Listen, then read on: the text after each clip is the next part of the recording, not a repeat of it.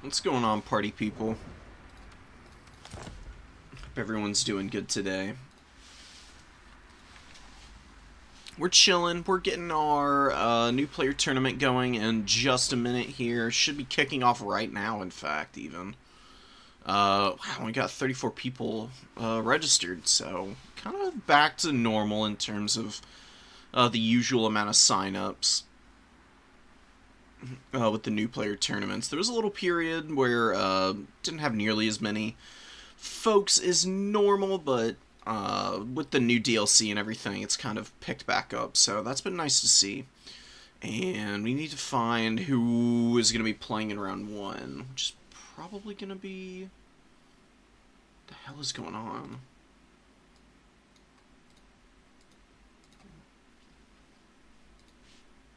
No, fuck your cookies. Get out of here.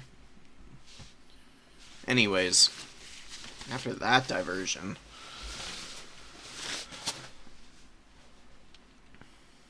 Need to find who we're gonna get going for round 1 here. Probably August. Cause he is playing Corn, and I'd really love to spectate him. Give him some tips, because that is my main faction. Definitely the ones that I know the most about. Front to back, absolutely well-versed throughout pretty much every matchup, so... I think that'll be a really good starting point. Just get my brain going before we can, before we get into some of these other factions.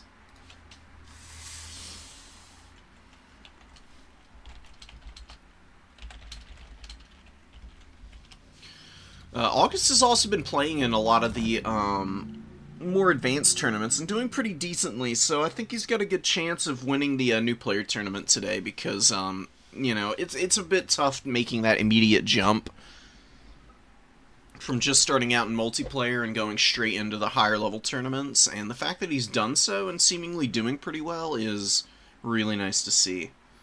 I'm doing good, Ghost King. How are you doing, man? I hope everybody is doing well. You know, it's pretty crazy out there in the world right now. Things are very, things are very up and down.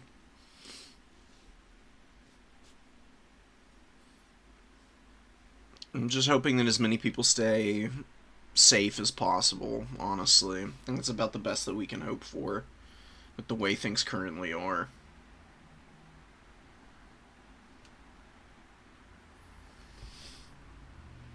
Alright. So we got our lobby set up. We'll see if August is going to be jumping in here. Send him the invite. It should be arriving momentarily. We got a Ragnarok Lair for map 1, which is always fun. It's a pretty good Corn map, honestly. A Ragnarok Lair has good positions to hide from artillery, which is usually one of the tougher things for Corn to deal with. More downs than ups is pretty fair. I would agree with that assessment. But speaking of ups and downs, a Ragnarok Lair has lots of terrain, so... you can usually hide from artillery, and Corn can definitely struggle against arty builds just because you have stuff like Furies. Doesn't mean you get freebies into your opponent's backline, because really good players are especially going to be very mindful of defending their artillery for the early to mid-game against Corn.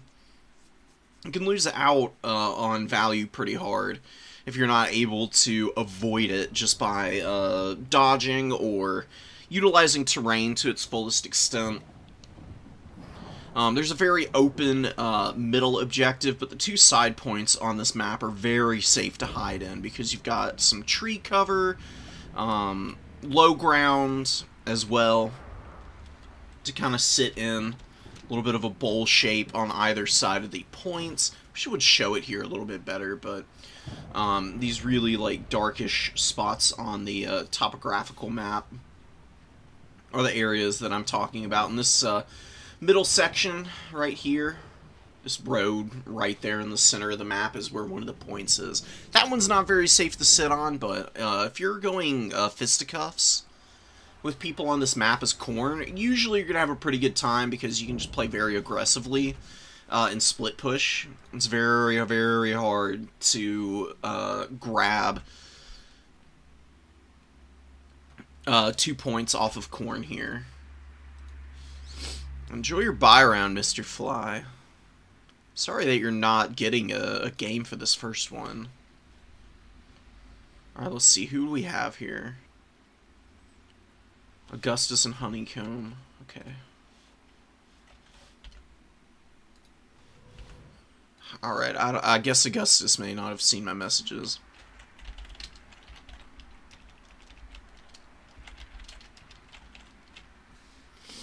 I'm gonna go find his opponent.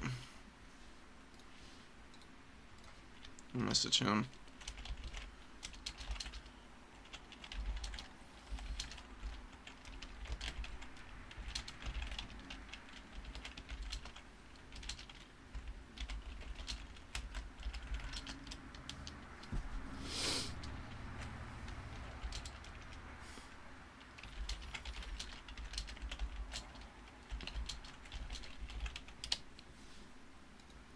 Neither of them answer quickly. We can always find somebody else.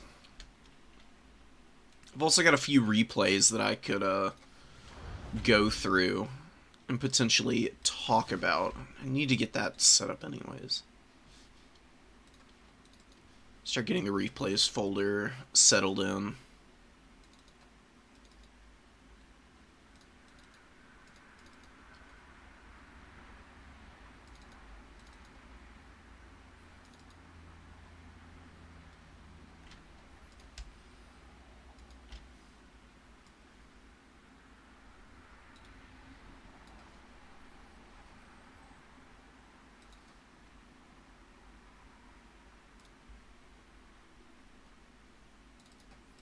Users admin, and some more app data shenanigans here.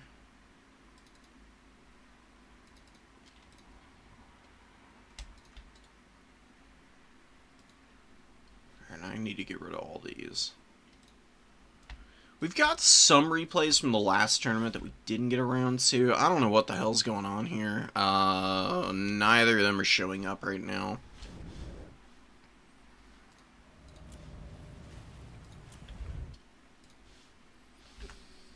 Let's restart with a new lobby. Let me grab somebody else. Let's get Uzul. He's always a good watch. So we'll go there first instead.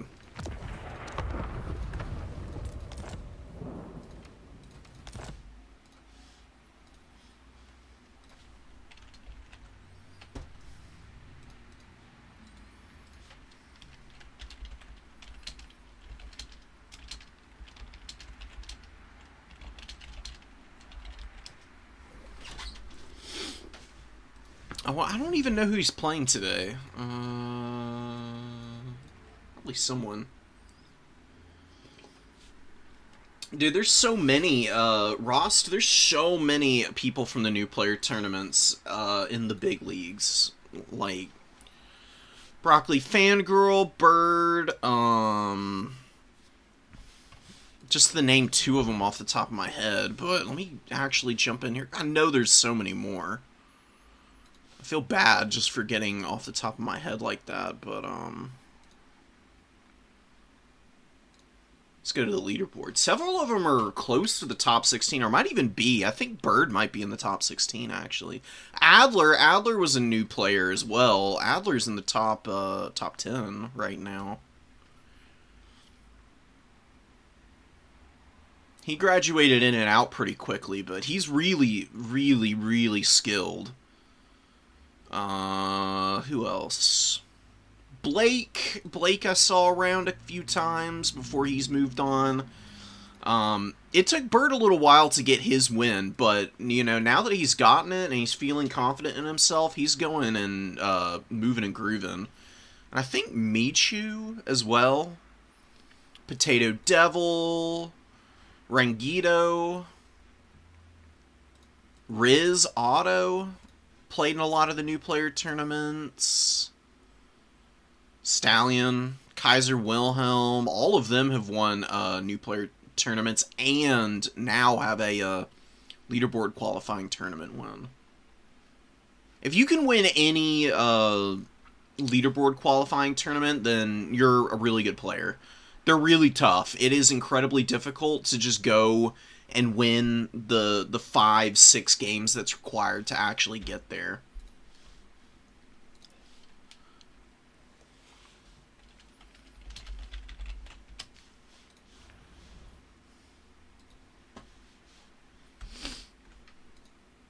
Azul and his opponent are talking right now, but they're going to jump in here and we'll be able to get it going. Once the first round's over, we'll have plenty of replays and things will move along a little bit faster.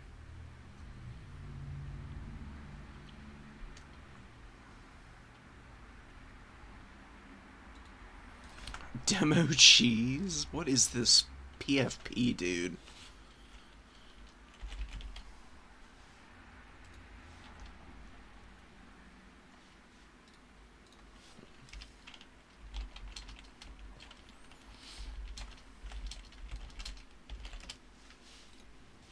Alright, here. Oh, they're both here. Sweet. Oh, Skulltaker's on the Beastman.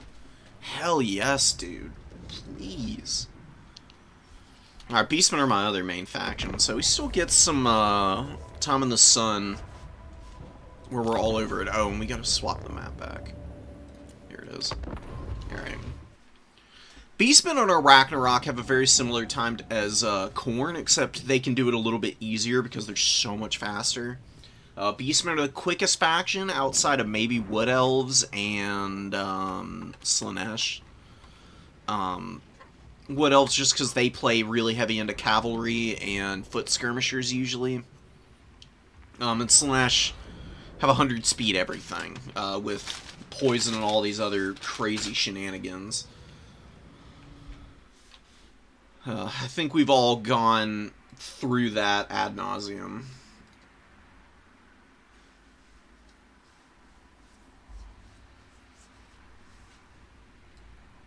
What unit is, in your opinion, the most flexible one? I don't think there's any one unit that's the most flexible one outside of maybe the Centaur variants. Pretty much everything has a time and place, I would say, in domination mode. Almost every unit has a matchup that it's good in. It's very rare that you're going to find something that's truly bad. I wouldn't go so far as to say any one unit is more flexible than any others. There's mainstay units, for example, Centaurs, like I mentioned. Empire Knights are another one where you'll see them in just about every Empire matchup. They're almost always going to be bringing one or two of those. Just so cheap and affordable and good at cost trading. Wood Elves probably just bring lots of Graveguard and whatnot. Or not Graveguard, but Glade Guard. Vampire Counts do Crypt Horrors and stuff like that all the time. In terms of versatility, though, I don't really, nothing springs to mind that can kind of do it all, except maybe like a couple of Slaanesh units that are really overtuned. Pleasure Seekers are probably the most versatile unit, I guess, because they just kill everything. I don't think that's a very enjoyable unit to play against, though, to be honest. 100 speed shock cav that can just delete everything in a matter of seconds makes for pretty uninteractive engagements. But, yeah. Anyways, we can move on from that. We can get into the actual meat and potatoes of this game that's about to kick off. We've got Malagor for the Beastmen, almost always going to be the best option. Super competitive, great mixed lore of magic. He's got a little bit of everything. He's got some shadows, he's got some wilds magic, and some beast magic. He's got Flock of Doom, which is very strong, obviously. Feebling Foe is really good for Beastmen because their attacks are very concentrated and very aggressive. So the short cast time and effect duration of Enfeebling Foe doesn't really hold the Beastmen back, because they just need those few seconds to really start ripping something apart and break through. Beastmen have a really favorable matchup against Lizardmen, so I am pretty worried for Cheese here. Add on to this fact that Skulltaker has won a new player tournament. He won on Khorne, hence the name, obviously. But we've kind of opened it up for new players, to where even if you win a new player tournament, if you're playing another faction, then you can play for a few more. Once you get that second win, it's usually time to graduate onwards. So Skulltaker is very, very well practiced in terms of the basic mechanics. And I've never seen Demo Cheese play, but he does have a decent army here. The Chameleon Stalkers I'm a little skeptical of, honestly. They're not a bad unit. The risk with Chameleon Stalkers is they are very squishy in terms of their HP. 5,900 isn't terrible, but for 90 models, it's fairly low. They only have 20% Phys Res to defend against any charges. And Beastmen have really powerful shock units. They've got Synagors, obviously. Razorgore Herd are pretty good at it. They can throw out Chariots, which will just absolutely delete a Chameleon Stalker, regardless of their Phys Res. The little explosive darts they carry are decently effective against infantry, but I've found Chameleon Stalkers are best used against stuff like war wagons. Against the Empire, I've seen Chameleon Stalkers come out and one-shot war wagon units before. Playing into the Beastmen like this, they're not going to do a tremendous amount of damage to the Khorngors. It'll be fairly decent value, but once they get engaged in combat, Chameleon Stalkers are really just a holding piece. They don't really do a lot of damage because they have very low melee attack stats. Barely equaling the same amount as the Khorngors, in fact, in terms of the Khorngors' melee defense. It'll be fine for the Chameleon Stalkers because the Khorngors have awful melee attack against small targets. You know, they get the Frenzy and the Primal Fury, but still fairly low, all things considered, for how expensive a Khorngor is. And Chameleon Stalkers have pretty resilient melee defense. You see them rocking out to go grab points early. I would prefer to see them concentrated in the future. Just because going singles on either side, Beastmen can just vanguard their entire army quite literally sometimes. Makes for a pretty bad go of it if you spread out like this and are trying to take multiple engagements early on different objectives. Usually isn't going to go too well for you. You can see the Chameleon Stalkers have used all of their little darts on this side. Haven't really gotten great value over here. It's been a little bit better value trades, but still not that great, man. I mean, they're probably going to end up with about 120 value if I had to guess. And you'd just like to see something a little bit more impactful out of a unit like this. That's why I prefer to keep Chameleon Stalkers in reserve. I do like mixing one in a lot of matchups, but you'd prefer to use the darts on something like a Razorgore Herd. Razorgore Herd is a much smaller unit. The explosive damage will be better concentrated onto the models rather than spread out on a bunch of cheap chaff units, or a fairly resilient unit like a Khorngor. Really isn't getting a whole lot done over here. 132 value on this guy. Didn't cap the point. We do have a cap on the number 3 objective, and it does look like Skulltaker's going to take a frontline engagement here. Doesn't really have the infantry to be grinding through a bunch of Saurus is my one worry here. You can see he's collapsing in. He gets a nice enfeebling foe on the Saurus over here. It's going to mean that the Ungor Spear Herd can at least poke through the very, very meager stats of the Saurus for the time being. Not going to be a winning fight, though, regardless. Probably would have wanted to use it on the Saurus Warrior over here, in fact. Would have been slightly more cost-effective, I think. Ungor Raiders are opening up. Not sure what they're... Actually, they're just kind of firing one at a time here against the Chameleon Stalkers. Really would like to see the Pterodons get hit. Pterodons are very squishy. They have 15 armor and only 3,500 HP here. They'd get absolutely rolled by an Ungol Raider volley right now. Colossadon Hunters are chasing Malagor, but Malagor is 121 speed in the air. He is impossible to catch. Colossadon Hunters only have 90. They're not touching Malagor. As long as Skulltaker keeps him on the move, he does actually stop here for a little too long. Malagor does take a couple of hits. Luckily, he's infantry size, so Colossadon Hunter's not being super effective against him here.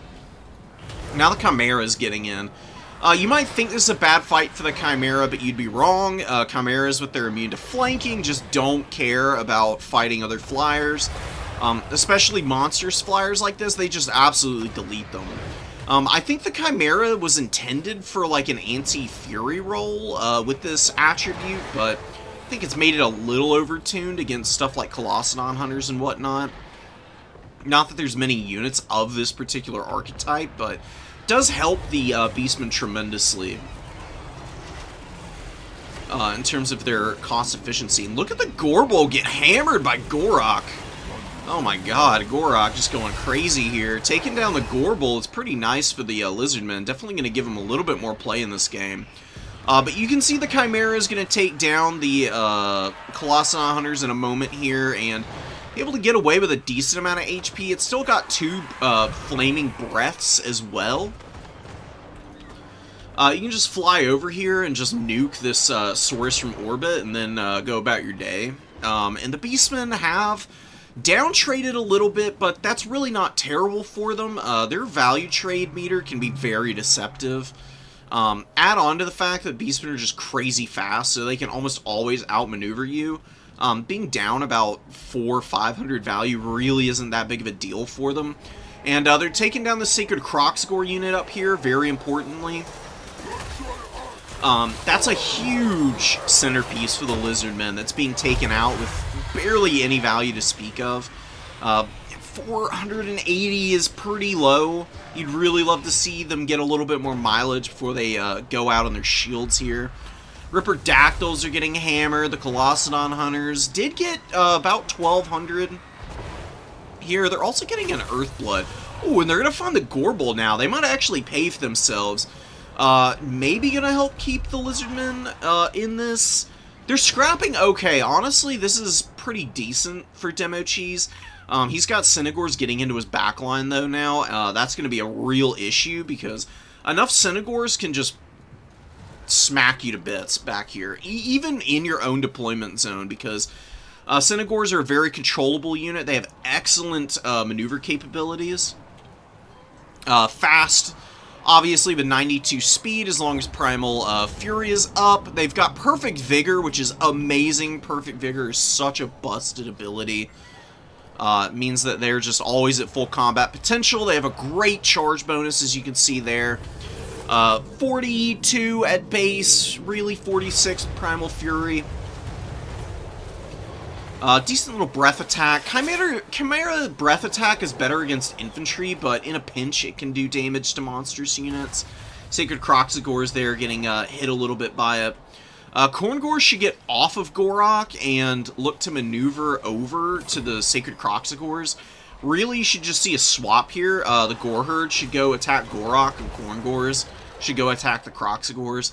And there you go. You got the Synagors just dogpiling the Razordon pack, and that's going to be a very, very quick push-off. Very impactful missile piece, these Razordons. They're very strong. It just is kind of rough when you're trying to defend them against such a quick faction. Because they are pretty vulnerable. Razordons have good armor, but they don't have very strong melee stats. That's really the biggest issue with the Lizardmen in a nutshell, right?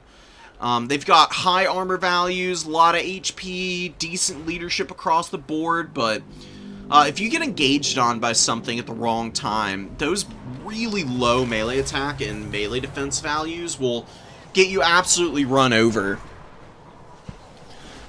And another thing about this is that it means Lizardmen on average are much better in grindy engagements.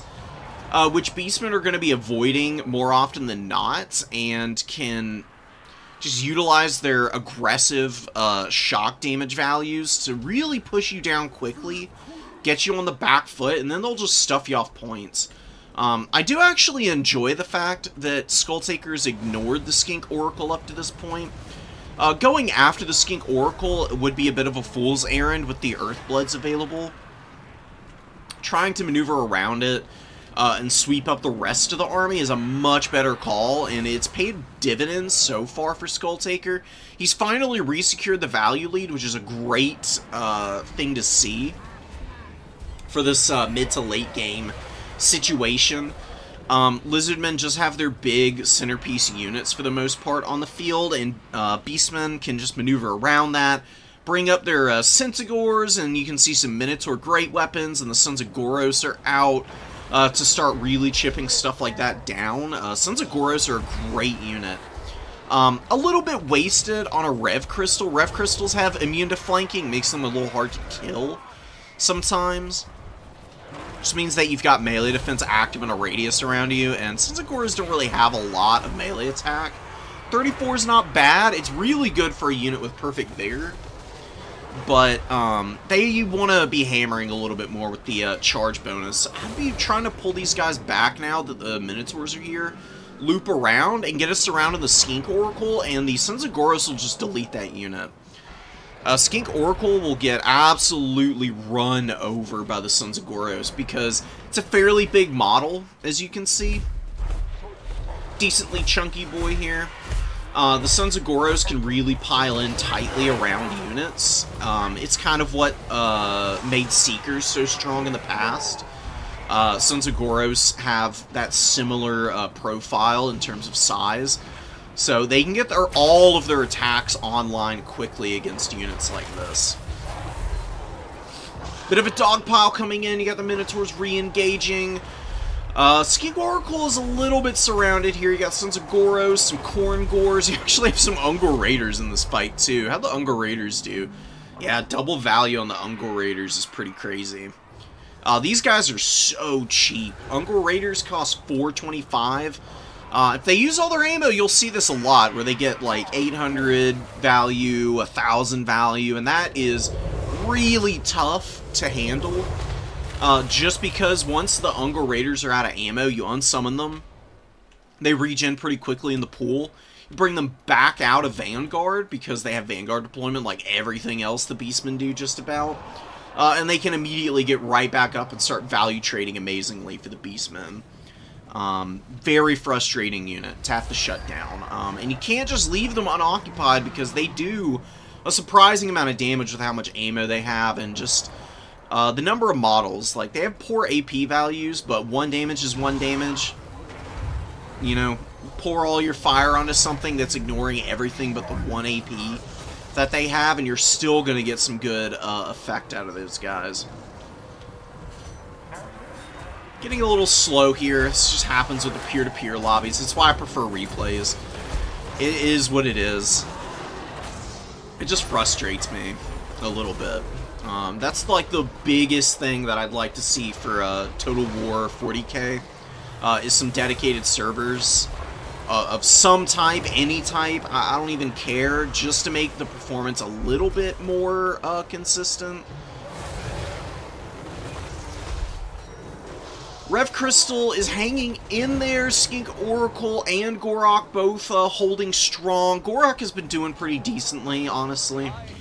About 800 value really isn't too terrible. I don't really love Gorok for any matchups other than Dowie, honestly, though. He's a great lord against the dwarves. But honestly, against the Beastmen, you want something a little bit quicker and a little bit more high impact. This is a very expensive reinforcement pool for demo. Got nothing back here, and I like the Saurus inclusion. But the Chameleon Stalkers were a weak point in this build. They didn't really get much value. I don't love Fire Leech Bolas. They can do okay, but with how small your army is, you're probably better off cutting them and bringing some more width to your force. I'm going to go ahead and just kind of construct a Lizardman build that I have seen do really well against Beastmen, and has been kind of a problem to face down even. Whoops. Here we go. Alright, so we're going to grab our boy Mazda. Strong Lord. Just bring him on his little chair. Doesn't really need a whole lot. Whirling Skies is nice because you can debuff Malagor. Lower his speed and melee defense so you can maybe catch him and kill him. Great RNK Conduit is great. Shield of the Old Ones is great. Banishment great. Ruination of Cities great. Just bring Apotheosis and net. You just net any of the Senegors or other Beastman units that are trying to flank or are exposed. Catch them, don't let them go anywhere. Shoot them to death with all of your missile units that the Lizardmen have. You can really put some Beastman units in the dumpster pretty quickly with some Salamander Hunting Packs. Arcane and Forging wouldn't be bad to bring as well, just in case.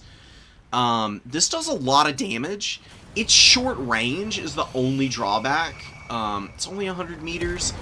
If your opponent gets within 100 meters of Mazda with Malagor, though, you can drop this on Malagor and just absolutely crush his HP total, because Arcane and Forging does a wicked amount of damage.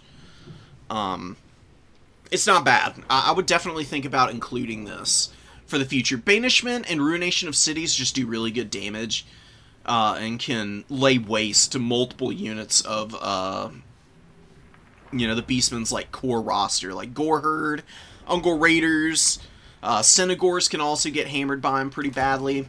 You can do like a couple Saurus Spears. I wouldn't bring Saurus Warriors with the shields, because the Spears have slightly better melee defense, and Beastmen have really low melee defense in general. Having a low melee attack total really isn't that bad. You'd rather have the better defensive stats and the bonus versus large. Because the Saurus Spears will get most of their good value fighting against stuff like Senegors by clearing your opponent's front line with some of the other missile units you have access to, like the Skink Cohorts. With their little javelins, they can do some wicked damage to Goreherds and Corngors, and actually put those guys on notice. Then the Saurus Spears can kind of anchor around Mazdamundi on a point, and you can have a little bit more of a defensible location that you can then retreat to with some of your other units. Instead of constantly having to play whack-a-mole and maneuver with the Beastmen, which is usually never going to work out for you, you can force them to interact with you a lot more, and that gives them a little bit less of a optimal series of engagements. They want to be able to force you out of position. If you're forcing them to come to you by just outnumbering them in terms of the missile play, that's usually where you can do a little bit more to the Beastmen in general. Otherwise, they're going to run circles around you, and you're going to be so angry. You're going to get absolutely red-faced with frustration. I promise you, it's not worth trying to play footsie with the Beastmen for an extended period. I mean, seriously, you can just bring a build like this, and it'll do you pretty well. Bastiladon you bring for the artillery attack. It's just another ranged piece that can give you some good damage early on. You've got the Solar Engine. Does lower vigor. I don't know why it says 0%. This has got to be a typo, unless this has changed and now it doesn't give your units perfect vigor, which would be very silly. That was one of the big selling points of these things. I'd need to see it in game, but I'm pretty sure it's still going to function the exact same way as it used to. It's going to give all your units perfect vigor functionally, which is amazing. Definitely want to get that on all your lizard units. Beastmen have a lot of perfect vigor with all the Senegors in the field. Why not give it to your units so they're always fighting at peak efficiency? Give you a little bit better of a like trade scenario. A Rev Crystal, I really love having a Rev Crystal in the back pocket. They can get a lot of work done for you just dropping these heals. They're 10% heals, you get 7 uses, and it's a cooldown of 60 seconds, which is nothing. 60-second cooldown's awesome. You'll be able to pop this over and over again and give yourself tons of time to be able to heal up these beat-up Sauruses, or maybe keep the Umbral Tide on the field. It resurrects dead models, so no healing is ever wasted on this thing. Super clutch, and it can also save you some time on Apo. You don't have to use Apotheosis as much, so you can use more nets and a couple more Arcane Unforgings if your opponent's Lord gets a little too handsy with you, you know. They're trying to come in and snipe you or just push you around and bully you a little bit. You can just say no thank you. Hands off, buddy, get out of here. Spells on cooldown, abilities on cooldown, get rolled, you know. Some Spear Riders are nice. I do really love Feral Cold Ones in this. Feral Cold Ones trade pretty well into Synagors, actually, if you have numbers on these guys. They can really push the Beastmen mobility around because they just hit really hard. Razorgore Herd, though, do destroy Feral Cold Ones, so you need to be a little bit careful of that. But one of the other big risks is stuff like Razorgore Chariots against your infantry, which can absolutely dominate, and Feral Cold Ones have good enough mass they can control the chariot play pretty easily. I don't know, really behind this, you can just bring in a couple more, like, Skink Cohort or something. Bodies and outnumbering the Beastmen can do you a lot of good, because they can really suffer without a numbers advantage. It gives their Synagors less room to maneuver, and you can kind of drag them down with numbers instead of mobility, which is, like I said, pretty hard to actually get on target against the Beastmen at times. You got 2750 here. Just play around with that, you know? I mean, this is like a really solid enough core for the Lizardman army that I feel you can bring and mix and match whatever else you want from here and do pretty well. I really love some more, like another Saurus Spear in reserve or something like that. Maybe another Coldland Spear Rider is worth considering. They can obviously do pretty well against Synagors with their bonus versus large and whatnot. A little hard to catch Synagors because you're much slower, but that's where the nets come in.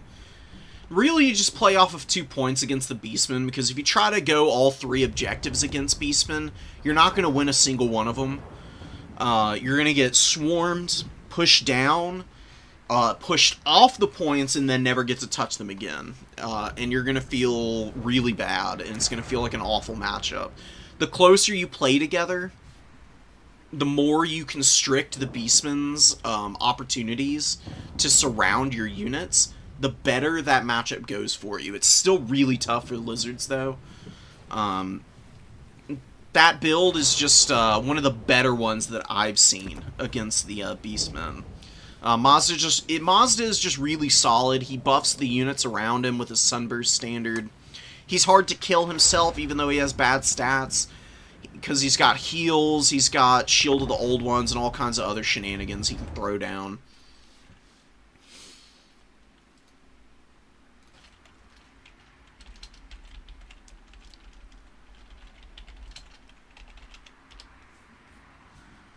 Alright, let's start grabbing some of these replays. Round 1 should be just about all the way done, and then we can get it rolling.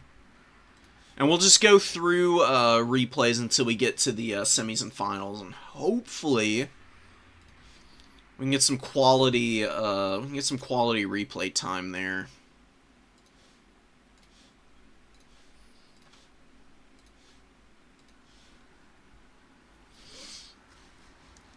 I don't feel good at all going tall against Beastmen. If you go tall against Beastmen, they're just going to play points and you'll never cap an objective. I've played against someone who went with a Dread Saurian and some Temple Guard, and it was really bad for him. Beastmen can just play off of 2 objectives, avoiding the Dread Saurian the whole time, and they'll eventually build up enough numbers and units to be able to attack the Temple Guard and just run them down. They'll flank you, they'll charge you with... First, against Temple Guard, they'll charge you with a Gore Herd. they'll surround you with a couple Cynagors. Cynagors will charge in, do some damage, and then they'll bring up something like a Razorgore Chariot to finish the unit off. Or they'll have a Bestigor Herd, which is the worst case scenario for Temple Guard, because Temple Guard don't trade well against Bestigor Herds. The charge bonus on Bestigor Herds make them a great infantry unit in domination mode. Bestigor Herds are a little bit less good in land battle. It's kind of weird how in land battle you actually have a little bit of a better time going for boxier builds than in domination mode. Because in Dom, the battles get so spread out. Generally speaking, when battles start to really get broken up after the initial engagement phase, mobility becomes king towards the end of games. Which usually favors factions like the Beastmen over the Lizardmen. Even though Lizardmen have great units for the mobility game, Beastmen do it a little bit better, and that's usually why the Beastmen are able to edge out Lizardmen.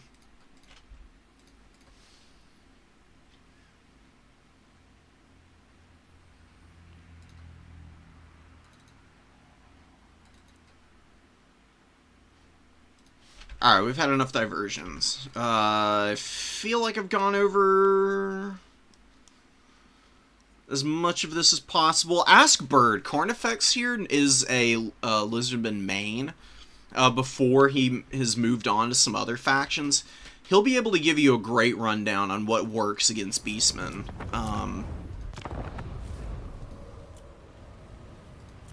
Probably tell you about the same as I have, but he's probably got a few more insights, just because he's got a little bit more experience with them. I know how to play all the factions, but the ones that I'm, like, expert level with is, like, Beastmen, Khorne, Kislev, Wood Elves, and, maybe, like, what, one or two others? Who else am I good at? I'm decent at Lizardmen. I played a lot of them, like an expert. Oh, Vampire counts. That's my other, really strong faction. Let's do some Norska versus Coast.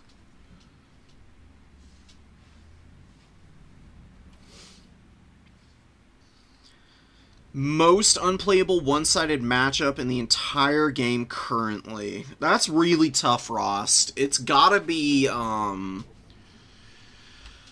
Ooh, it's gotta be Vampire Counts against Ogre Kingdoms. Ogre Kingdoms just can't do anything to Counts. If the Counts player isn't just a giant dummy, that matchup is basically impossible for Ogre Kingdoms. Counts players will just, like, fly overhead and drop summons on top of your Lead Belchers or shooting. So you can't really bring them. If you bring a Firebelly or something, those guys are just going to get nuked from orbit by the sniping potential from the Strigoi Ghoul King. What else do you have going on there? You've got a lot of terror-causing units, so Noblars can't do anything. You can go Grease's Blob and maybe win, and that's like the best you can hope for, but at that point, you're going for a really slow Lord and, like, nothing available to maneuver for you. And you'll just get outmaneuvered by the Vampire Counts. That's probably the worst one. There's some other pretty foreboding matchups, but nothing that's, like, 80-20 like that one is. That really is about as bad as it gets. We got Vampire Coast versus Norska. This is a pretty tough matchup for the Vampire Coast. Especially with the Marauder Bearmen now. I mean, Marauder Bearmen are just crazy. ITP, I still don't think CA understands just how strong ITP really is. The fact that this 11,000 HP infantry unit never terror routes is goated. It is so strong against so many factions because it's not just avoiding terror routes, it also avoids the fear. And fear is a -8 leadership debuff, and it was one of the few things that made this bearable for the Vampire Coast because the Norscan units they were strong, and they could definitely out-trade you in the front line, but if you could get your zombies onto the Marauder cores, and just occupy, like, the Berserkers for a long enough period for, like, bomber mobs to get value, usually you could find a way to win this. Now this matchup is pretty much thoroughly dominated by Norska. It's like, it's a good 65-35 in favor of Norska now. You need to get some pretty excellent engagements in order to make this happen for you. Gunnery mobs do get pulled back and are replaced in the front line very nicely with the deckhand mobs, and you've got some bomber mobs in the back line actually getting to use their ammunition, which is amazing. One Bearman is broken here. You got a Marauder Chariot rolling in and getting a little stuck on the deckhand mobs here. Those are going to definitely want to pull out and find somewhere else to go. Dreadmaw is attacking here on the front line. Definitely a bad call considering a Halberd is sitting right here. I mean, the immune to flanking is helping the Dreadmaw for sure. You can see Luther Harkin is just sitting on this thing. Oh, it can't go anywhere. Oh my god. That's so smart. I completely forgot about this. How do you beat a Dreadmaw? How do you beat something that can literally just go underground and avoid all the damage? Well, these are abilities, right? You have to... These have cooldowns. Luther has a silence ability on his pistol. Every time he shoots this Dreadmaw, he puts its burrow and deep tunneling on cooldowns, and it can't actually go anywhere now. That's actually really cheeky. I do love that pick. Alright, Surprise has the surprise here, and the Dreadmaw actually routes and then immediately dies. That is one of the things about the Trouser Snakes, is they insta-die when their leadership breaks, so pretty brutal to see that. Get a really bizarre Burning Head going down. Burning has a great spell, by the way, against Coast. It's probably one of the best in the entire game against a certain faction. Coast have basically 0 heavily armored units. They've got Depth Guard and Lamprey's Revenge, and that's it. You just run around and pop Burning Head on all their gunline units, and usually you're able to wear them down pretty quickly and get rid of them. Popping it out here and whiffing so badly on it is rough, though. You really would like to get it right down the pipe on those guys here. Just clear out the bomber mobs and the gunnery mob here. You got the Vampire Fleet Admiral, or Fleet Captain, I should say, just kind of running around. It has Denizens of the Deep, which is the Promethean summon, and Tide Call. I haven't really seen a lot of magic out of the Coast. I think he's been a little bit busier microing his other units, which honestly is fine. Magic is nice. I don't think magic is a necessity to win a lot of games. It's more of a win now button. It can bail you out of some bad situations at times. Magic can, but for the Vampire Coast here, if they just play their missiles right, then they're gonna win, because Norska, they've got some pretty tough units to get rid of, but at range, just about everything is, you know, pretty doable in terms of just shooting it to pieces. Even something like a Famir with their 50% Fizz res, or 50% missile res, I should say, with From the Mists active. Even they're going to be suffering against the Shade Wraith Gunners. It's just important to keep Norska from accessing your backline area. It's getting a little tricky here. You can see some Skin Wolves and Famir trying to push through. The Shade Wraith Gunners with their Discourage effect, though, are really making this tough, though, for Norska. Every time they get shots off, the leadership is dropping by 16 there, plus the damage by artillery modifier. Minus 26 leadership is kind of hard to weather through. But luckily for the Norskins, they're able to, and now they get the Skin Wolves on top of the Shade Wraith Gunners here. Gonna pretty quickly take them out. Shade Wraith Gunners, with their physical resistance, are a little bit more tanky than normal Det Gunners.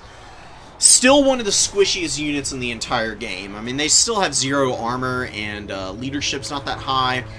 Barely any HP, so despite not having magic attacks, the Skin Wolves get through this just fine and get some nice value.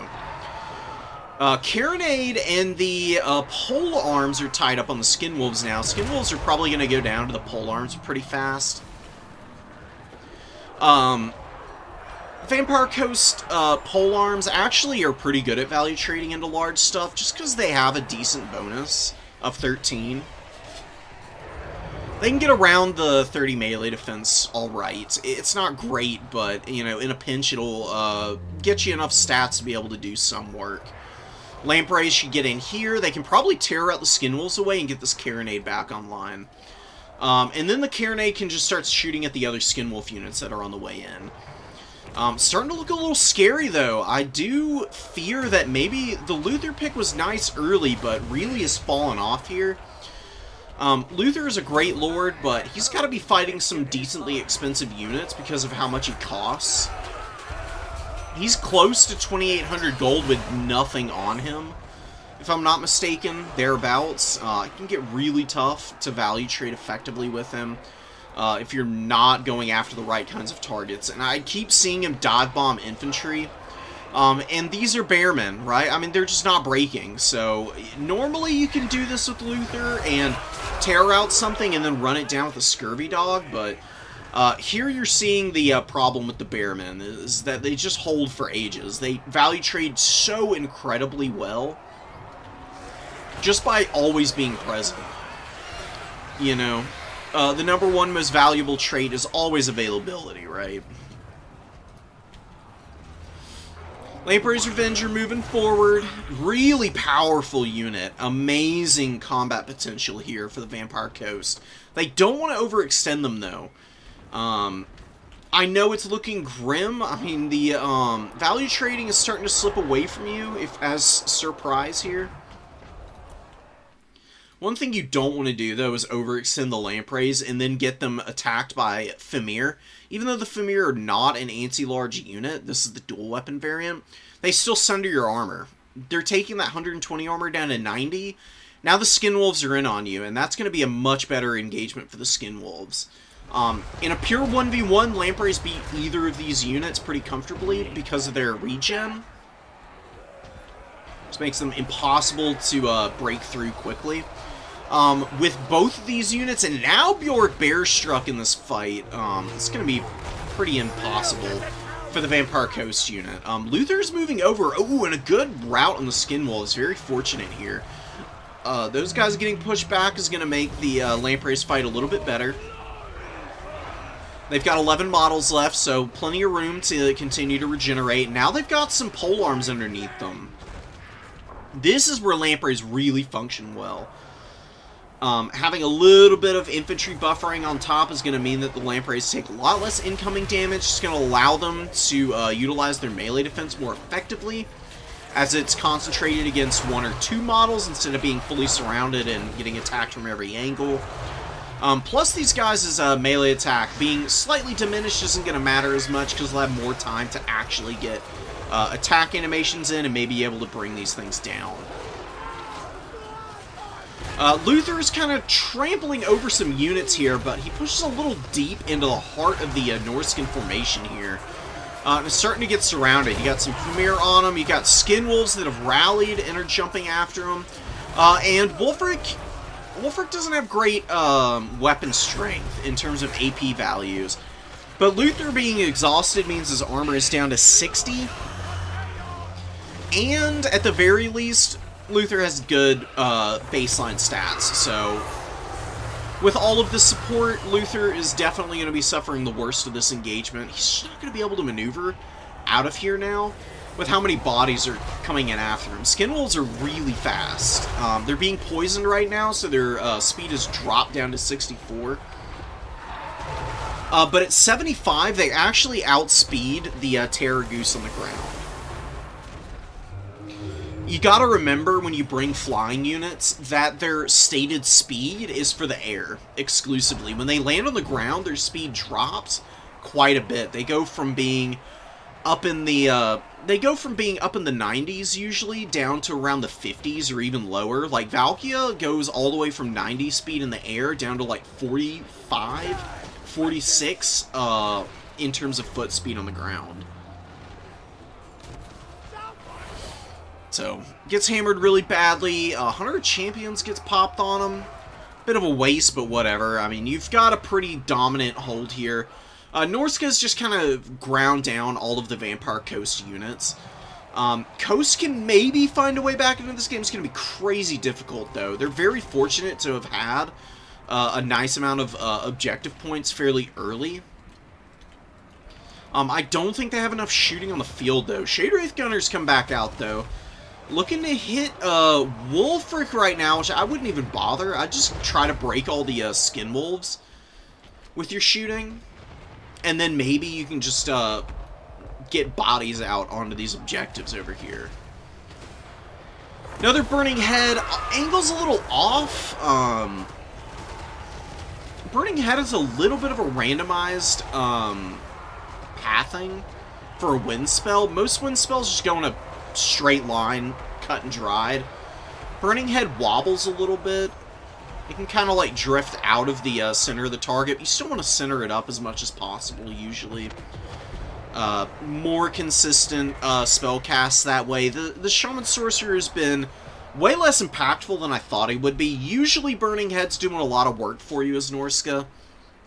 Here, though, it's just been the Bearmen and the Skin Wolves pushing everything back, and you can just see more Bearmen are coming up. Terror's gonna continue to not be impactful for the Undead here, which is almost always a big problem for them. You got the Carronade and the Shade Wreath Gunners doing what they can, but there's so much regeneration and missile resistance. It's taking a long time to get through these units, and there's no critical mass of Vampire Coast cap weight or like impactful melee damage anywhere on the field. Lampreys have gone down. You've got a couple of deckhand mobs off to the side. Honestly, Norska could just stop pushing here in the front, and they could just go sweep the #1 objective real quick with a Bearman, maybe a Berserker, and some rear charges from Skin Wolves, and they'll crumble those down pretty quickly. Cap that point and just ice this out on the objectives. But Norska does have a very firm lead on the objective values now. They're at 1250, and poor Surprise just so far pushed back, man. I mean, killing the Trouser Snake early with Luther was cheeky, but the thing about that is you're bringing Lord that's almost 1,800 gold more expensive for a single 1,000 gold units. Usually not going to work out great for you. If Luther had maybe focused on shooting the Trouser Snake early and then gone after Wolfric, once he got that off the field, I think we'd be talking about a slightly different game. Bjorg Bearstruck, I don't know what's up with this character. He sucks, dude. Kind of cool to see him in a game, but Bjorg really is kind of an awful character. He just doesn't do good damage. His melee attack values are really low. He's very reliant on the bonus versus infantry. I think the idea behind bringing him here is just in case there was a Noctilus pick or something. He's taken a lot of damage. He just hasn't really gotten any value. He's also pretty expensive. Bjorg costs quite a bit. I have not seen him value trade well in a single game that he's actually been brought in, which is, you know, not a very good sign, honestly. I guess he worked out here as a distraction piece, more than anything. But distraction pieces, you'd like to spend a little bit less than the, like, what, 1,500 he costs with his items here. Guardian also costs money. You can cut it, though. Mournghulls get nuked here. Skin Wolves, Ice Wolves, Bearmen. Oh my. Nothing you can really do about this. It's just desperation time. Surprise hangs in there till the end of the game. The value trade equalizes at the end, but that's very deceptive. Nominally, it's a little bit more even, but really it's just that the value bar isn't counting all the units that are dying as they come in again. Norska had plenty to kind of time this out interminably.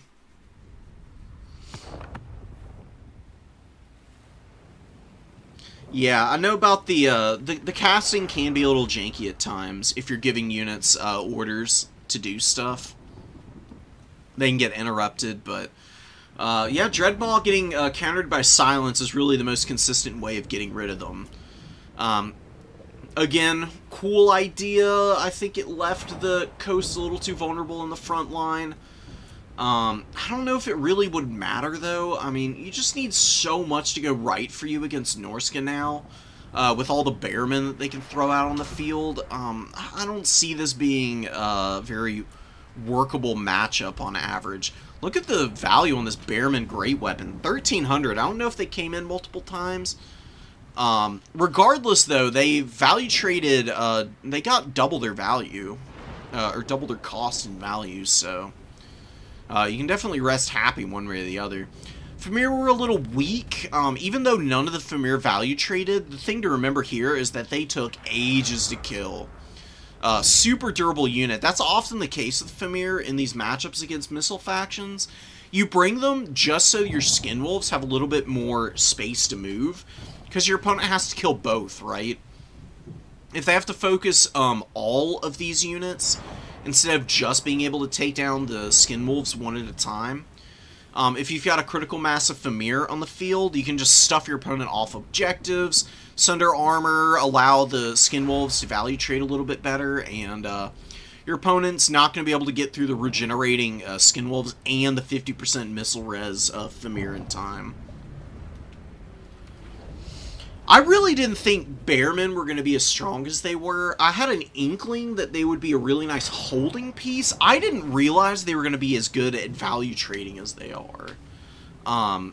Rage is just such a strong ability, and the fact that there's no terror routes means that they're always going to get max intensity on Rage if they're allowed to fight.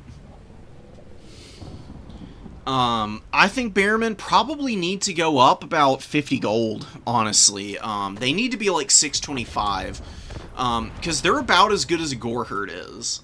Goreherd are honestly a fairly similar unit in some respects. You've got the Goreherds with shields here. Not quite as much HP. They're a lot less, they're actually not that much less expensive. Like, compare these guys to the Norscan Bearmen here. The intentionality is similar. Shielded infantry unit with some resilience against ITP effects. But the thing with the Goreherd is that's tied up with Primal Fury, which is a leadership-based effect, and they have fairly low leadership. The Norscan Bearmen have better leadership, way more HP, almost a full they actually have 2,000 more HP. That is disgusting. They've got better melee attack. They've got, like, the same melee defense, which is also pretty crazy. Less charge bonus, which isn't that big of a deal. 18 is still pretty meaty, and they get the rage mechanic, and they're only 25 gold more. Like, what are we doing here? What are we doing here? 50 gold more on the Bearmen would make them a lot less abusive. They're just way too cheap for what they offer. ITP is just too strong. If ITP is tied to something like Frenzy or Primal Fury, it's fine. It's pretty balanced that way. It just being a baseline for these guys is too much. It's the same problem with Slaanesh. Like, the Slaanesh units get so much mileage out of never terror routing, especially their mortals. Like, if you want to have some ITP on the Slaanesh roster, just make it the Chosen or something. Make the Slaanesh elite truly elite, and then start removing benefits of the mark as the unit gets progressively lower and lower tier. I think that would actually be kind of fun and play into the Slaanesh identity a little more. Because Slaanesh's, like, core identity and lore is always about exceptionalism. They're obsessed with perfection, right? So, like, these Devoted Marauders should get the Fizz Res, and then maybe the speed increase. Yeah, the speed increase and the Fizz Res. Great, give that to them. But they don't get ITP and they don't get Strider. You get to, like, Chaos Warriors, and these guys get Strider. And then when you get to the Chosen, then they also get immune to psychology. I think that would be like a fun way to build around the faction identity a little bit better. I've been thinking about it a lot, and I think it would make it a lot less miserable to play against Slaanesh if you did that. Because you still got all these like strong lords and crazy mobility, but then at least you don't have also to deal with some of the craziest, most cost-effective infantry in the entire game, because that just makes Slaanesh overpowering in domination mode. The fact that they've got faster, better infantry than everybody else on top of incredible mobility is just nauseating. It makes it unfun, super unfun to play against, in my book.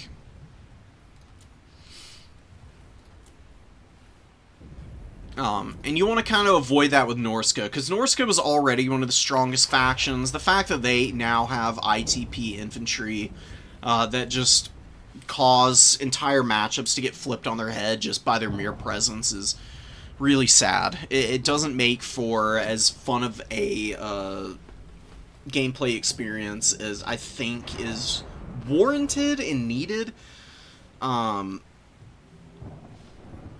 Like long, interminably grindy engagements between units that just don't run away ever makes for some pretty boring matches to watch, honestly. That's why a lot of people don't really love the undead matchups.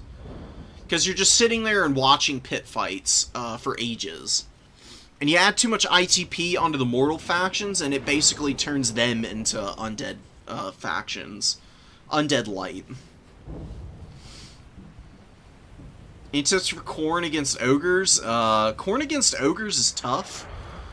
Bring all the halberds you can. Chaos Warrior halberds, Khorne Gores, lots of Furies. Don't bring any Flesh Hounds. Bring as many Minotaurs as you can. And go for Valkia over Skulltaker or anything else. Valkia is really good against Ogies. Just stay away from Golg, and Valkia will value trade really nicely for you.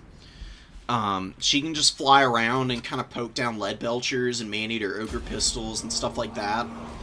And if Ogres want to blob up on Valkia, she actually can survive pretty well with Demon Shield. Plus, she's relatively cheap for a Khorne Lord. So you can fit more into your army. That matchup is really all about the value trading on your Minotaurs. If your Minotaurs can go crazy against the Ogres, then you win that matchup as Khorne. And you need bodies, so that's why I recommend maxing out Khorne Gores and then get like 2 or 3 Chaos Warrior Halberds.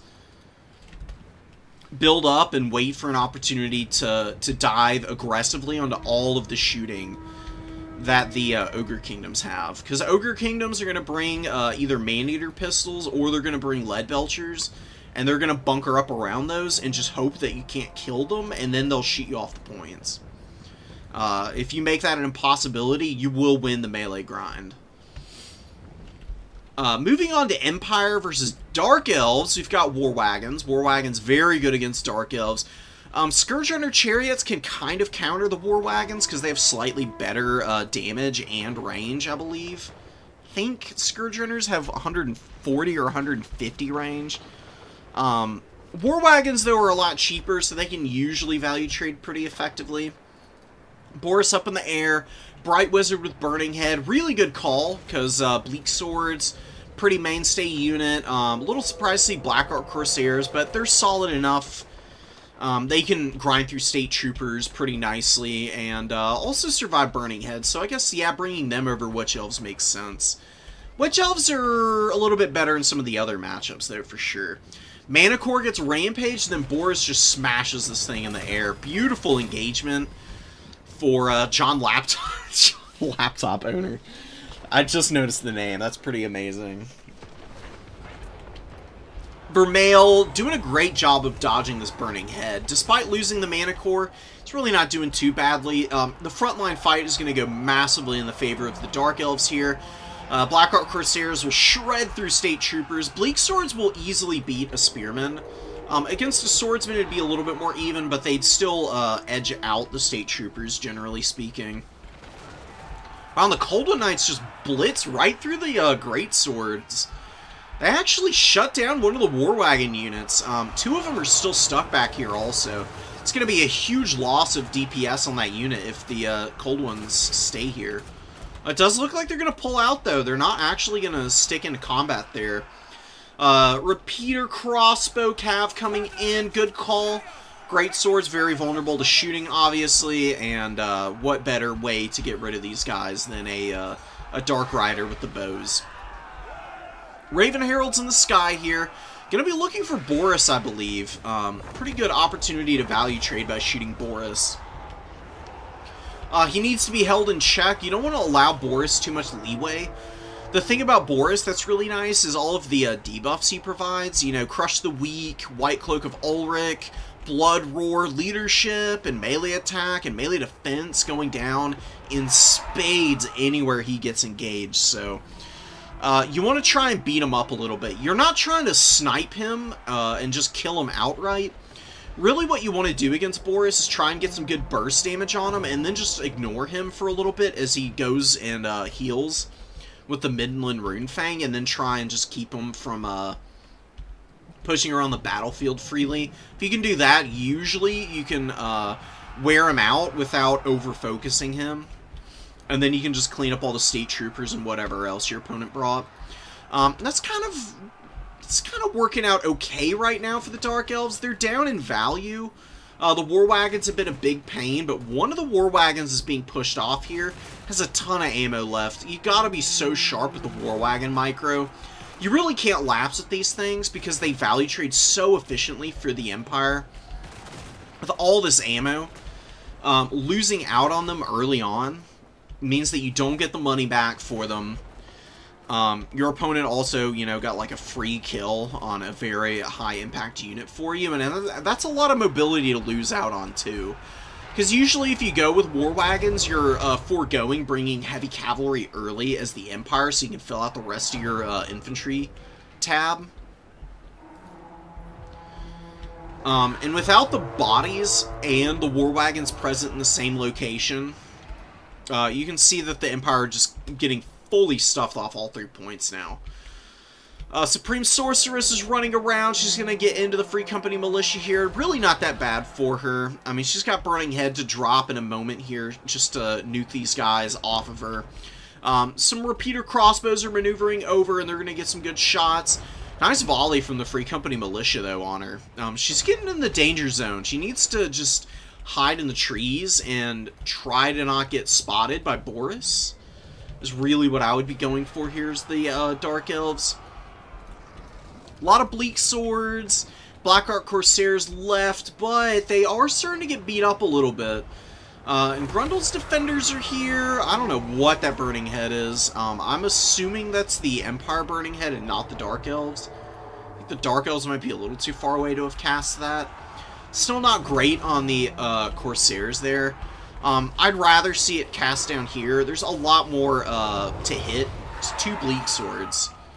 And a very beat-up Blackheart Corsair that you could be breaking right now and then summoning something out to go cap that point for the Empire, because you need to be thinking about the objectives right now.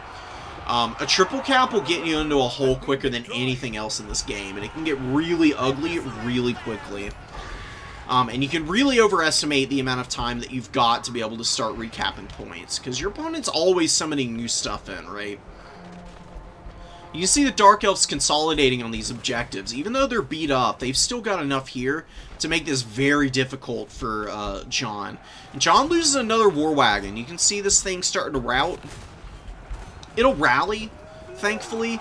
And you did get rid of this Cold One Knight fairly effectively with your Empire Knights. With the Empire Knights out now, we could be talking about a little bit more sweeping play. Great Swords are pushing through. Shades need to kill these guys quickly. You don't want to leave the Great Swords to push into the backline here and maybe lock the Shades down and allow the Empire Knights to get rid of some of these Bleak Swords.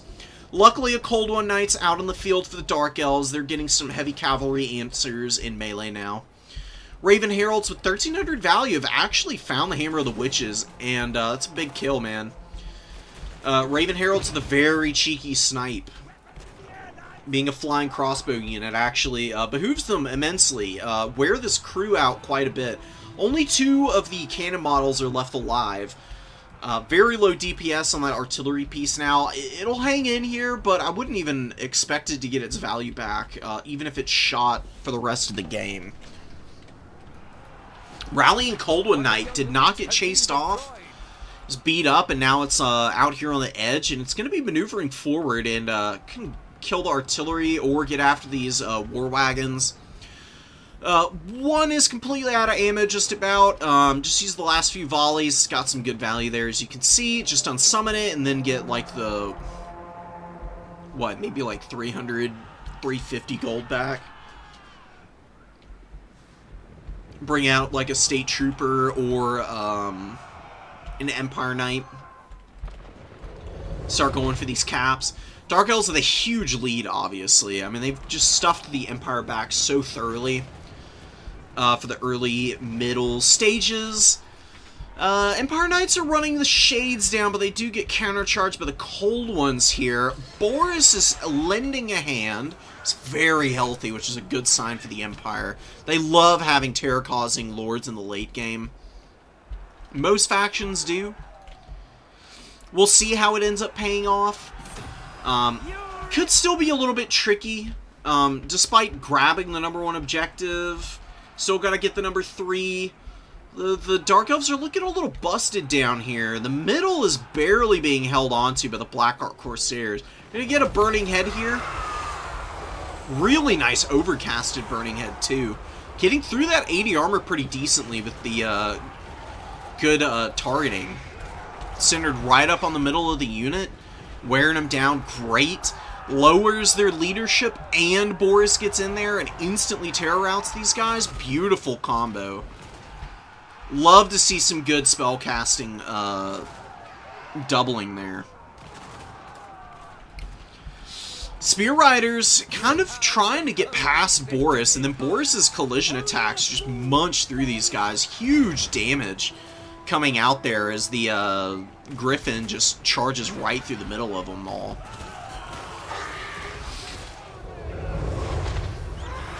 War Wagon poking away. War Wagon here being unsummoned. 1,300 value is amazing. The other one still has 3 models. I mean, really all that matters. HP doesn't mean anything for chariots. And especially for War Wagons, where they're not even running over stuff usually, because they don't have very good combat potential in that respect. Having 3 models left, that means most of the shooting is still online in these things. They're going to be routing here. They do get hit by the Shade Fire and not going to be able to stick in there long. Good attack onto the Bright Wizard. Cold One Knight's able to surround him. They're going to be getting rid of him here. They get tickled by the Burning Head. And Boris is still here, but you can see he's about to hit his heal cap and 4,500 HP, give or take. Against some anti-large units like the Cold One Knights is really not as much as you think it is. Really not too good for the Empire if they need to land this guy. And you also don't want to leave him near the Shades, because the Shades will fill him with some hard-hitting arrows and get him low quick. Cold One Knights coming in. None of the Cold One Knights are attacking Boris, even though he's landed on the ground. Big mistake. I know you want to hold on to your points, but if you kill your enemy's lord, then you can recap easily, because State Troopers have bad leadership. I know there's a bunch of Greatswords coming up, but Greatswords don't have ITP or anything of that nature. You can just surround them, charge them down, they'll get affected by fear, they'll be getting all these leadership penalties for being attacked in the flanks. Cold One Riders have or Cold One Knights have a really good charge bonus as well. They can double up on infantry duty pretty nicely. It is a tricky spot for the Dark Elves, but I feel like missing out on the opportunity to charge Boris as he was going after the Shades is kind of ugly, and you're missing an opportunity here to shoot him with the Shades as well. You don't always want to go after enemy lords to try and kill them. And I mentioned already, you don't want to over-focus Boris.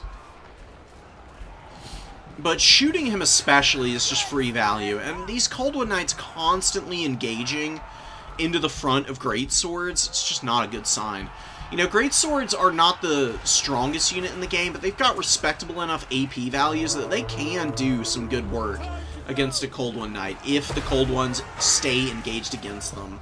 Cold Ones need to be used a little bit more aggressively to maneuver. Look at this, man. I mean, the Empire's in a full resurgence on the field now. The fact that they can summon out cheaper units, coming in huge for them, especially with the war wagons starting to get reestablished out on the field. This one that died very early on has come back out.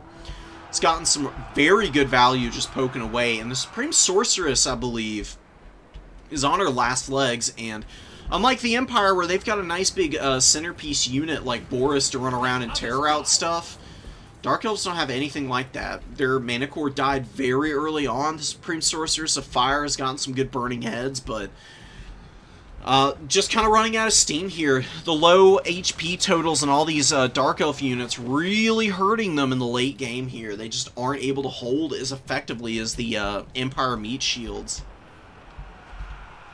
And you know, you hate to call any of the Empire troopers meat shields, but they really are. I mean, they're not very resilient, but they do have HP that you gotta get through, and they're dirt cheap for the most part, so just throwing them out on the field to occupy space is really about as good as it can get for you. And I've seen John, the laptop owner here, do a pretty good job of positioning the infantry. He's done a great job of recapping the points, and now for the late game, he just needs to isolate the handful of Dark Elf units that are still available on the field. I mean, Vermeil has about 1,300 supplies, but I don't know what he's saving up for. I think he's a little overwhelmed with the battlefield situation.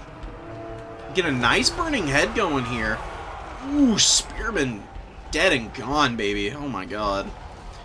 And it's the power of fire magic. About 200 right off the rip for the Supreme Sorceress on that cast, but Cold One Knights, again, man, Boris with those terror routes and the collision damage, it's really taken this game over, and the Dark Elves have no answers for him now. They missed out earlier when they did, and now they're in even more dire straits in that respect. They've just got one Black Art Corsair. They're summoning out a Witch Elf now. I think with all the Black Art Corsairs, you can forego any Witch Elves, truthfully. Witch Elves get absolutely destroyed by Shock Cavalry. They have no armor. They've got very little HP. They're very reliant on their Witch Brew to value trade into anything other than really light infantry, so I don't really love them against the Empire. I mean, you can bring them hyper-specialize a little bit. With all the Black Art Corsairs, though, I think you're better off cutting the Witch Elves and bringing probably more Dark Riders. Dark Riders are a really good swarming unit. Oh, you only got one. Okay, one Witch Elf isn't breaking the bank by any means. Too many Shades. One Shade dual weapon is plenty. It's very rare that you're going to be able to utilize two Shades on the field at once. Especially if you've got repeater crossbows already in your build. Shades are, what, 950 gold? Again, you can cut that and add something else in. Honestly, what I would like to see, if you're not going to go for a big lord like Malekith or the Supreme Sorceress on the dragon or anything, I'd really love to see the Knights of the Ebon Claw in here. They're a really strong unit. The Knights of the Ebon Claw cannot be discounted. The terror that these guys cause is incredible. They thump on the charge. They have amazing melee attack and melee defense values as well, with 90 leadership. These guys are functionally unbreakable. This is a very underrated unit, in my opinion. I've seen a few Dark Elf specialists bringing these guys and doing some crazy work with them. So instead of bringing that 1,000 gold Shade,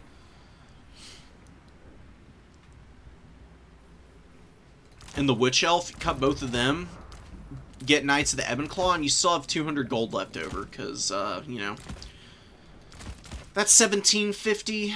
These guys are 1550. They're a premium, don't get me wrong, but I really think that against the Empire especially, they're nice to have, just in case your other terror-causing units can't stick around.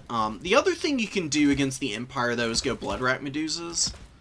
Really strong anti-large combatants in their own right, and they have a great missile attack.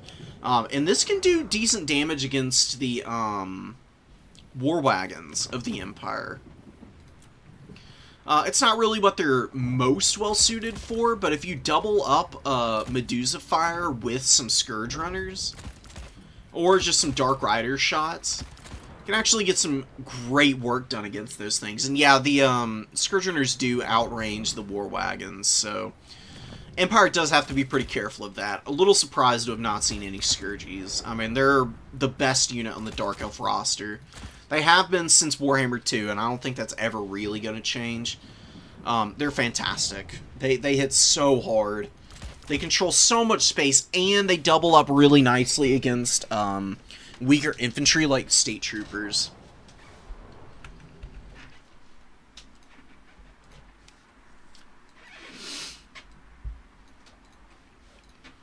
Let's go see if we've got that Khorne versus Ogres game.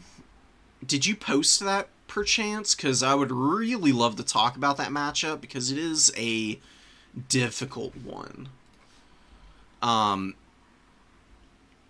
Like, I would say Khorne is slightly favored in that matchup, not by much. I don't really think Khorne is even that heavily favored even in their good matchups, because so much of what Khorne does comes down to positioning and execution. More than any other faction because of the lack of magic. You don't get any extra win now buttons other than your army abilities, which are strong, but not overtuned by any means whatsoever. Khorne is probably the strongest fair faction in the entire game. Like, with all things being equal, Khorne is usually winning most of their value trades in one-on-ones. Usually only gets tricky for Khorne once they start getting outnumbered and outvalued by kite builds.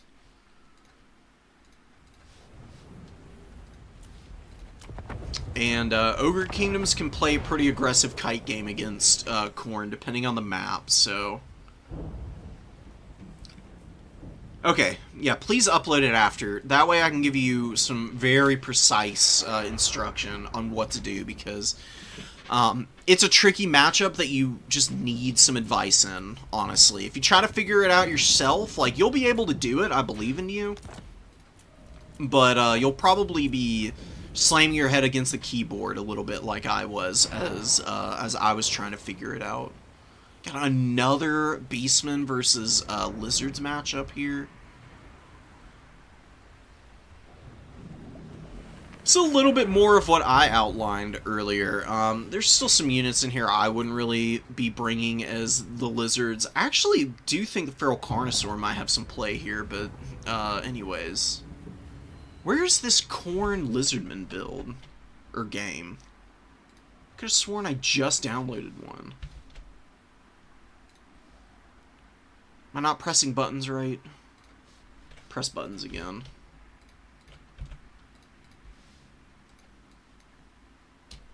Apparently it didn't. Alright.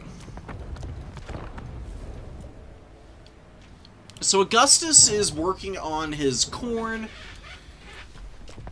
He's been playing some Chaos Dowie as of late, so seeing him on my main faction is really cool.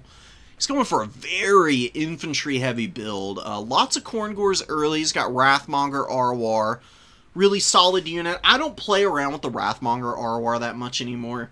Not because it's a bad unit, but just because I had my fill of them when they were really overpowered. They're a much more fair unit now. Still a mainstay, still a staple. Definitely get brought in a lot of matchups, but not an every game kind of pick like they once were, which is nice. a lot of Marauders against Lizardmen. I do not like Marauders against Lizards, and the reason why is that they're not that resilient to the skirmishers of the Lizardmen. Chameleon Skinks will get around the 40 or the 35 armor in the bronze shield. If you want to bring some shielded stuff, you bring Chaos Warriors. Also, leadership is a little low on Marauders. The Chaos Warriors have 75 leadership, which is a lot better. It means their Frenzy is active for longer and they're less likely to terror out. And Lizards do have a lot of terror-causing units, and they're fairly cheap too. Like, Ancient Salamanders are 1,500... Not 1,500, 1,050 gold.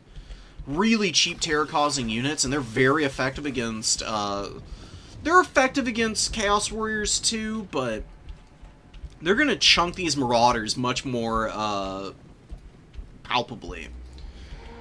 And Augustus doesn't have any skirmish out early, which I think is a big mistake. What I tend to go for against the Lizards...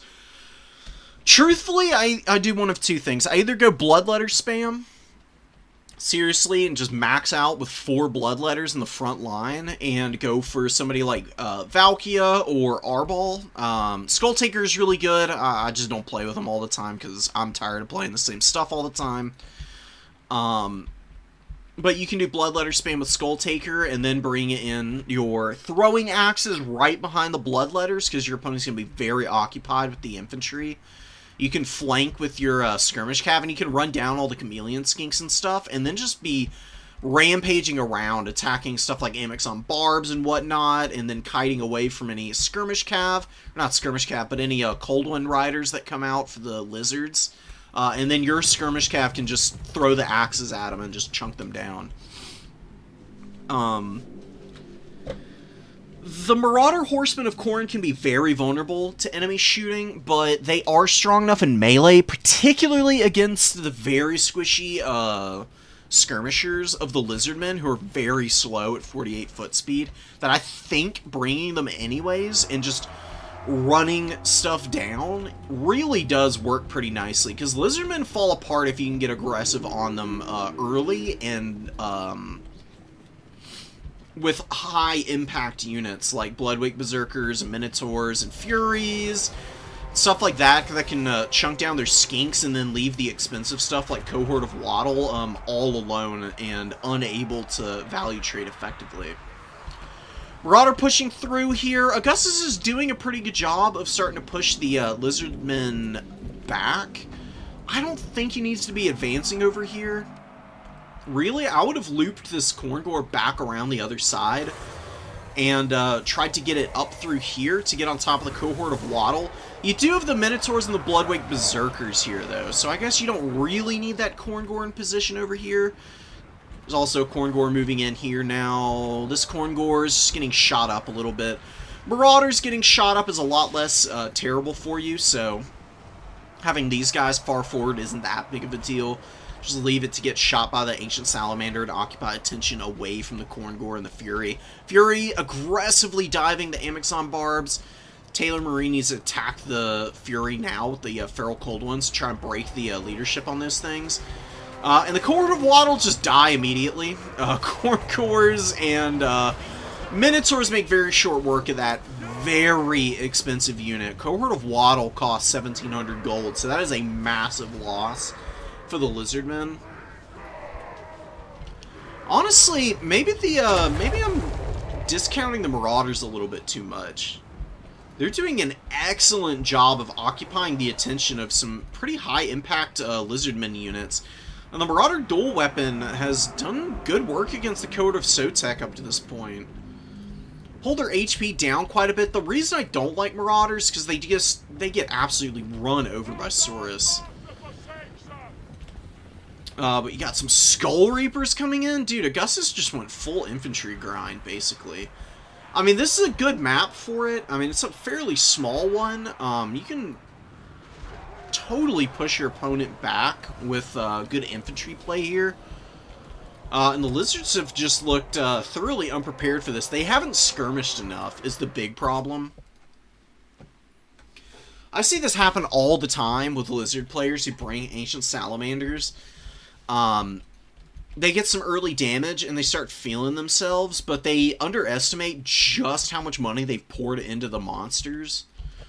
And then they don't respect their opponent pushing out. And they engage too early in the front line, and then they get out-traded because their infantry are too few in number. And that's kind of happening here. The Minotaurs have gotten 1100 value. The Ancient Salamanders, one of them's very healthy, but the other one is routing away here, as you can see. Skirmishers in the back are getting forward. The Amazon Barbs have survived. Lucky, lucky. Some really good focus going down on the Minotaurs here. You got the skink cohorts with javelins and the chameleon skinks laying waste to these guys. They'll be going down fairly shortly, but they're going to take one more casualty with them. A Feral Cold One unit gets absolutely rolled by these Minotaurs. Brutal, brutal fight. Another Feral Cold One's trying to make the difference here. Wow, look at this, man. Drop a Comet of Cassandora and do more friendly fire damage to your Feral Cold Ones than any of the Cornate units here. I don't really like Comet. You'd rather see Curse of Honor here from the Lore of Beasts against Khorne. Khorne spell resistance does not work against debuffs. It does work against Comet, though. Comet loses a lot of impact against Cornate units just because of their spell res that's just baked into all their units.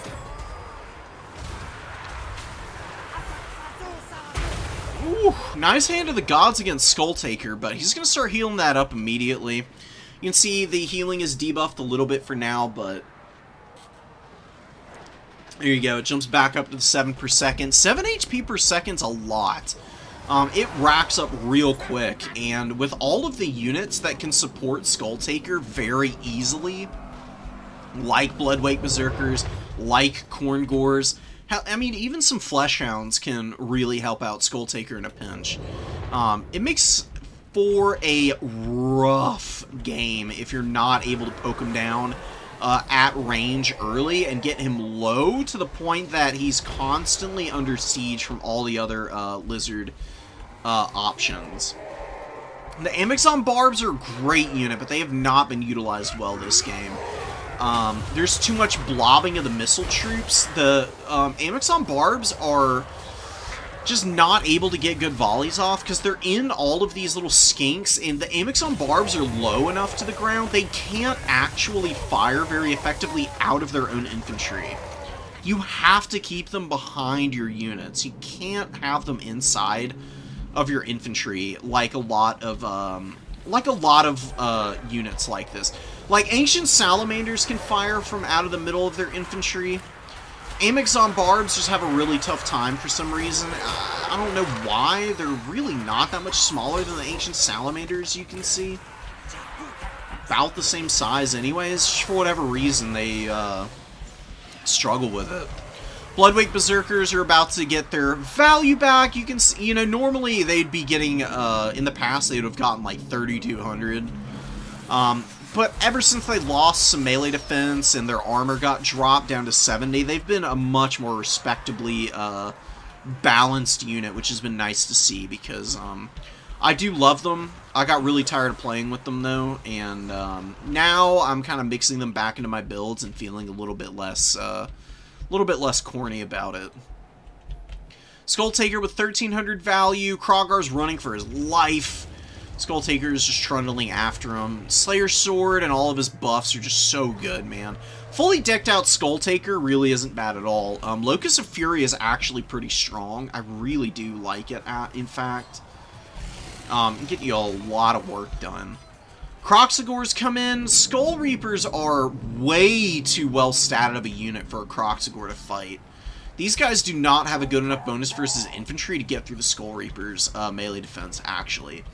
They just barely get over the threshold of their melee defense to begin with. Plus, these guys have 55 freaking melee attack. And that's with them being very tired.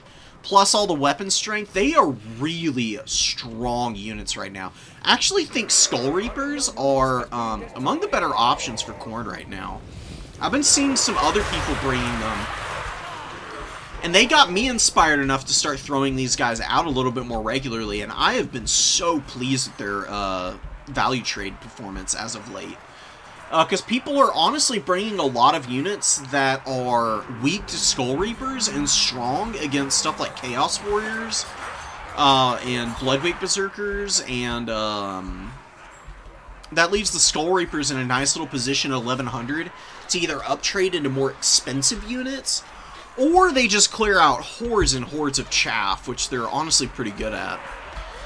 Again, only weak to shooting. That's just the... That's the common refrain whenever you're talking about Khornate units. Weak to shooting.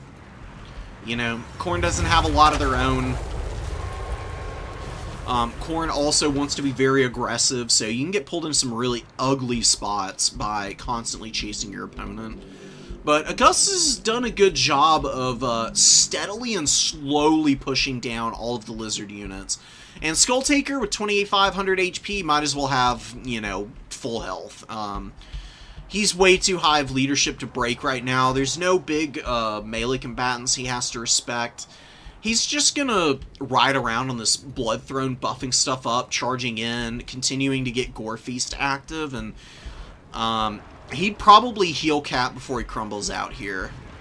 If I had to put money on it, you know, I'm not really a betting person, but I feel pretty confident on taking that one.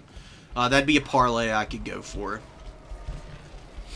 Yeah, 1,600 Skull Reapers, Chaos Warriors with the Halberds in reserve of all things. Very odd choice, but hey, if it works, it works. Can't knock it if it's paying off for you. Yeah, and Glup just going full infantry push, man. I mean, he's got a few mobile units, but that's just playing the map. That's actually good map knowledge, because that one's pretty hard to scrap on as a skirmisher faction. Lizards do not win frontline fights against Khorne, so I don't really know what you do as Lizardmen here. I think you probably have to bring the Dread Saurian against Khorne here, and hope that your opponent doesn't just kill it with throwing axes. Glup, you really need, like, at least 2 throwing axes, dude. Seriously, because the Marauder throwing axes of Khorne are really your only answer against something like the Dread Saurian. The Dread Saurians are really tough for Khorne, because these things have such wicked collision damage. They wreck Minotaurs. Minotaurs do not want to fight the Saurians. It's a very inefficient trade for you, actually. Normally, Minotaurs are excellent at killing big monsters. That's one of the few that they have trouble with.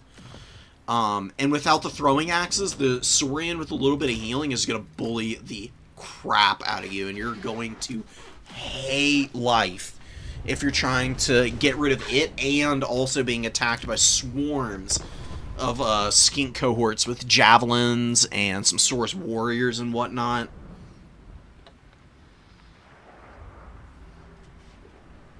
It'll put you in a real bad hole. So just have 2 throwing axes, because 2 is all you need. Summon them in, throw them up there, throw axes at the big monsters, unsummon them when they're out of ammo, bring them back in and do it all again. And then your Khorngors and your Minotaurs have an easier time, because your opponent's going to play a little more sparingly with their big monster, and you'll be able to get a little bit more of an effective opportunity to jump on the big monsters as they're lower HP, and you can maybe kill them in an opportune alpha strike. I would like to get some Kislev action. Always shout out your replays on stream here, guys. Like, if you want me to cast something, ask. I will 100% respond to that as best I can. Unless everybody is asking for their games to be cast, I'm usually able to accommodate just about anybody who puts in a request.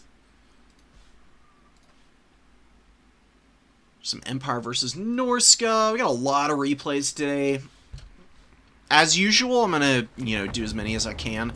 I'm also gonna, I'm gonna restart the game real quick. It'll be like 2 seconds. It's getting really stuttery, so I just want it to, I want to restart it.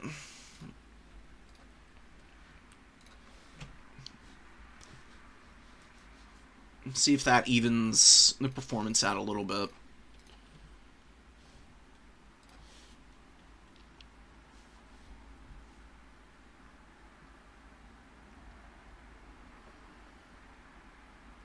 Oh, another Norska Vampire Coast game. We did one in round 1. I don't know if I'll do another one for right now.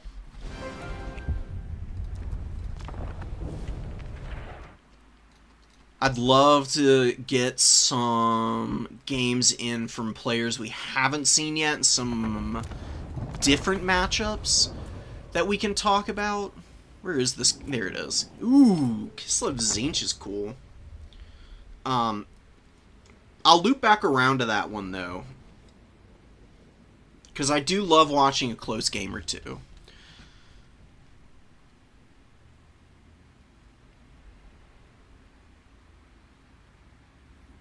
Beastman ain't for me, and I have to relearn every time I take a fight.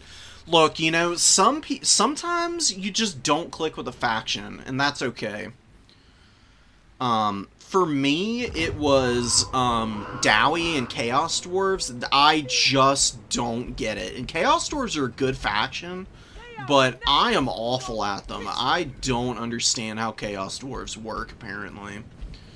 But, you know, you find the factions you are good at, and you run them, and then you just familiarize yourself with the factions that you're a little bit weaker on. And just make sure you understand how your factions play into them, and you're fine, you know. You don't have to be an expert at every single faction to do well in this game, right?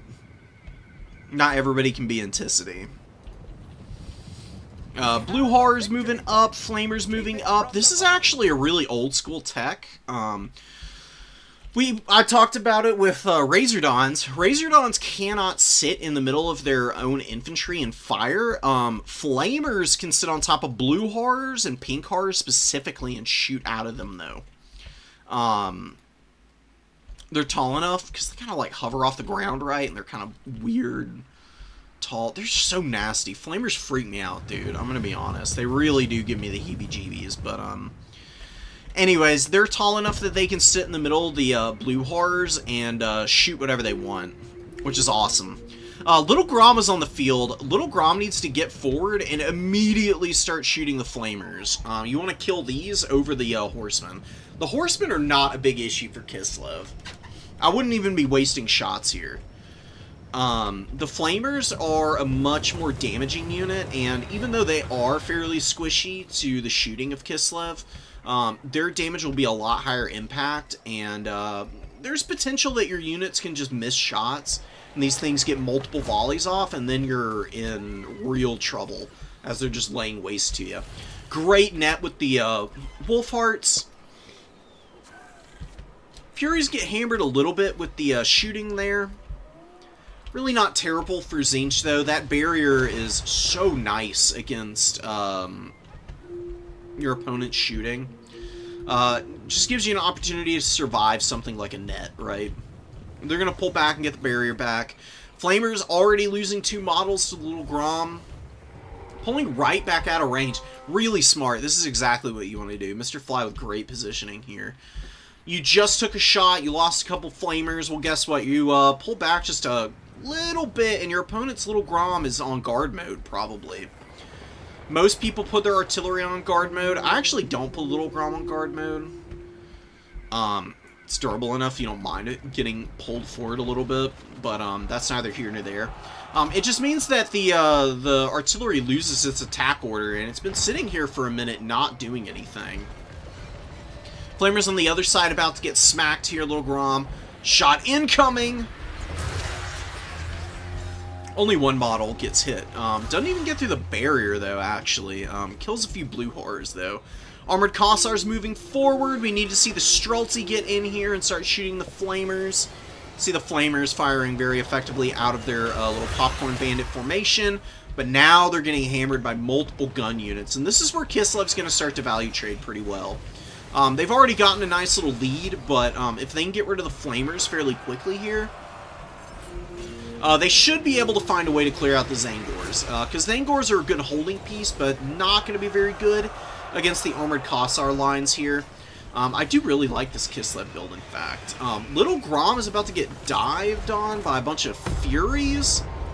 Kind of a waste of time. Little Grom is not dying to those Furies. Oh my god, and that shot and the Streltsy volley together. Flamer's down to basically nothing on the HP front.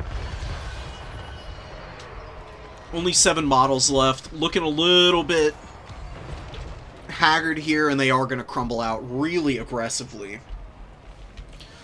Marauder Horsemen trying to find their way in, and those guys also getting hammered by the Streltsy. Really good targeting by Empire, dude. This is how you helm a gun line. You're not just leaving everything on fire at will.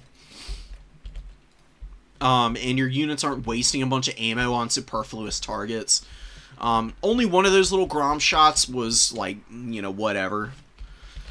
It was good damage, though, regardless, and you've basically just been shutting everything down that Tzeentch is throwing up.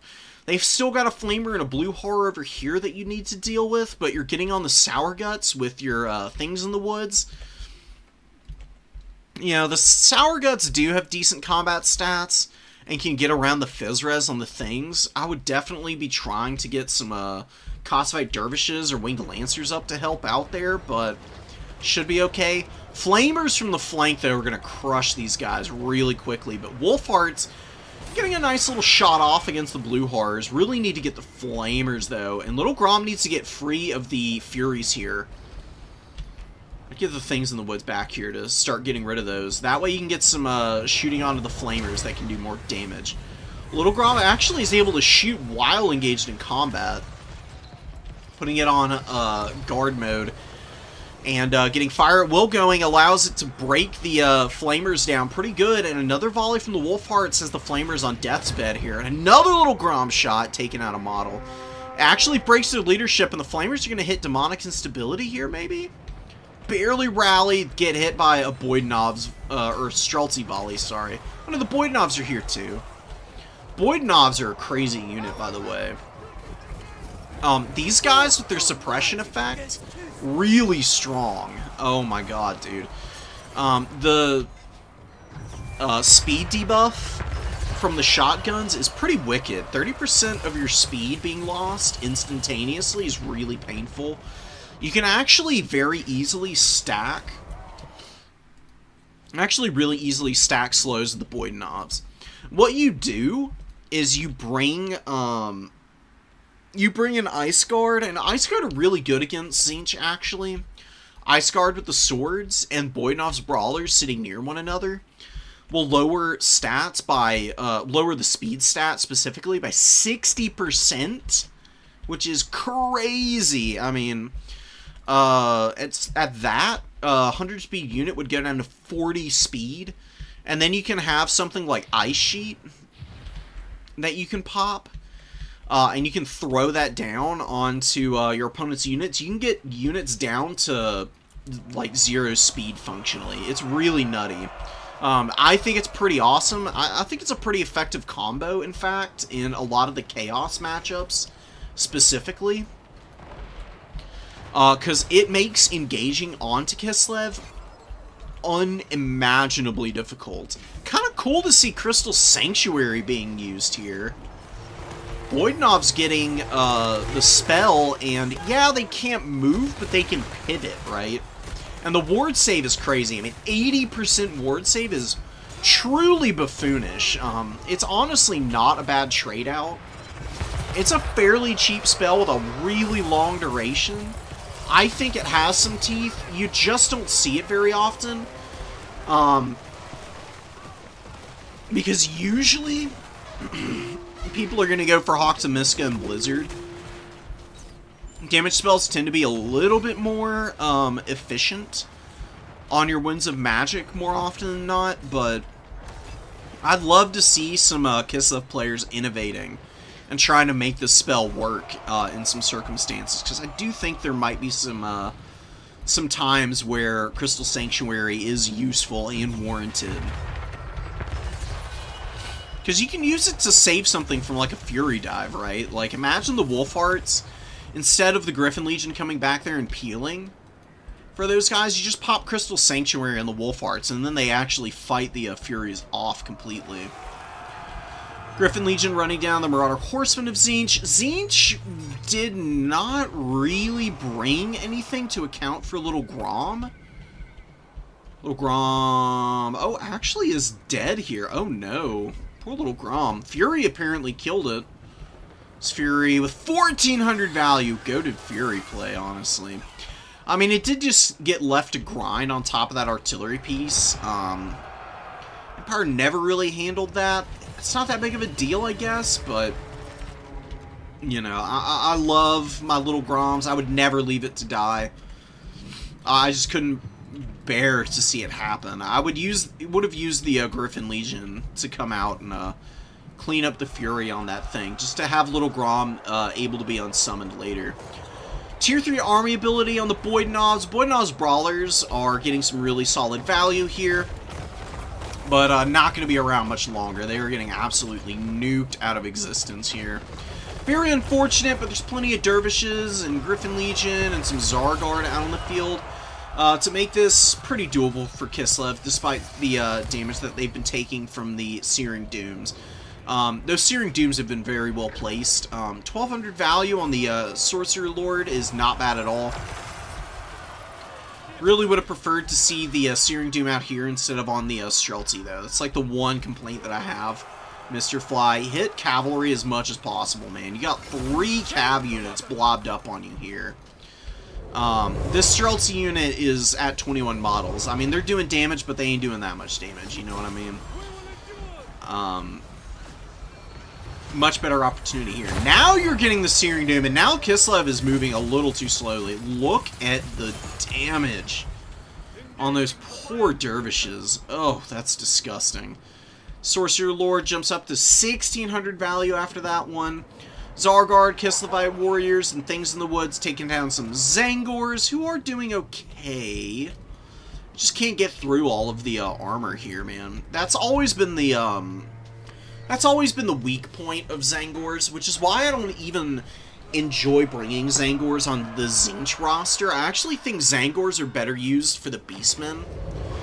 Because the Zangors function as your holding piece for the Beastmen, and then you can hammer an anvil off of them so well with all the Senegors and Razorgore. It's really gross. I think that's where Zangors really shine, is on the Beastmen roster. For Tzeentch, you've already got magic damage in all your units, and I think Chaos Warriors of Tzeentch are a little bit better than the Zangors because of the extra armor. Griffin Legion lose half their HP to a single cast of Searing Doom, and that's a 2,300 Lord now. God, dude, that spell is so strong. It's really rough if you're getting hammered by it. There's not a lot you can do to stop it either. It's on a very short cooldown. That would be one thing I'd like to see. I don't mind Searing Doom being so cheap and powerful. I would just really like it if it had a longer cooldown, because Flock of Doom went up to a 45-second cooldown. And I really think Searing Doom could do with about the same. Maybe even take it up to like 50, 55 seconds. That way there's some breathing room between it, because we've just been seeing them all game, repeatedly and endlessly, and it gets really, really frustrating to have to last through it for just a seemingly interminable length of time, right? Especially when they can really swing the game aggressively in your opponent's favor early on. If it's paced out more over the course of a longer game, it's less high impact early, and the value is a little bit better spread out over the course of the game, which means that people have a little bit of a way to answer around it. That doesn't just involve having to perfectly position everything all the time. And then you're obviously still getting to use your nice cheap spell with great damage potential.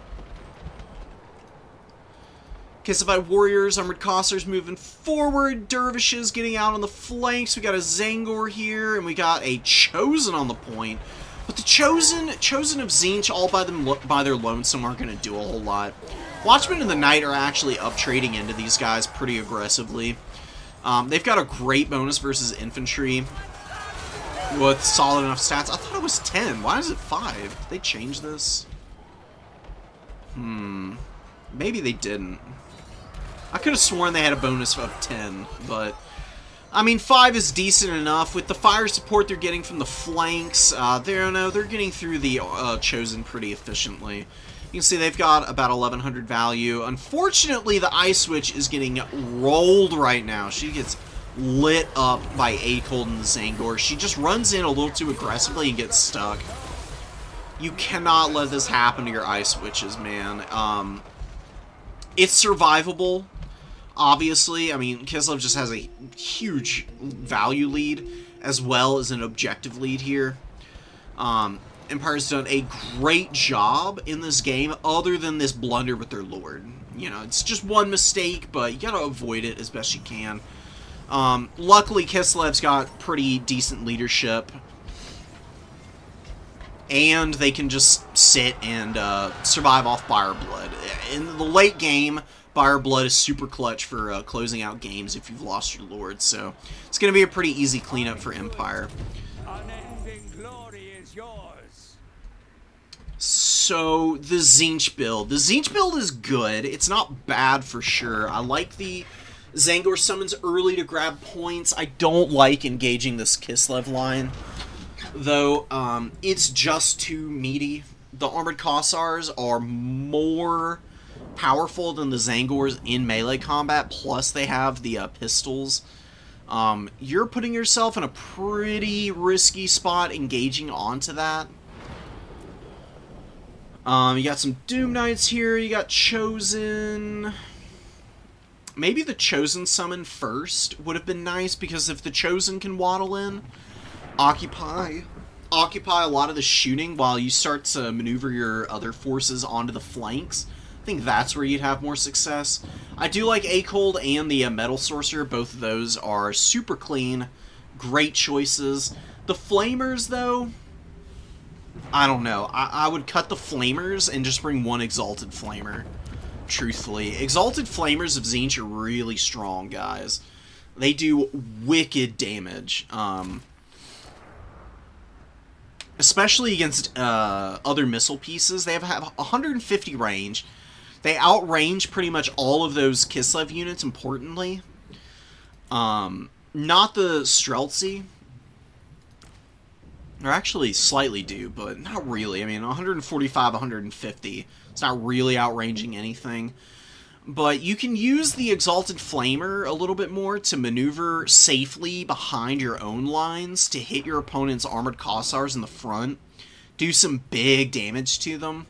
Start to thin the numbers out, and you don't have to waste your Searing Dooms on the infantry formation. Your Chaos Sorcerer Lord can kind of hold on to those for the cavalry exclusively.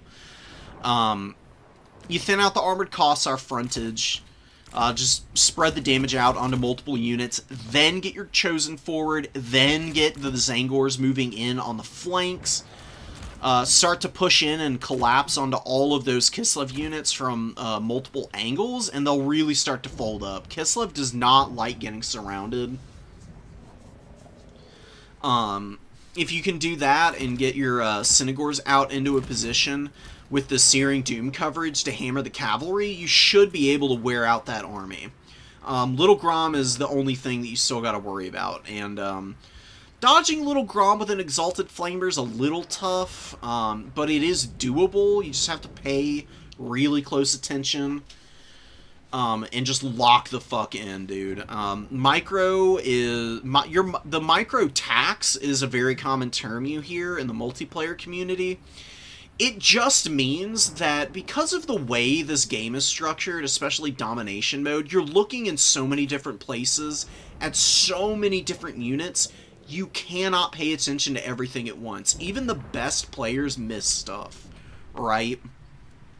The micro tax is just the term for when you're microing stuff and how much time that takes, because you can only give so many moves in a number of seconds. You can only reroute those units so many times before you're out of position or in a really ugly spot. The Exalted Flamer is a much easier micro-tax than multiple Flamer units getting shot at and swap fired by Little Grom. The Flamers are also much shorter range. They are not going to get in for free against Kislev and get shots on the Armored Kossars. They've got the exact same range as them. It's not good. Exalted Flamer all day. Way better unit for that matchup.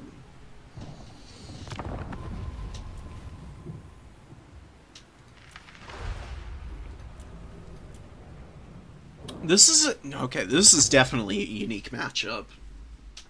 Look, you get this with single faction tournaments, man. Chaos Dowie versus Ogre Kingdoms. God, who wins this matchup? Just off the top of my... It's gotta be Chaos Dowie favored. Chaos Dowie have a lot of terror-causing units, and Noblars hate terror. There's no way to keep Noblars from routing against terror-causing units, really. They just have terrible, terrible leadership values. The only Lord that... Maybe does the Bruiser... Hold on. Let's back out for a sec. I need to check something. How do you avoid Noblars routing? I'm pretty sure the only thing you can bring as Ogre Kingdoms for ITP is Greasus. And Greasus is not good. He's better than he used to be. Honestly, bring back Need for Speed Greasus, please. Greasus with 400 speed was awesome. I don't think anything else imbues a ITP effect. I guess where you going ain't bad. Can you use that on a Nobbler, though? Really? That removes ITP. Butchers don't give it. Firebellies definitely don't. Maybe you could bring, like, 2 Bruisers with nothing on them? These guys have 54 speed.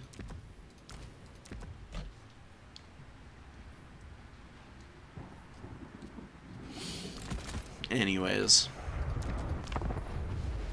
let's get into that replay and check it out. Ogres, or really, Chaos Dowie. I don't have any trains in here, actually. So usually against Chaos Dwarves, you need answers for the Iron Demons. No Iron Demons in this Chaos Dwarf army. And what is this Lord on? Is he on the Great Taurus? Or the Bale Taurus here? Guess we'll find out.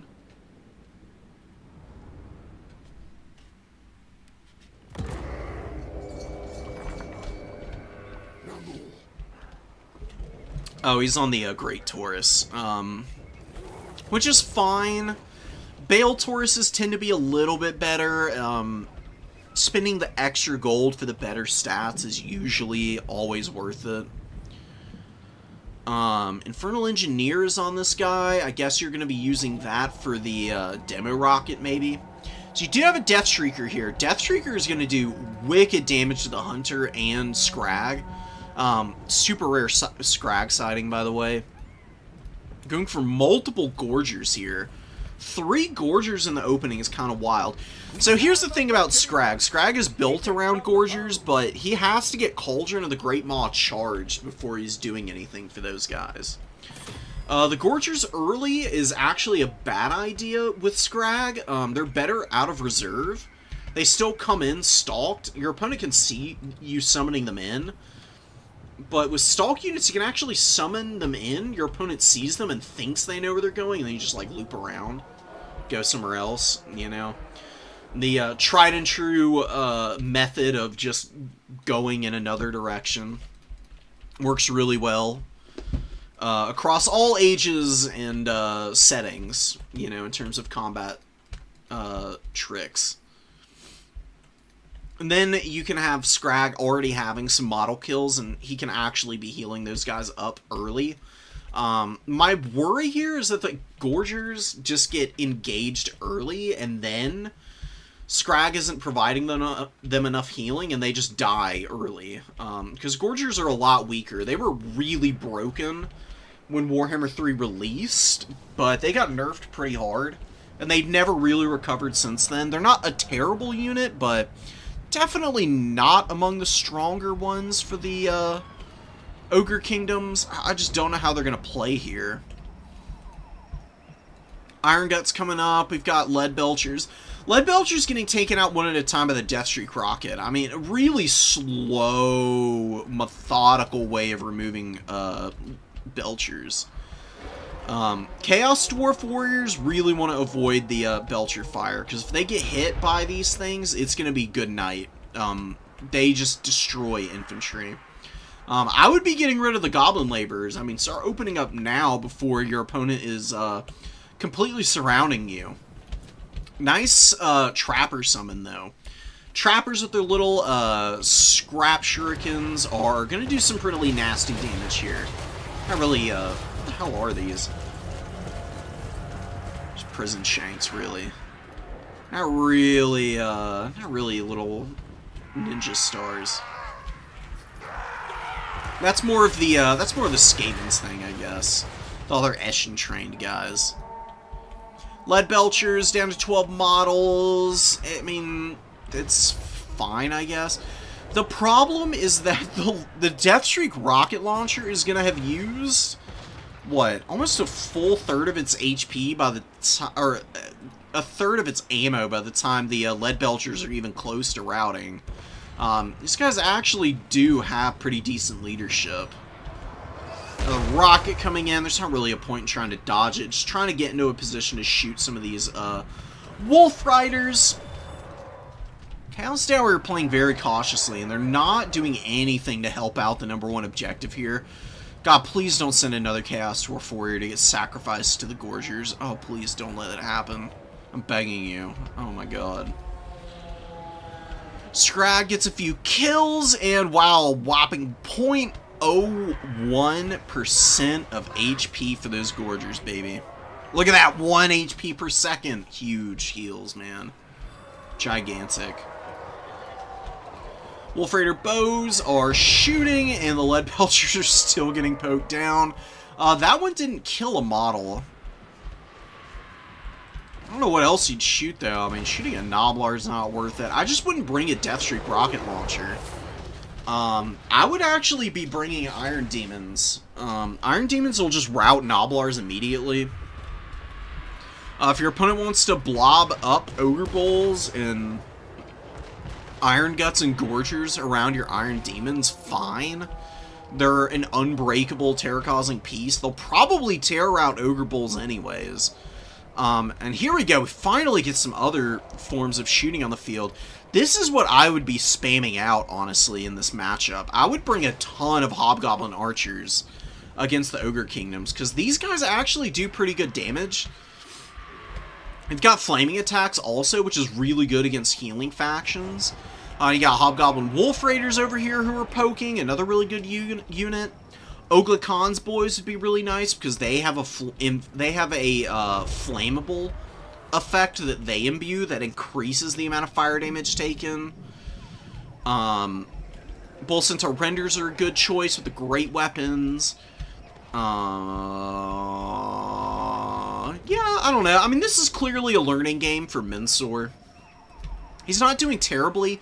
He's definitely making a few mistakes that are a little bit painful to see going on. Like, you don't need to move all your infantry off here.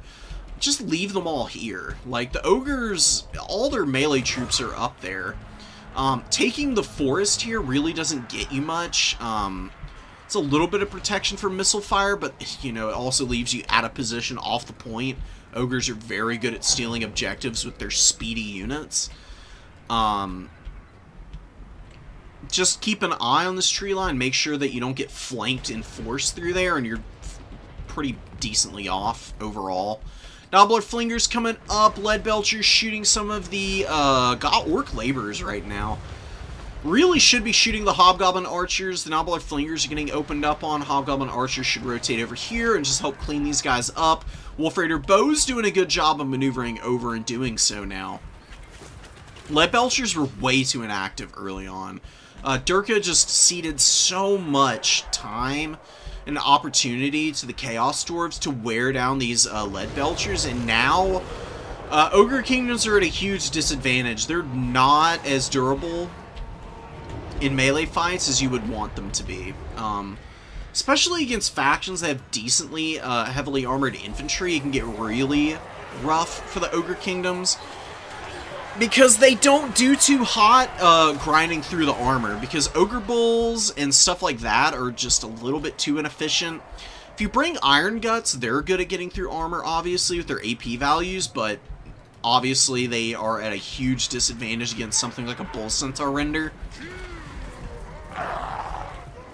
You can just get up in there with the Bull Centaur Render, and if you had an Iron Demon, you could also just get that through and run over these trappers back here. Free up all of your other units to effectively value trade into the Bulls at that point, because Bulls have to have Noblars underneath to get effective value.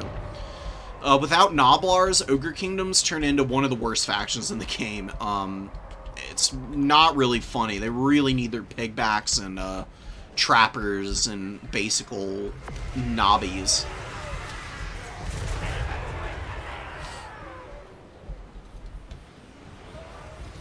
So you do get a cap on the #1 objective. You get a Piercing Bolts of Burning onto nothing.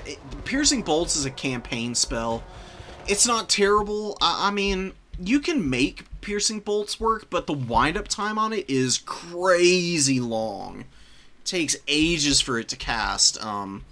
It's like a full 5-6 seconds for it to wind up, and then you have to also account for the fact that the bombardment falls really slowly. It's very spaced out. It does great damage, obviously, as you can see, but most people are going to just move out of the way, kind of like what we saw there. You have to time it up really, really precisely to get value out of it. Flamestorm is a really good call, and Burning Head is like the best fire spell in the game. You bring that almost every single time, and that's what you're most happy with. Hunter has been doing a pretty good job of running around and just throwing spears at the Sorcerer Prophet. Sorcerer Prophet has not been very aggressive. There's a lot of opportunities to get terror outs here that have been passed up. Terror is very strong against Ogre Kingdoms. It's fine here, because you're not playing too poorly off of the objectives. You just really need to find a way to secure this #1, and you'll be in a winning position. Bull Centaur Render's playing very patiently here. Really good engagement from Mensor as he's getting on top of the Bulls and the Iron Guts with the Labor support. See, most of the Bull Centaur Renders are underneath of those guys. They are cleaving through the Ogre Bulls early. And the Iron Guts are going to falter very quickly here against the much better DPS of the Bull Centaur Render Great Weapons. Blunderbuss is getting jumped on by Blood Vultures. Now the Gorger comes out. You know, the Gorger's still not getting great healing, though. Scrag is not getting enough model kills. Trollguts is a great spell, but honestly, maybe you leave it off here. Let me just slow this down for a minute. Let me just talk about a spell that I really love. Bone Crusher does a wicked amount of damage. I think this is a wildly underrated spell. It's got a bit of a wind-up time on it, but the, come on, start the animation again. It's not showing it here. The little circle that it shows on the ground is fairly hard to see in really chaotic situations. You can get people to blob up around Scrag and just drop Bone Crusher on the unit surrounding him. He will nuke that unit. It does so much work clearing out bodies around him, and it can get you a lot of model kills really quickly if those units are already beat up, and then you can get Cauldron charged up quickly, bring your Gorgers out, and then your Gorgers are going to be just maxed out on the heal that Scrag provides them with Cauldron. And then they'd be a worthy threat, you know. They really haven't done a whole lot this game, to be quite honest. I'm pretty sure this is the second summon on this Gorger unit, and they've only just now paid for themselves. The nerfs may have been a little much on the Gorgers. You could maybe stand to give these guys a little bit more melee defense now. Just because they're only 12 models as opposed to the normal 16 for Iron Guts and Ogre Bulls and whatnot. I think that would help their value trade potential quite a bit. Otherwise, you're just relying on a really gimmicky mechanic. And Cauldron is, like, really cool. I mean, you can definitely get this working. I really don't even think Scrag is a bad option. It's just that the other lures of Magic for the Ogre Kingdoms right now are a lot stronger than what Scrag has to offer. If you're gonna be bringing Troll Guts, you can just bring a Butcher for slightly cheaper than Scrag, and you're not trying to be utilizing a less than optimal unit for the core of your army. And Ogre Kingdoms are already a tricky enough faction to play as is, with the way that their units function in tandem. Making it harder on yourself is admirable, but, you know, it definitely is going to get you into games like this where, you know, it looks like you're leading. You are leading in some respects, but you're making it way tougher on yourself than need be. Durka's done a good job of isolating units on the flanks, is really where I would say he's thrived. He got some huge picks early on the #1 objective. Infernal Guard, Fire Glaives are coming out, shooting at some of these Gorgers and the Iron Guts and whatnot. The Sorcerer Prophet of Fire is still alive, but he hasn't gotten any value.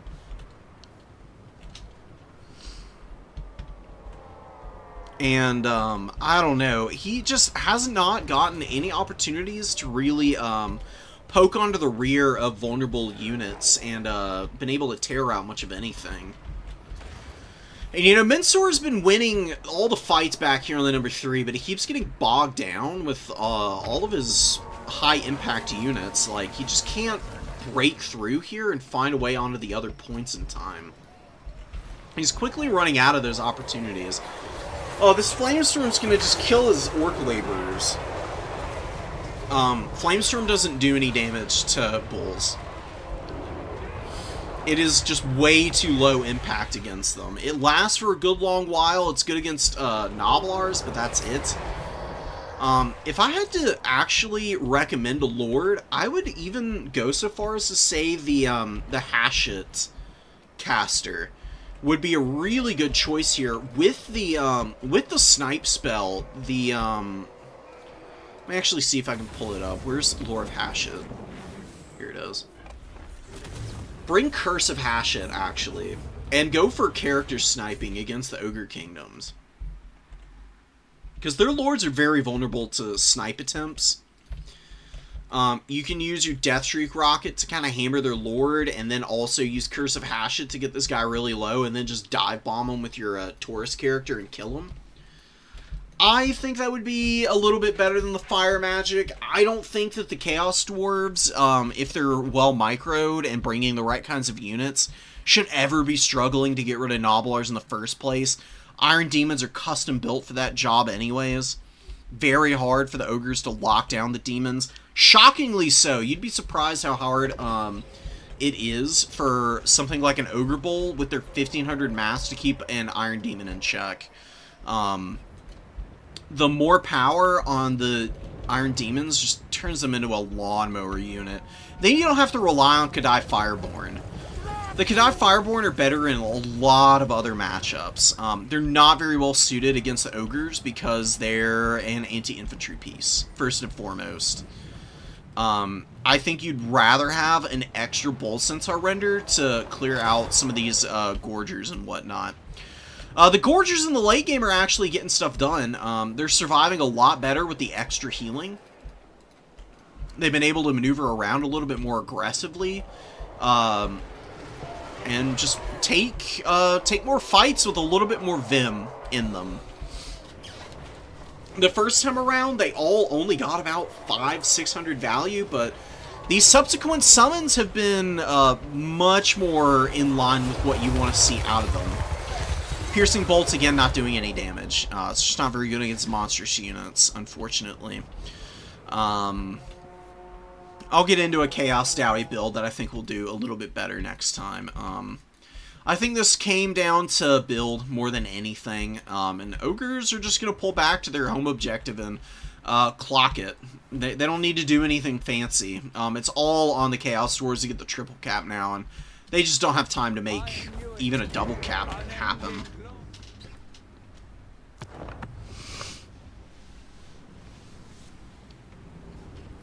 Trust me, Skulltaker. I'm sorry you're not feeling so hot about them, but Beastmen are a great faction. They do so much damage. They're just they're not a faction that grinds, right? They're not like Khorne. Khorne is a faction that you want to get your units into combat and leave them there.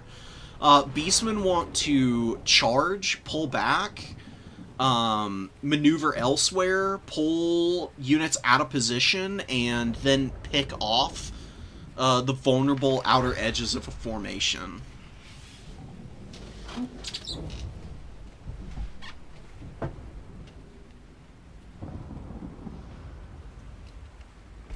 They're also really lightly armored, so you have to be careful with your maneuvering as Beastmen, because you can't really allow units to get too far forward and take an early volley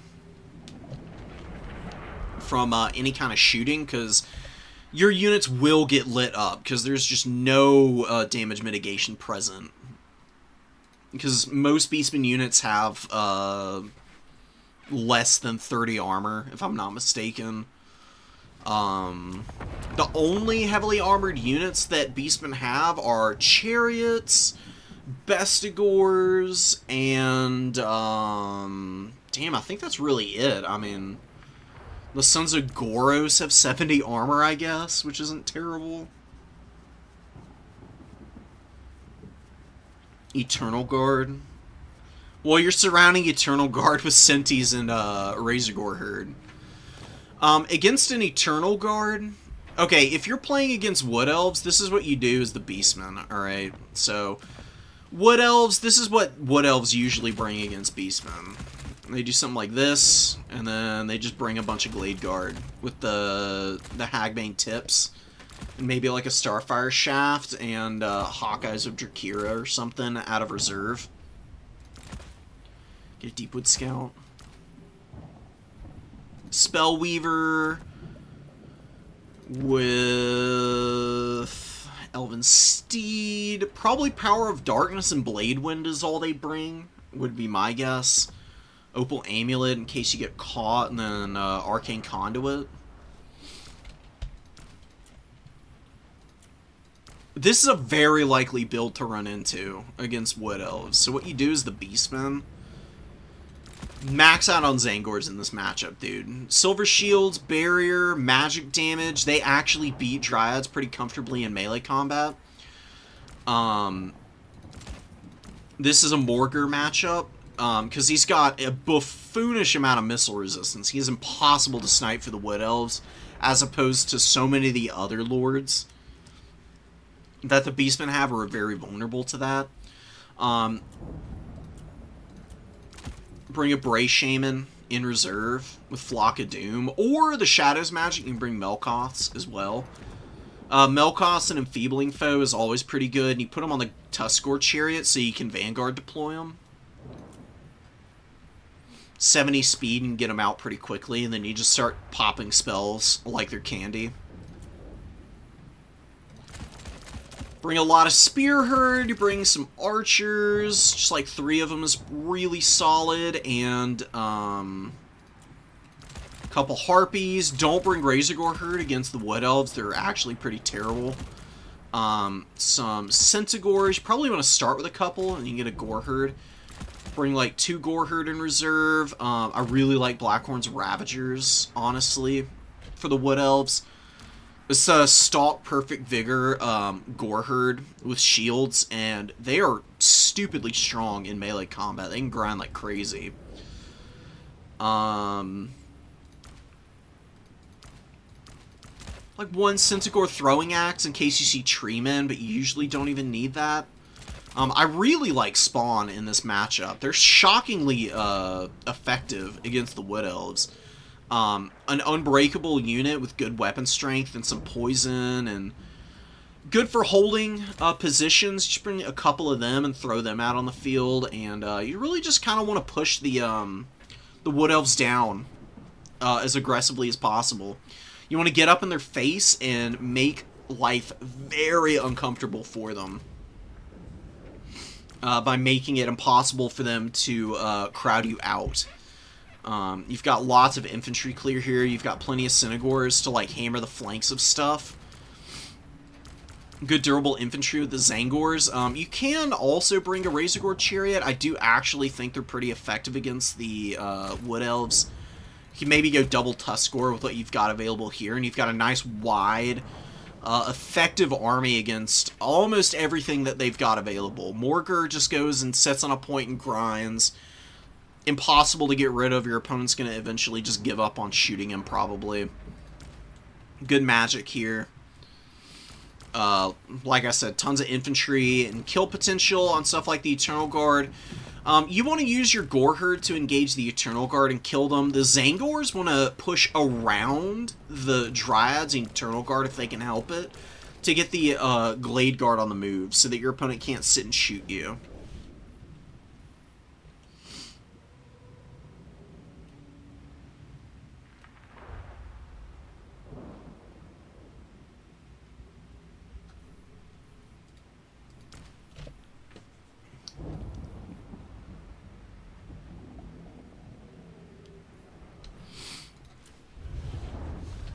It's really the way you play it. You need to just not engage their melee infantry early. Seriously, just walk around the Dryads and stuff.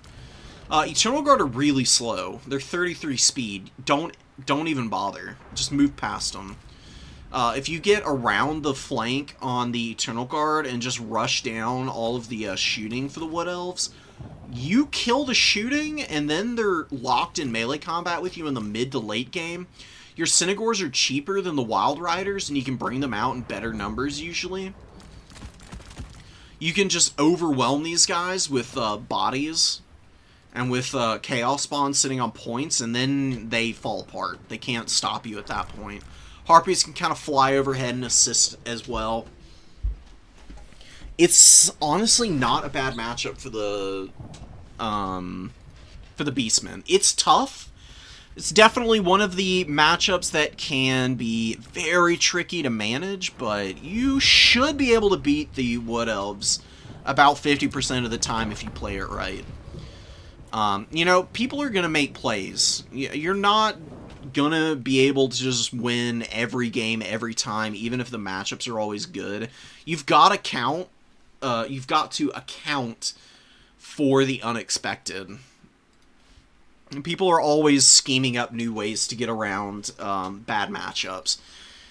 And Wood Elf players, you know, Wood Elves don't really have any bad matchups, I would say. They're one of the few factions that can comfortably skirmish against just about everybody, even Slaanesh.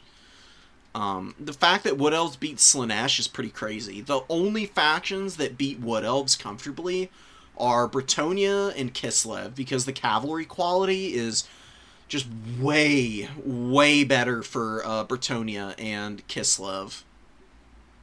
I mean, they'll just spam Griffin Legion or Knights Errant and Knights of the Realm, and they'll just, like, rush the Wood Elves down. Wood Elves can't stop that. Let me go look at the bracket real quick, guys. I'll refresh this. We should be up on round 5 now. Might even be ready for top 4? No, not yet. Okay. Where are we?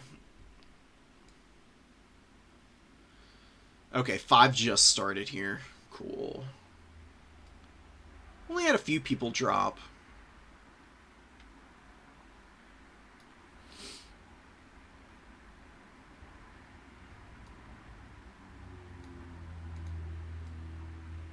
You'll figure the Beastmen out, Azul. Beastmen take time to learn. They're a really strong faction that just does not come easily.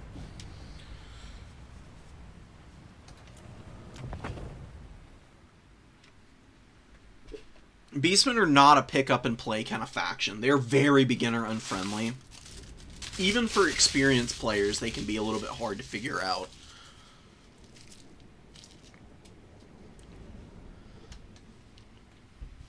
So we've got Klugscheitze on Slaanesh here versus Greenskins. Greenskins don't have a very good matchup against Slaanesh. Very few factions do. It's a little bit more manageable here, though. If Rugloods can be protected and they get to shoot, then they can really put a damper, even on these Forsaken rushes. It's just going to be a question of whether the Greenskins can hold when they've got Strykar running around here. Strykar is a really frustrating character. Signs of Depravity has been nerfed, but it is still really strong. Chaos Armor does wicked damage reflection. I don't know if you've ever watched Strykar get surrounded and watched just how quickly he nukes units that are attacking him. It's pretty abusive, though. Makes you feel pretty terrible about yourself. Moonhowler's getting hit by a Melkoths, which is nice. Hellstrider's coming out, super unsurprising to see those. And it's just Penta Forsaken Rush. But we do have an Orc Shaman with the buffs. Black Orc Big Boss running around with Gorbat Ironclaw. I kind of like this, actually.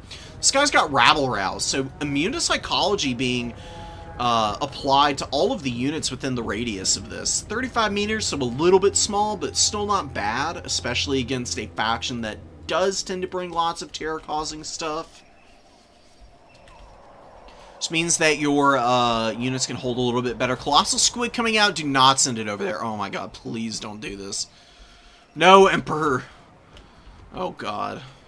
Hellstrider's going to surround and kill that Colossal Squig in like 2 seconds.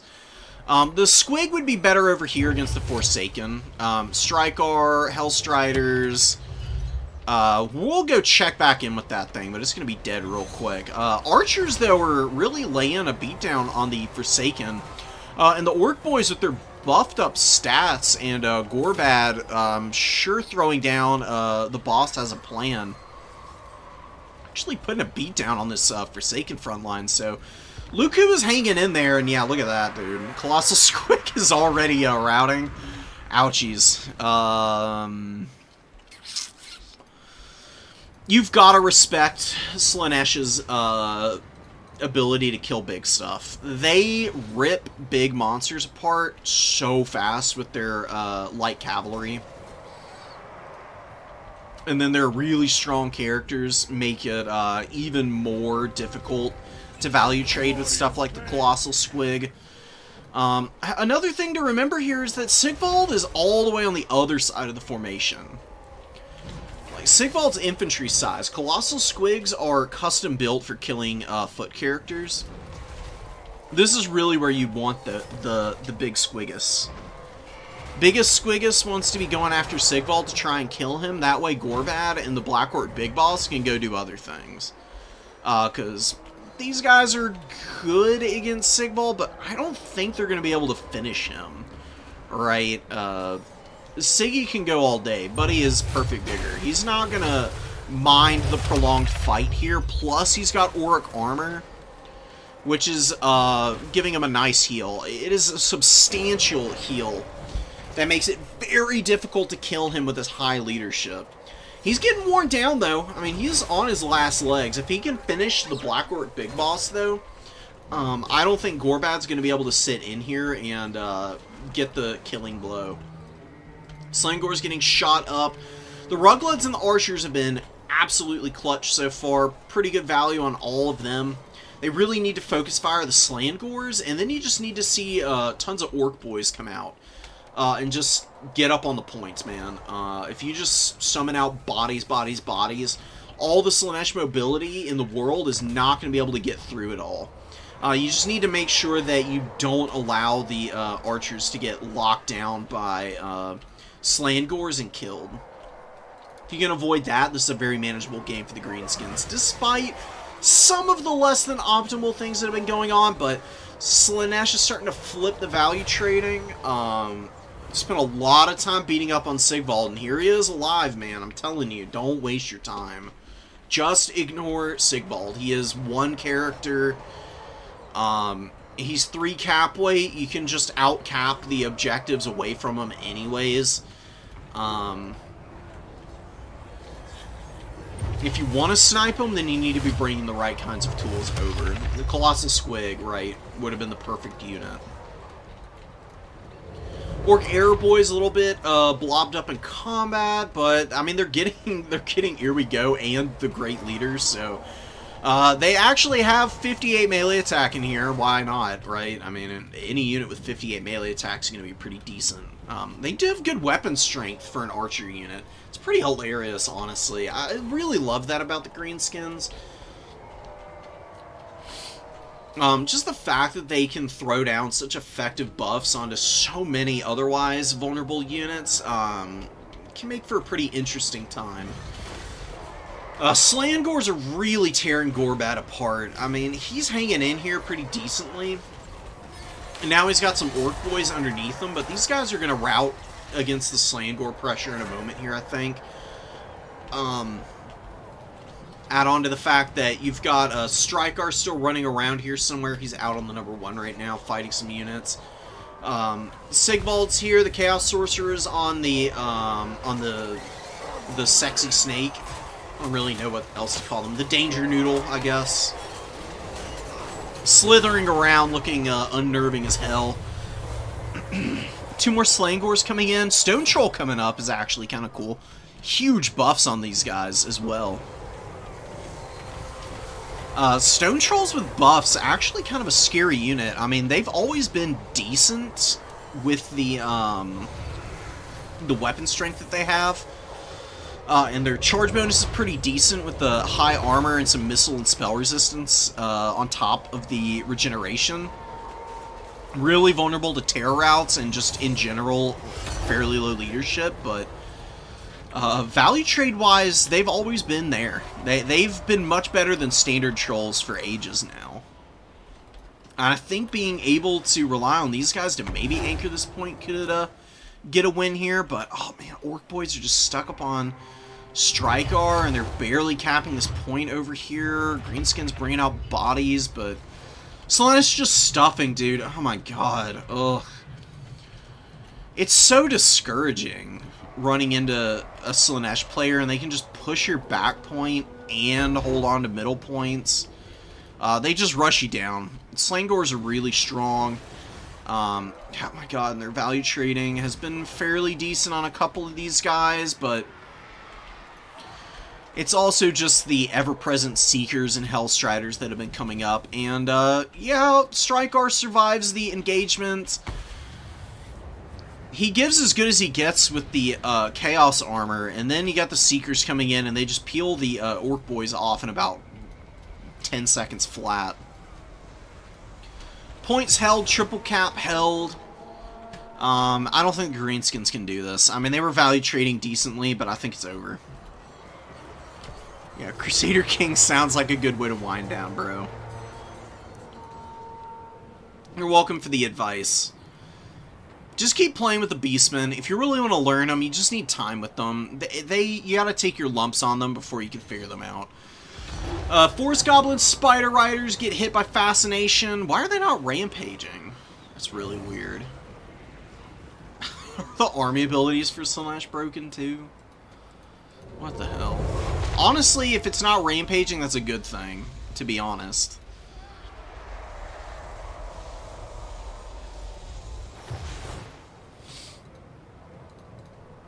Slangors are just all over the Greenskins now. In their backline, all the Rugloods and the Orc Air Boys are dead too. No way to shoot back against Slaanesh and counter push. They get your home objective back, but I think it's as good as it's going to be. Slaanesh just has the full body, or full court press going, really. I mean, they just are not letting up the pressure at all. I think we can fast forward through this one. Maybe if you get this cheeky cap on the number 3 objective, you can make it work.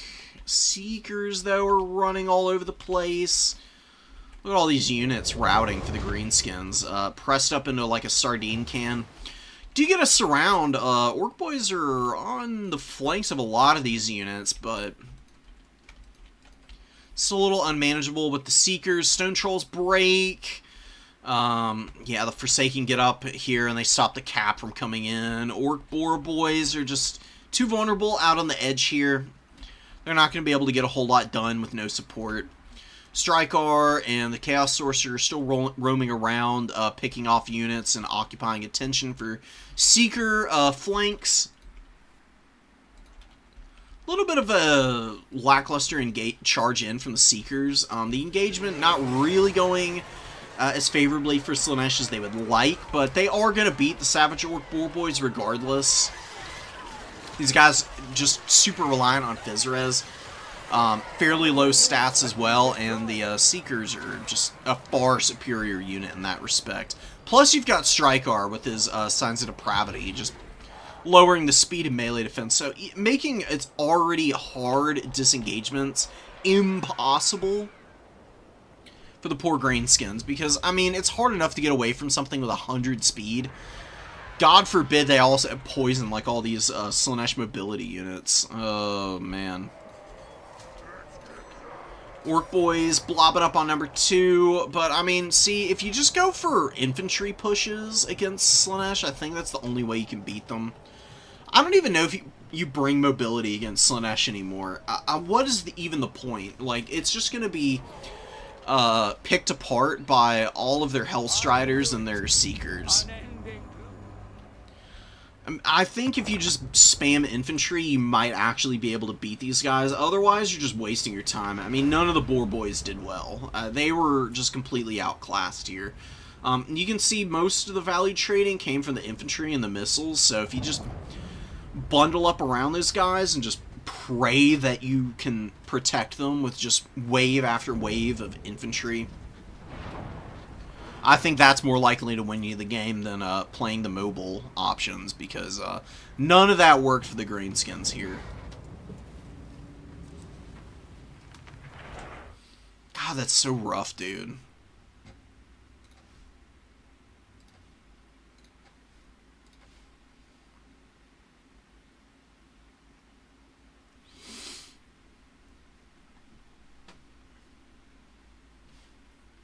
Alright, round 5 is starting to wrap up here. So let me get some of these replays, drop them in.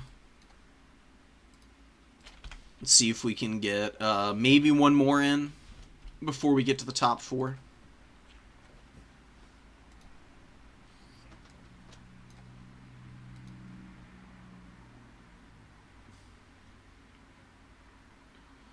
Oh, no shot. Okay, we are... Actually, never mind. We're still in round 5. I'm looking at round 4. Victor and Smokey Loco are scrapping. Caleb and Toaster up against one another. Haven't seen Caleb play today. He's probably on Wood Elves. He was playing that last time around. He's doing pretty good on them, so... would expect to see him near the top 4 at least. Yep. Okay, so... I'm going to bring you over. You guys can see it real quick. If OBS will actually do what it's supposed to do. Alright, here we go.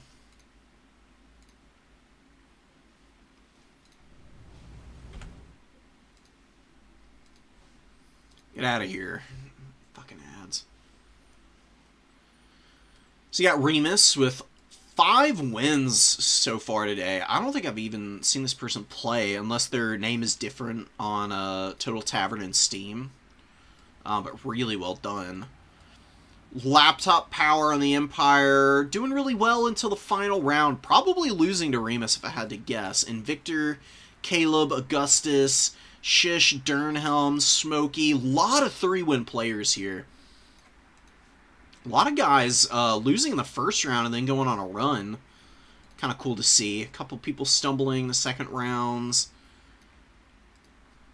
Just some random losses throughout the rest. It's going to be hard to determine who really deserves the top 4 out of all these 3-win players. A lot of these guys are playing one another, but we're going to have like 4 or 5 people with 4 wins and 1 loss.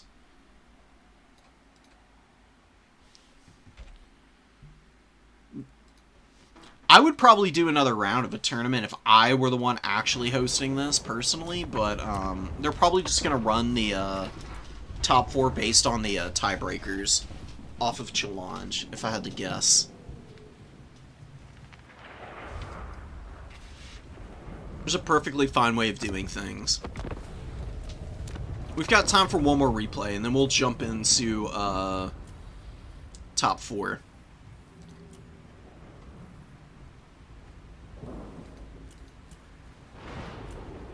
What do we want to watch here? We haven't seen either of these players face off today. So, yeah, Commander Peen. We got Blakeyaki. Alright, it's kind of a cool name. He's helming Dwarves versus Tomb Kings. Tomb Kings not very good against Dowie. Dowie are definitely on the weaker end of the spectrum right now, unfortunately. They just suck in melee combat. And Dwarves need some milk, dude. They are so vulnerable without their shooting available. You got a bunch of Thunderers here. You got Dwarf Warrior, great weapons, a Hammerer. I don't like Dwarf Warrior great weapons at all. I think basic Dwarf Warriors are always better. And they're not even a particularly good unit. Miners with blasting charges are definitely a good call against the Tomb Kings. All of their infantry, even their elite stuff like Tomb Guard, very, very low armor. Miners can get some great value just throwing in against the Tomb Guard and the skeleton spears and whatnot. We've got a big old Bone Giant back here. Bone Boy coming in with some serious heat. Actually takes 2 gyros out with 1 good shot. Deathcaster. I don't know why you're bringing death magic against the dwarves. I mean, Spirit Leech isn't bad against the Dowie Lords because they're low HP. I wouldn't be overcasting it really though. I mean, you can just run right up to this. Well, I guess there's a Thunderer line. Never mind. It's only 100 meter cast range. Overcasting it to get the extra range isn't a bad idea at all. Iron Warden's Hammer and Star Metal Plate, so this guy's perfect vigor, and he debuffs melee attack, Foe Seeker, and Stand Your Ground. Cut Stand Your Ground and Foe Seeker. None of those are really doing anything for the dwarves. The dwarves have plenty of melee defense. It's their melee attack being so low that gets them into trouble. That Bone Giant is owning these freaking Gyrocopters. Just took 3 more out with 1 shot. Disgusting, honestly. Huge value from that guy so far. Another shot, taking another gyro to the ground. Another Spirit Leech coming in here. Lich Priest is running away. Is this upgraded too? If you're within 100 meters, upgrading your Spirit Leeches doesn't do any extra damage, by the way. It just gives you better cast range for when you're getting zoned out. I don't think it needed to be overcast there, to be honest. Tomb Guard engaging Hammerers, huge loss here. It's going to be a very dead Tomb Guard for very little gain. Hammerers are just a wicked strong melee unit. They're one of the only good melee units the dwarves have. They're crazy expensive, though, honestly. Way more expensive than they should be, considering the Dowie are just slow as hell. Right, dwarves are good in land battles, but in domination mode, because of how slow they are, they just get outmaneuvered easy peasy by most factions. Chosen of the Gods are hammering the Thunderers. There's no artillery coming out for the dwarves either. The enemy has captured one of your victory points. One Dowie cannon would be really strong here. I mean, you could hit the Bone Giant, you could shoot at the Chosen of the Gods, you could shoot the Skeleton Horse Archers who are just maneuvering around, poking your gyros down. All these Thunderers are in danger because the Chosen of the Gods are also on the field, and these guys are amazing at killing other ranged tools because they have the little airburst projectile bows. They fire these off and they explode right above the heads of whatever they're shooting at, and they do disgusting damage to stuff like infantry and monstrous units. Firing from enfilade too, so that just means that the entire flank of the Dowie unit is open. So as the Chosen of the Gods are firing in here, their projectiles are bursting overhead and spreading the damage out more efficiently along the frontage of the entire Thunder unit. Thunder is about to get shut down by the Skeleton Spearmen here. Bone Giant is up on top of the Hammers. Hammers are going to get great value, but I don't think they're going to be able to kill everything here. You see the Dwarf Warrior Great Weapons are just losing to a bunch of garbage. This is why they suck, dude. I hate that it's the case, but Dowie needs some milk. They need higher melee attack on all of their infantry if they're ever going to be a decent faction again, because they just cannot do anything otherwise. Longbeards don't have enough melee attack. Dwarf Warriors don't have enough melee attack. Miners certainly don't have good enough melee attack. You can't spam Thunders out, or, sorry, Hammers out, because they're too expensive, so Dowie just go for these big shooting lines. If their shooting goes down, they just auto-lose. And I just don't think that's great. I would love to see Dowie be able to do something other than just bow line and gun line every game. It makes them really predictable, and it also just makes them stupidly weak against everything, basically. If the faction they're facing off against has even vaguely decent infantry, the matchup starts getting really, really unworkable for the dwarves. A little surprised there have been no chariots. Skeleton chariots are really good against dwarves, because chariots in general just roll over all of the infantry that the Dowie throw out. Even if the chariots don't have AP values, they're still very effective against the dwarves. And there's really not a lot of counterplay that the Dowie have against those things, because Slayers get destroyed by chariots as well. They can't stop the momentum of the chariot charges, and they have no armor, so Slayers just get rolled up by chariot play too. There's too many vulnerabilities to them right now. It's not like Block is even playing poorly. There's just a few things he needs to do differently. Thunderers are not bad, but they have LOS problems. Most of the gun units in the game do. The only gunline unit that you want for the dwarves is the Grimdelvers. Grimdelvers are really strong. They can actually get some really solid value if you use them defensively and just rush them forward to blast a overexposed single entity like Khalida, or maybe they can like sneak around the flank and pop the Eyes of the Desert with a volley or two. Stuff like that can get them some value. Most of the time, though, we'll pop out of... Let's just go ahead and pop out of here. I mean, the Dowie have been completely tabled, man. Blocky is...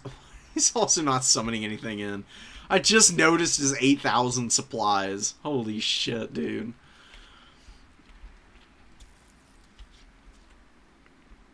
That's really painful.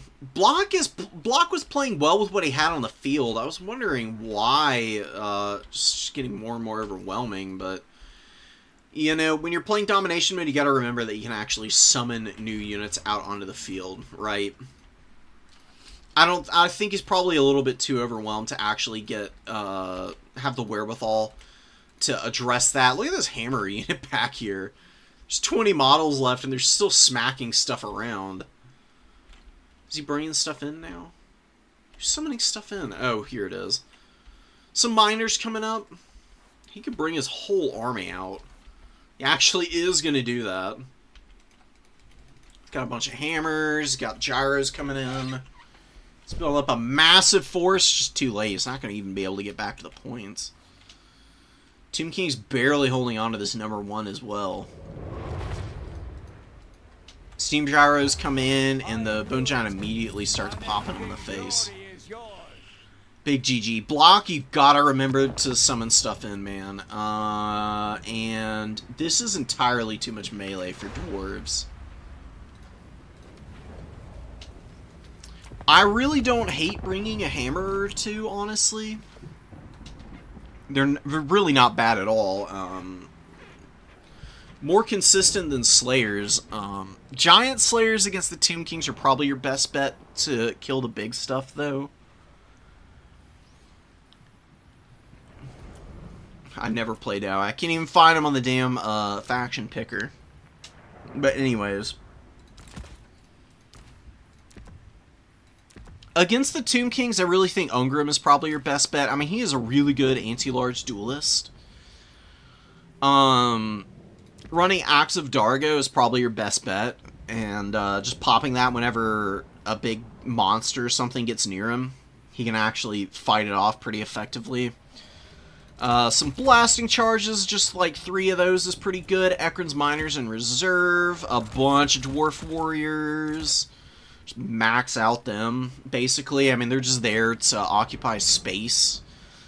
Never, ever bring Dowie Great Weapons there. The worst unit in the game, almost. Damn near, at the very least. Grim Delvers for the middle of the formation, just to shoot any big monsters or chariots trying to push through. Got to do Kislev's best impression of Wood Elves. Hell yes, dude. Dude, Kossar spam's pretty good. It's really not that bad. Get like 4 Rangers, and then with 1,000 gold, get a, probably just an Iron Drake with the Troll Hammers. Just upvet those guys a couple times, so they fire a little bit quicker, and they have slightly better leadership and melee defense, so they survive a carrion diving them or something. You don't see Dragon Slayers as much as you used to. I do actually think they're worth bringing here, though. Just double Dragon Slayer in reserve, and you bring him out when you find an opportunity. Where the hell are the hammers? Yeah, here they are. They're 1,200 gold. Why are they so expensive, dude? Hammers should be 1,000 gold. Don't at me. If they were 1,000 gold, they'd be an included unit in every single Dowie build. So get one of those. I like them still. Get a cannon. Seriously, cannons against Tomb Kings really strong. You don't need the steam guns. If you need to kill chaff, then you bring the brimstone guns. You've got to shoot with your Iron Drakes and your Rangers to kill big stuff. Grim Delvers as well. The steam guns just don't have the DPS to do it in any kind of reasonable time. Skyhammer Squadron is a really amazing unit. Bombing runs are wicked strong. Plus their machine gun does some pretty nasty damage to single entities as well. Well worth the price you pay for them. Even cut the Dragon Slayers and bring the Skyhammer Squadron. A couple Slayers ain't bad, although against the Tomb Kings, you probably go for a couple Giant Slayers instead, because they just do better damage. Huge bonus versus large. Just keep them away from missiles as best you can. That's what your Rangers are for. Rangers are there to kill Skeleton Archers and Horse Archers. Cannons to kill Chosen of the Gods and shoot at Bone Giants and whatnot. You just try and push the Tomb Kings off of the objectives, and you just play for caps. Your bodies are more resilient than the Tomb Kings' bodies are. Should be able to outlast them in most situations. Really are going to be pretty reliant on that fact. It takes a long time for you to clear anything off of an objective. You cannot get pushed off early as dwarves, or you're never going to get to touch points again because you're just so goddamn slow. I mean, dwarves waddle to points at an achingly slow pace. At best, 40 foot speed is what you're looking at with your Slayers. Everything else is sub 30 even. I don't think there's anything other than the unarmored stuff that can get there. Yeah, ouch. That's pretty rough, dude. You can go for Iron Drake spam or something in the back. But honestly, probably just some Longbeards just to get up there and hold the points and be ITP infantry units. Basic Longbeards with the shields, durable, hold pretty well, crazy high melee defense. They're fine. They're fine. I just don't like dwarves. I don't like the spot the Dowie are in. It just sucks, dude. They need buffs bad, and not buffs on their ranged pieces. They need buffs on their melee infantry, who are just absolutely abominably bad. I mean, it's one thing to be slow, but also terrible at doing damage is unacceptable.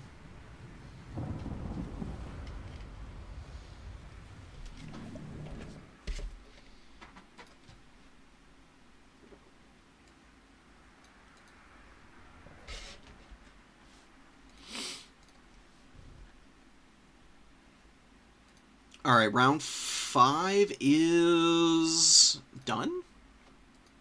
We got one more game being finished, I think.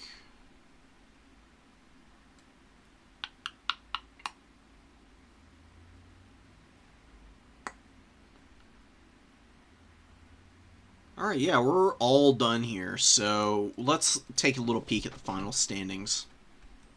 I don't think there's going to be any playoff round. Challenge has pretty intensive tiebreaker settings. I would guess that Hattie, who's usually hosting, is just going to run it based on this. Damn, Fly, did you not? Are you not advancing to top 4 because of a bye round?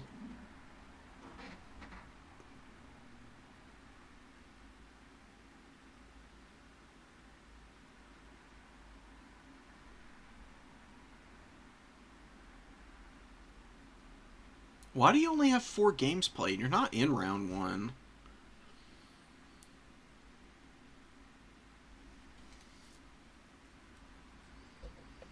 R.I.P. I'll do your match against Greenskins, though, for sure. That will be a really good showcase for Zinch. But we'll need to do that after the semis and the finals here. DM it to me, Fly. That way I know that I've got it, and it's not just mixed in with all the other shenanigans that people have been posting in the main channel.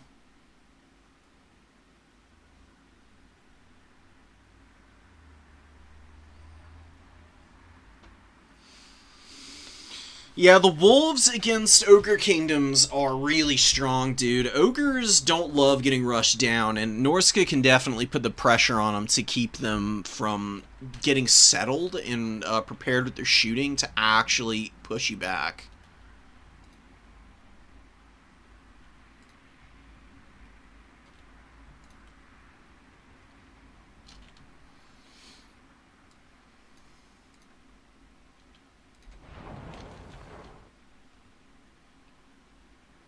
I don't think I've seen anybody use a Fimmer Noble yet, to be honest. If you can show me some Fimmer Noble play, I would love to see that. That would be really cool, Ghost King. I don't know if you're actually making it into top 4 or not, but if you are, I want to see it. Show me some Fimmer Nobles.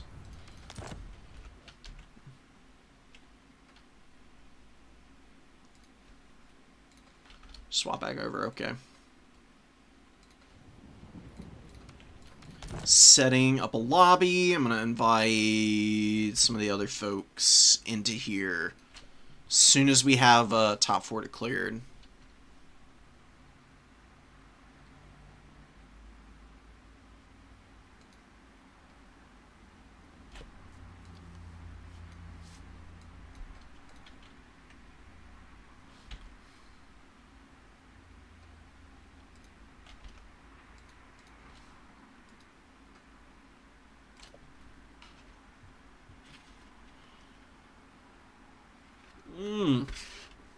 Alright, finally we can get Glup in here.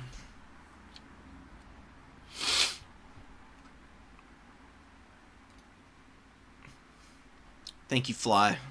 I think I do have that one downloaded, but thank you for sending it again, just in case.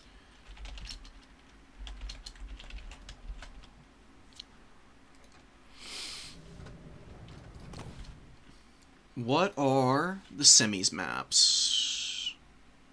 Haunted Vale.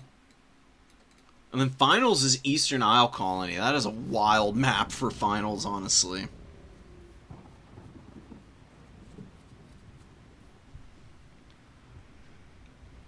Okay, used him in Counts and Ogre Kingdom. Oh, and dang, you used him in 3 games? That's crazy, dude. Alright.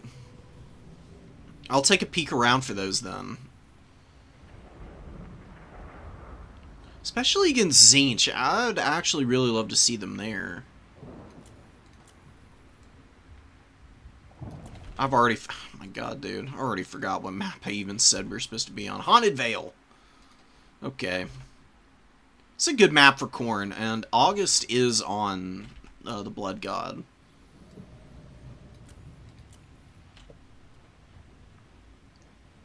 You play the forested objectives as Khorne. You like play out over here where the forest and the shot blockers are. And try and hold in the trees and keep your opponent off of the point after you cap it early, and then you play off the middle usually. That's one of the better ways to go about it on this map.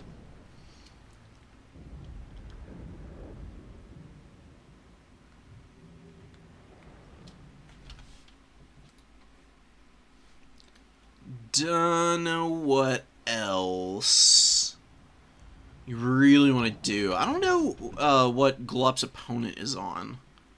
Oh no, this is the oh god, this is the Empire player. Holy crap. Okay. Empire versus Khorne is really tough for Khorne.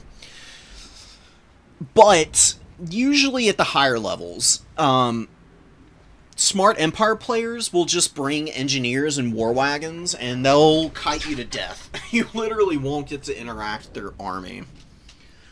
The engineers have really powerful repeating rifles that actually clear Chaos Warriors pretty hard.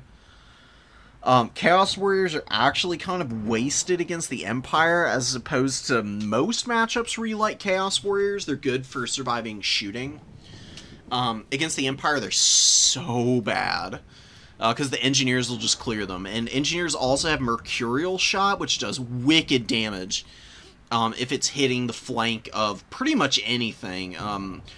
Minotaurs, Fleshhounds, Furies, Infantry. It's gross. The Engineers give the Empire a really easy time here.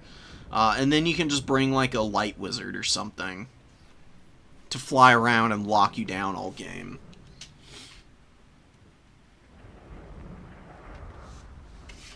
This game is going to be a test of Glup's patience. If Augustus can stay back, stay disciplined, and utilize the terrain to his best possible advantage to avoid a lot of the damage, maybe he's going to be able to find a way to win here.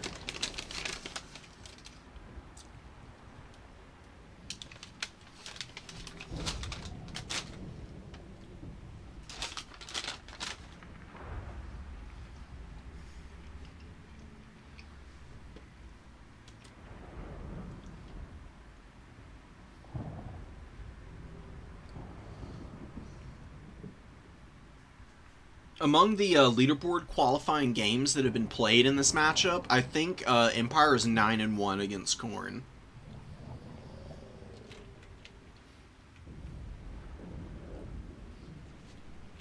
Which, I mean, I don't need to tell you, it can't get much worse than that.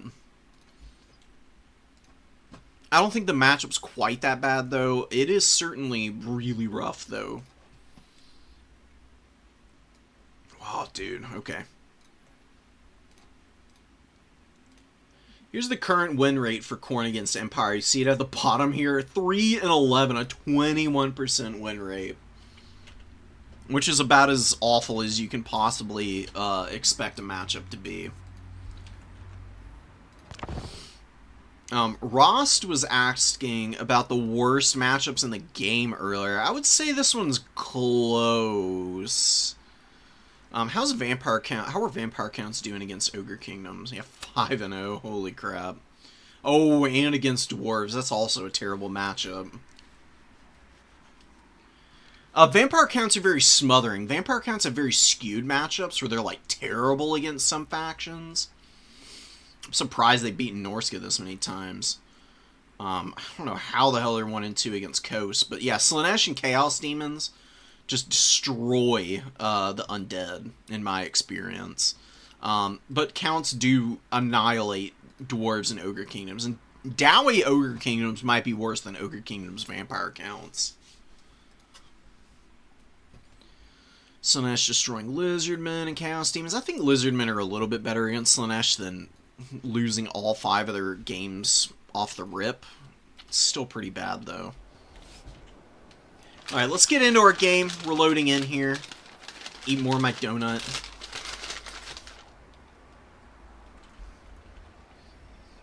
And we'll talk about the army a little bit.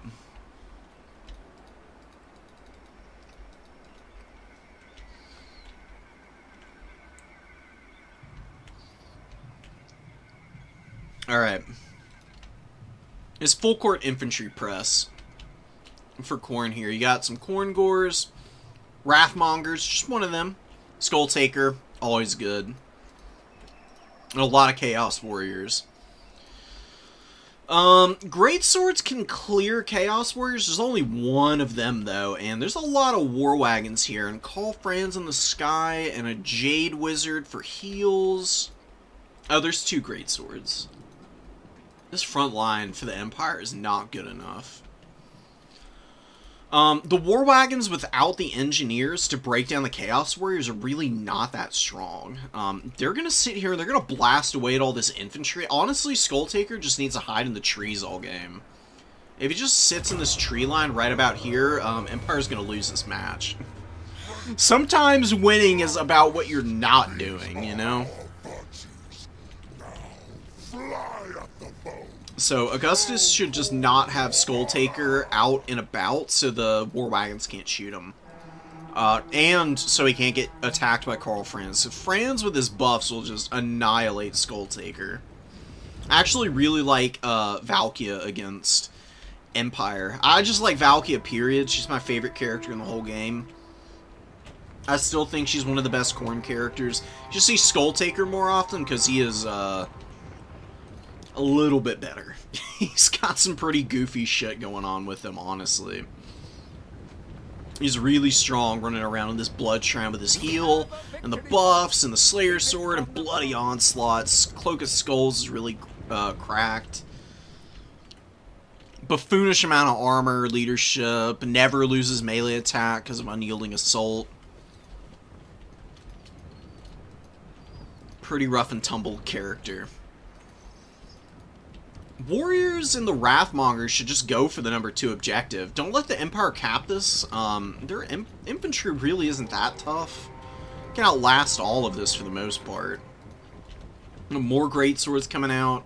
So where's some, got some Furies coming in. I'd really like to see some Bloodletters. I love Bloodletters against Empire, actually. Because people love bringing Great Swords nowadays. Just like 1 or 2 Bloodletters against the Empire can clear them pretty quickly. Bloodletters beat every comparable anti-infantry melee unit in the game. Far and away one of the most cost-effective options. Franz charging down the Marauders. Marauders, you know, gonna dogpile in on the Great Swords. Marauders over here attacking the State Troopers. Same here. This fight is way too fair. And Augustus is not skirmished enough. There's not been enough damage done to any of these frontline units for my liking. Furies are flying overhead. They're going to be trying to dive bomb on top of the War Wagons, I would guess. Empire Knights moving in. Franz misses his charge. Oh no, he missed the charge onto Skull Taker. And there's a Chaos Warrior underneath Skull Taker now.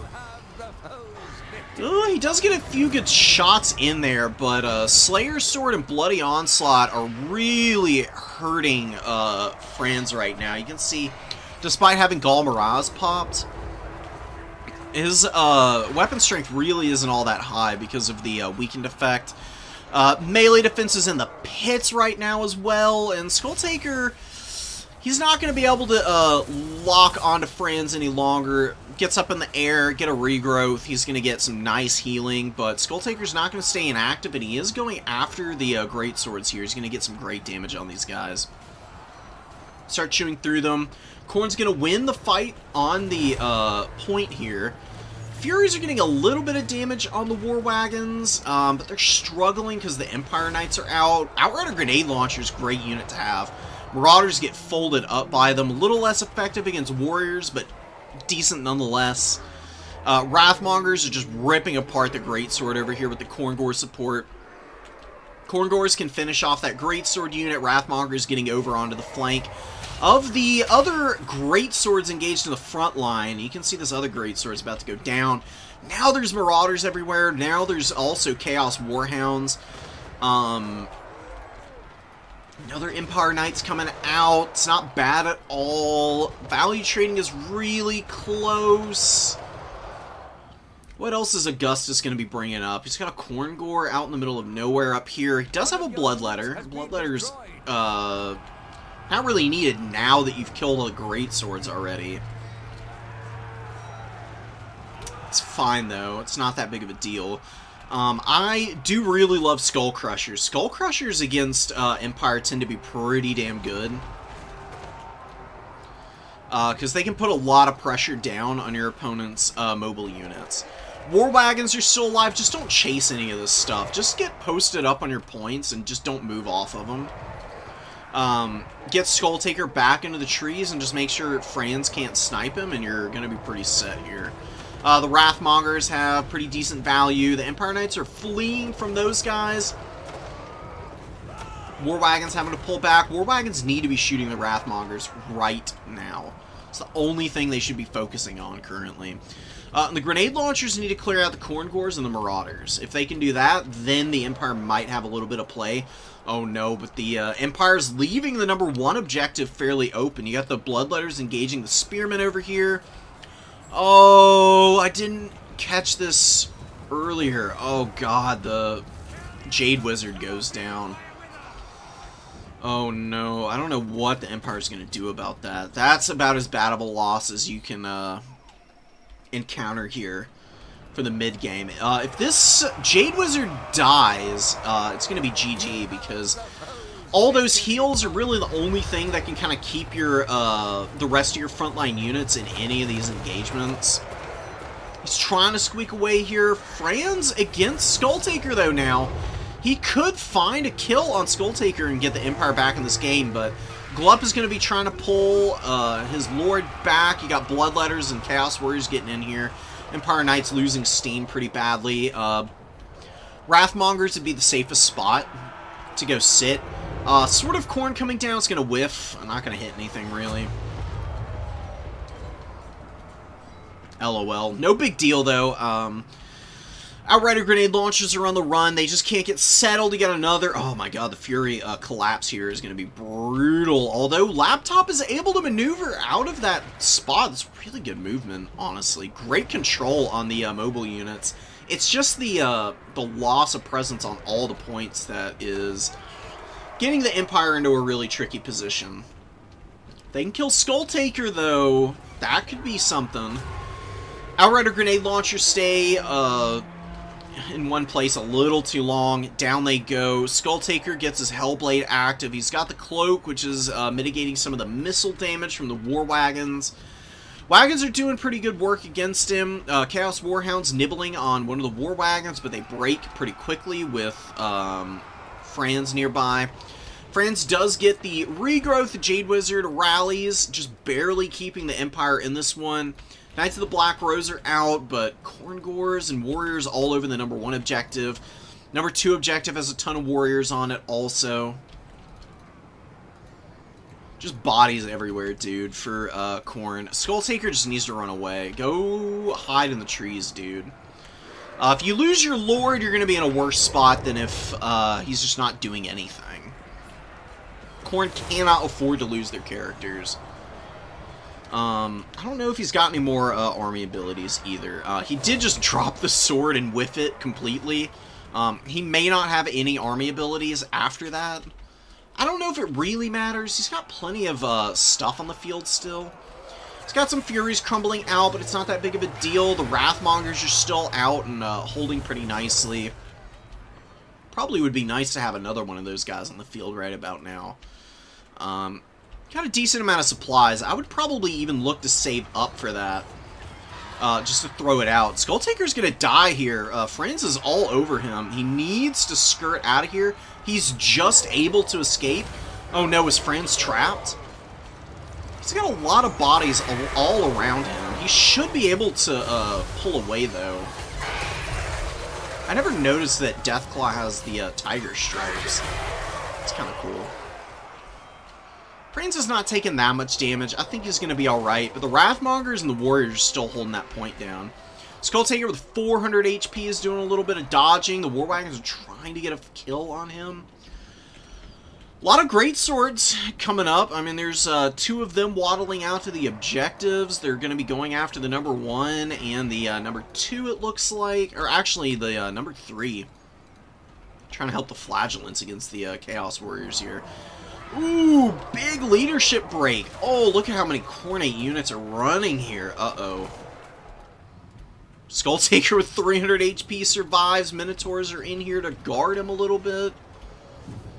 Empire is hanging in here.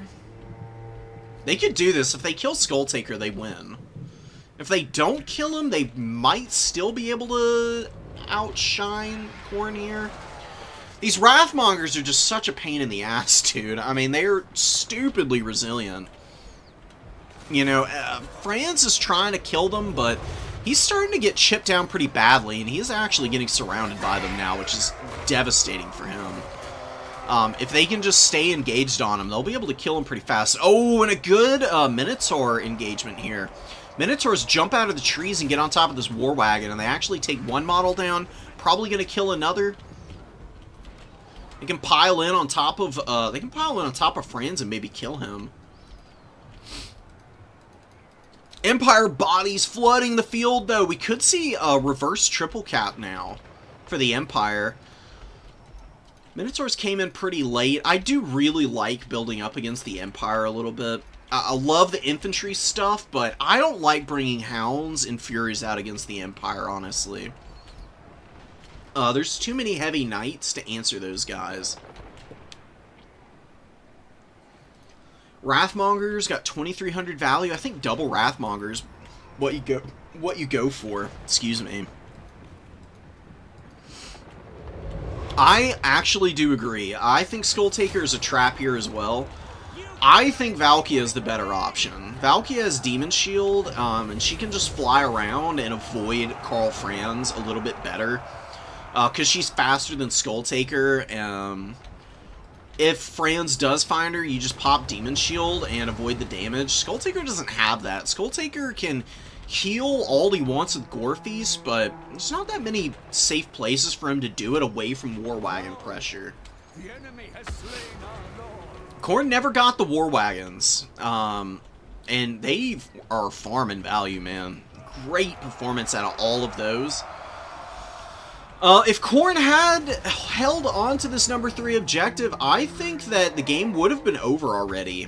And the fact that the Empire was able to steal this number 3 objective and then eventually grab these other 2 outside points, I think is going to give the dub here to Laptop Owner. Oh, the Marauders run away. Marauder leadership sucks, dude. Especially once the leadership penalties come in for Lord Death. I really don't like them against Empire at all. I think you just don't bring any Marauders against them, to be honest.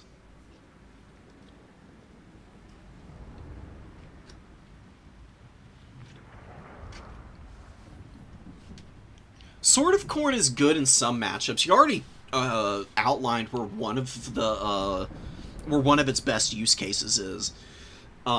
Sword of Khorne is great against the Skaven, because the Skaven always bring bodies, so if you can get Sword of Khorne cycling against the Skaven, oof, it is grody how much damage you do with it.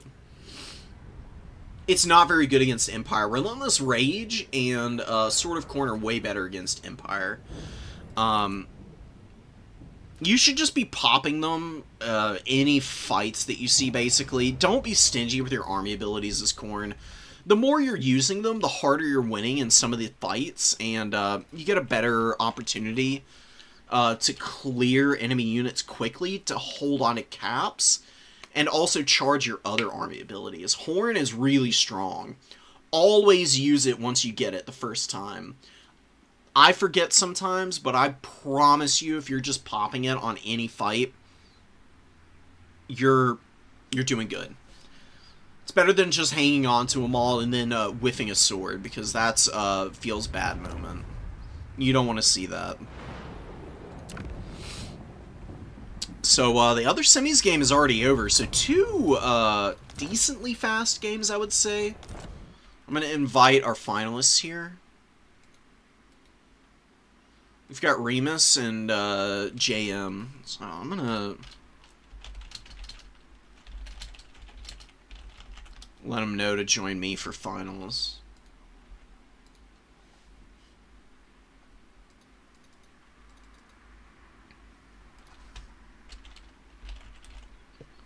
I don't even know what Remus is playing, dude.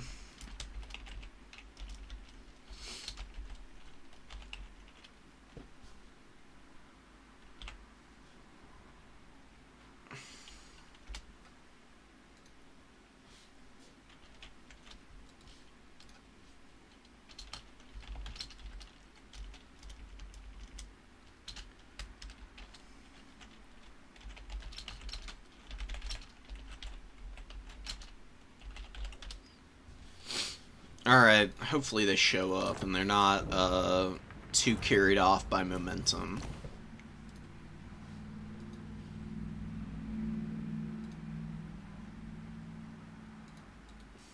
I'll message Remus as well.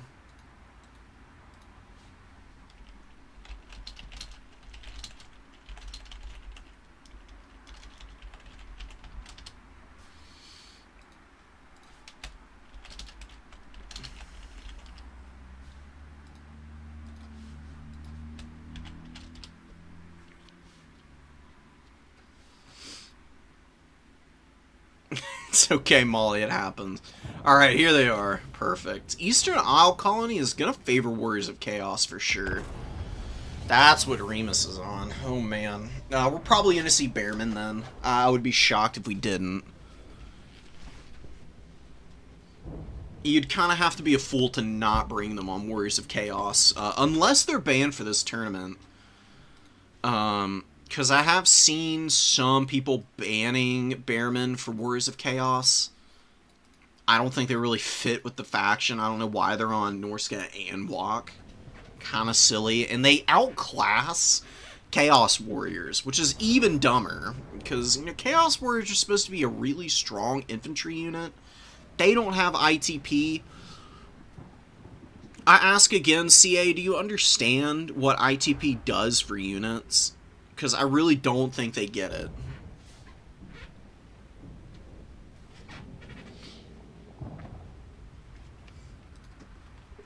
Empire has ways to clear out Bearman more than other factions do, though.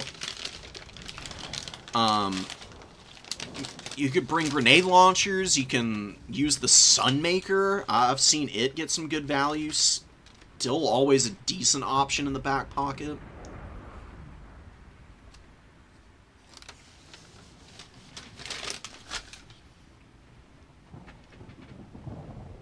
It's going to be tough for the Empire, but the last few games I've seen at a laptop, he's been cooking, so I think he's got pretty good odds to take this tournament here.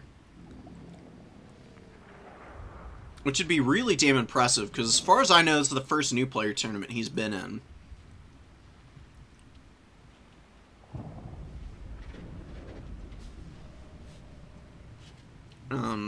I haven't really needed to give him any advice, really. He's played the Empire very, very well. The only thing that I would have recommended is the engineers against Khorne. That's just a build thing, though, and that's just a personal preference, because the last thing I want to see is Khorne against the Empire is the double engineer with shot and restocks. Thanks, man. I'm glad you're having fun. That's the whole point. Wouldn't be doing this if I wasn't enjoying myself, so I really love watching the new player tournaments because I feel like I learn a lot from watching new people play. I see units work all the time that I underestimate consistently. It gives me inspiration for new builds and new factions to learn more thoroughly. And it's just great to be able to impart, you know, some basics and a few more advanced, like, positioning things that I feel trip up new players the most. That's usually the biggest thing, is learning how and when you need to take fights and where to avoid them.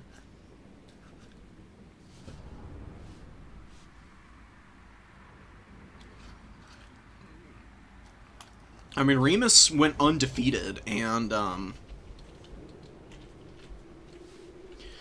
I would expect him to put up a really stiff fight here. Excuse me, by the way, guys. Master Engineer on the Steam Tank, let's go. I love this guy.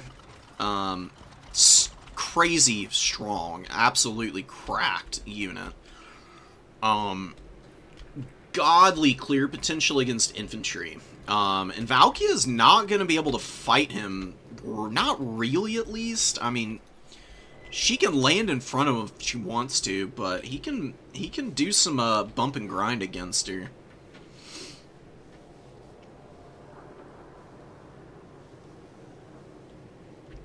Should have brought Valkia. Yeah, Valkia is generally better against shooting factions.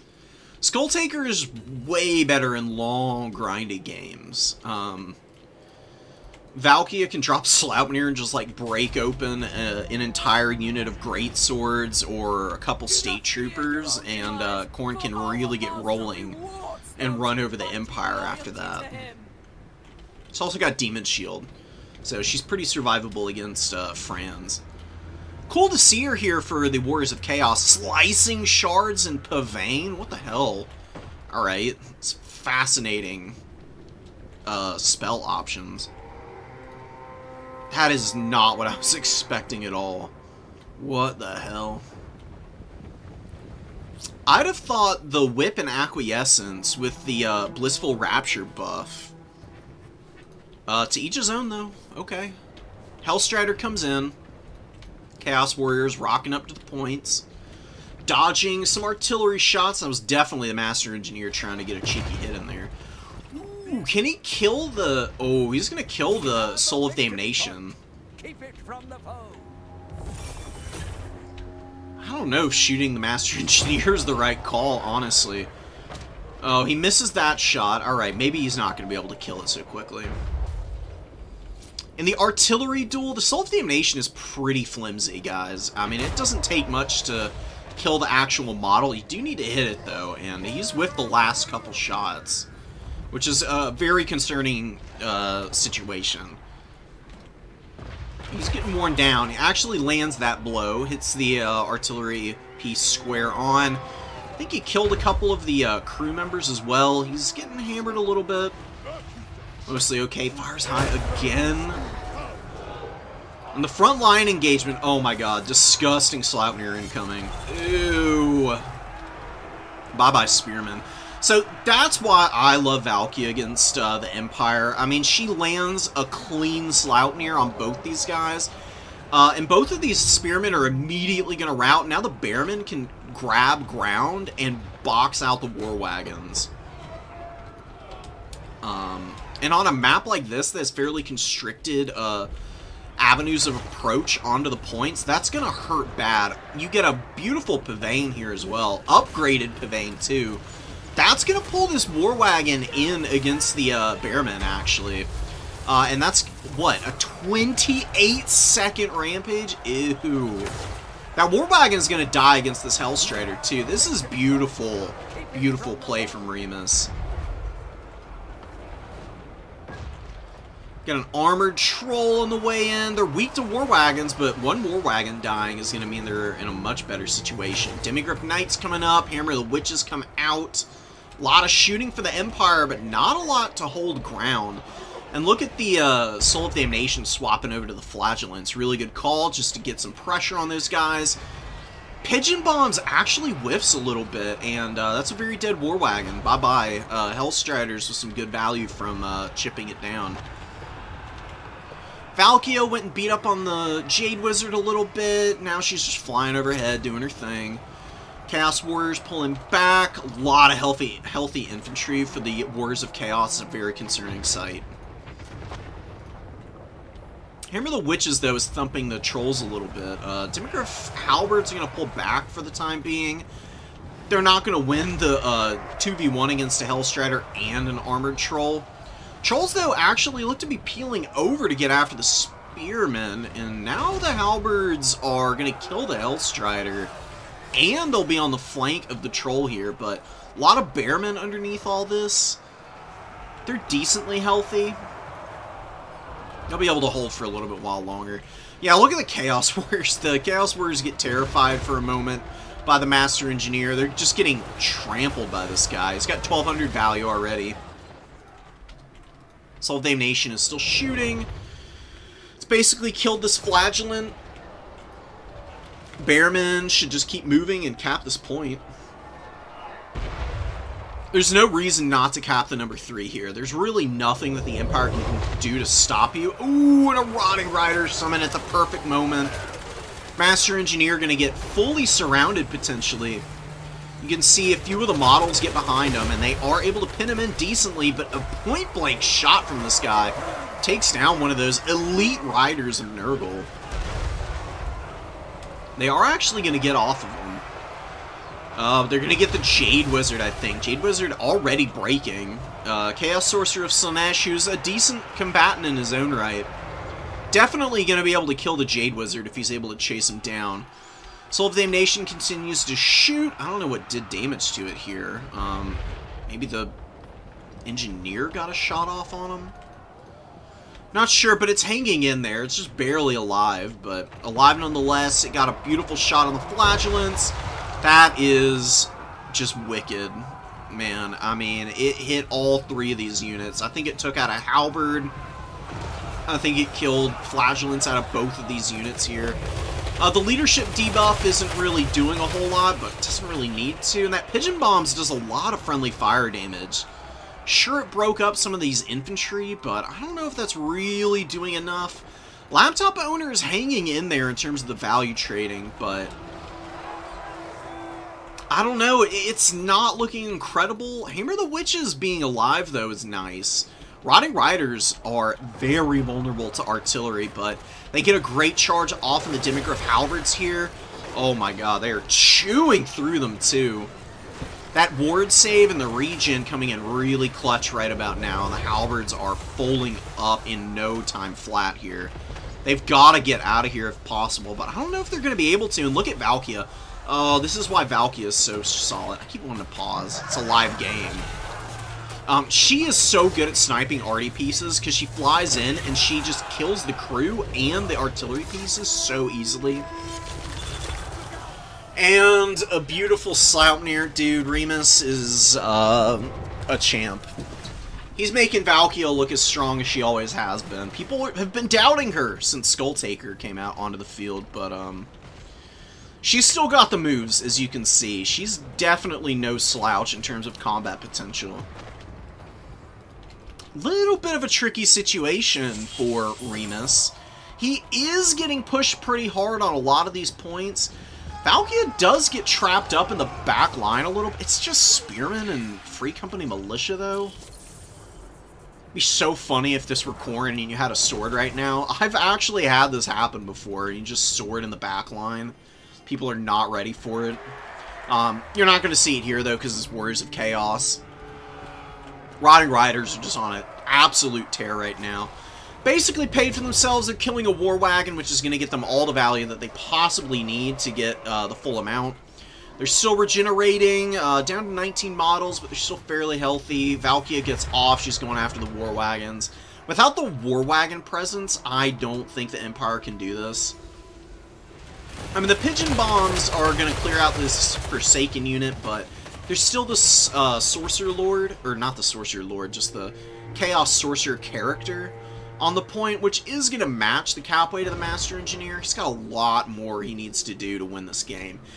He's got 3,300 value. That is totally normal for him. He is crazy at value trading. It's really, really kind of disgusting how good he is. But hey, I mean, that's one of the fun things about the Empire, is all their really strong characters give them some serious flavor. Chaos Warriors go into the middle, Forsaken and Hellstriders fighting the Knights of the Black Rose. I just stay here and continue this engagement. Rotting Riders should loop back through and try to just get out of there. I mean, they're down to 15 models. Oh god, they're stuck on spears now. Oh, is Laptop gonna find a way to win this game? If he loses this Knight of the Black Rose, it's gonna be tough. An Exalted Hero with a Hellfire Sword comes out. Wowee, okay. And the Jade Wizard is still popping regrowths like candy on this Master Engineer, who is just absolutely dominating this mid to late game. He's cleared out so many infantry.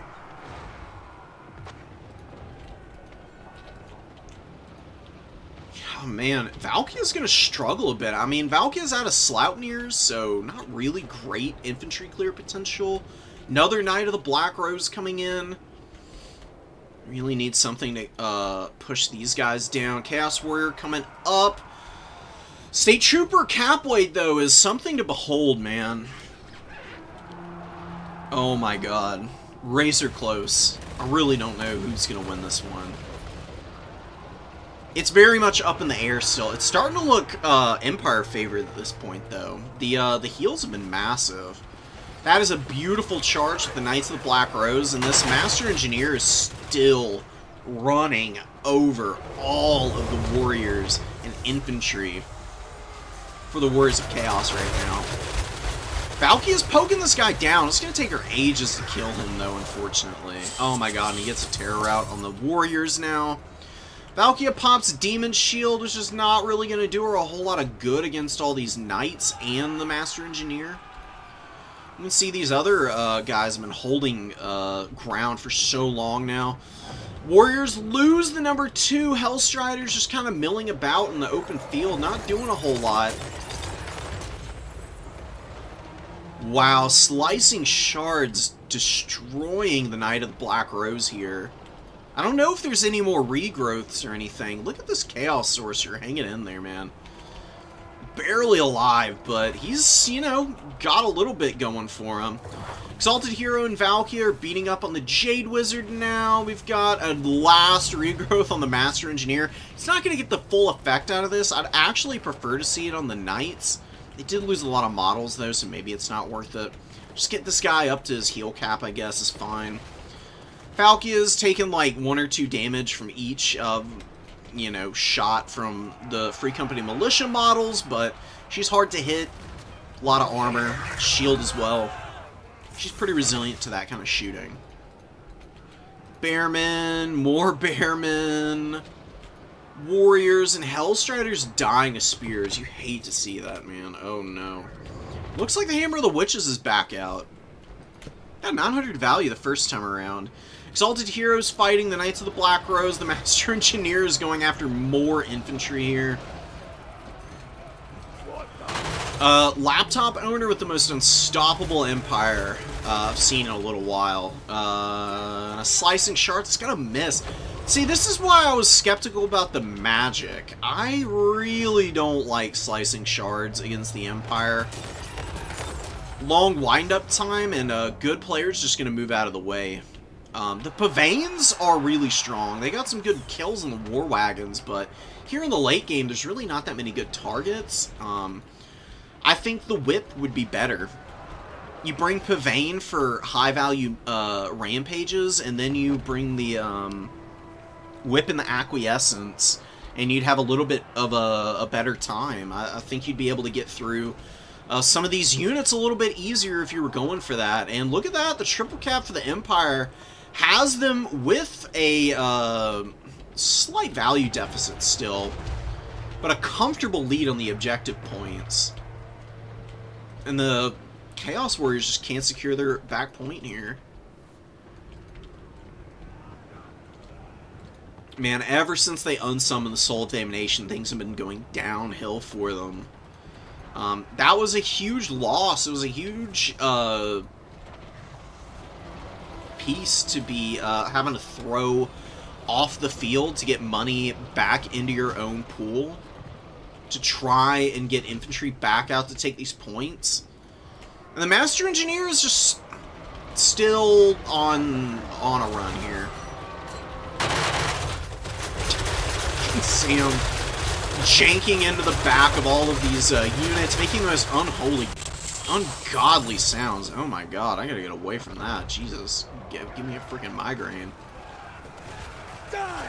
So he's playing bumper cars with the infantry, get another slicing shards out. This flagellant unit not going to be able to dodge. How much damage is this going to do? Oh my god, they are seriously going to get out of the way. Damn near. It's pretty nice damage, but I still don't feel like that's the best thing to go for. Yeah, and ouchies. Valkyrie with 3,000 value in her own right, but this Master Engineer with 5k value. You know what? You can bring throwing axes if you want. Guess what he's got, though? He's got this directional shield. 70% block chance from the front. You have to be on the back if you want to chip him down. He's going to run over some Marauders. The Marauders might rout here in record time. These guys are not going to like this fight. The Exalted Hero does not have AP to get through this guy. I really don't know why you're bringing a basic Exalted Hero. Maybe you're not expecting the Master Engineer. I mean, he's not a very common sight. It's definitely something you really have to respect. Oh, and the Rotting Riders were off in the woods somewhere, completely unnoticed. Oh no, not unsummoning them was a big mistake. Really could have used them coming back in at the end here, maybe, to try and clean stuff up, although they were pretty beat up. Unsummoning them, you're not going to get many supplies back, so I guess keeping them out to regen and come back in is fine. Just hate to see that, and that's going to be a win for the Empire. The Wars of Chaos get triple caps, and they just can't, they can't kill the damn tank, and they can't regain the objectives in time. They had a little bit of play going at the end there, but this Master Engineer, 5,400 value, just hard carried the game, dude. Honestly, nothing else in the Empire even did all that great, other than the War Wagons. That's all you need, though. Hey, just one big centerpiece unit that actually carries its weight. Beautiful. Oh, and a Dreadmaw in reserve. No. Dreadmaws are bugged right now. You can't bring them in reserve. They can't unburrow if they come out of the deploy zones. It's a very silly bug. Please fix CA. Cut this Dreadmaw and get, like, another Armored Troll, or maybe another, like, Marauder Horseman or something. 2 Hellstriders, Rotting Riders. I don't know about this Exalted Hero either.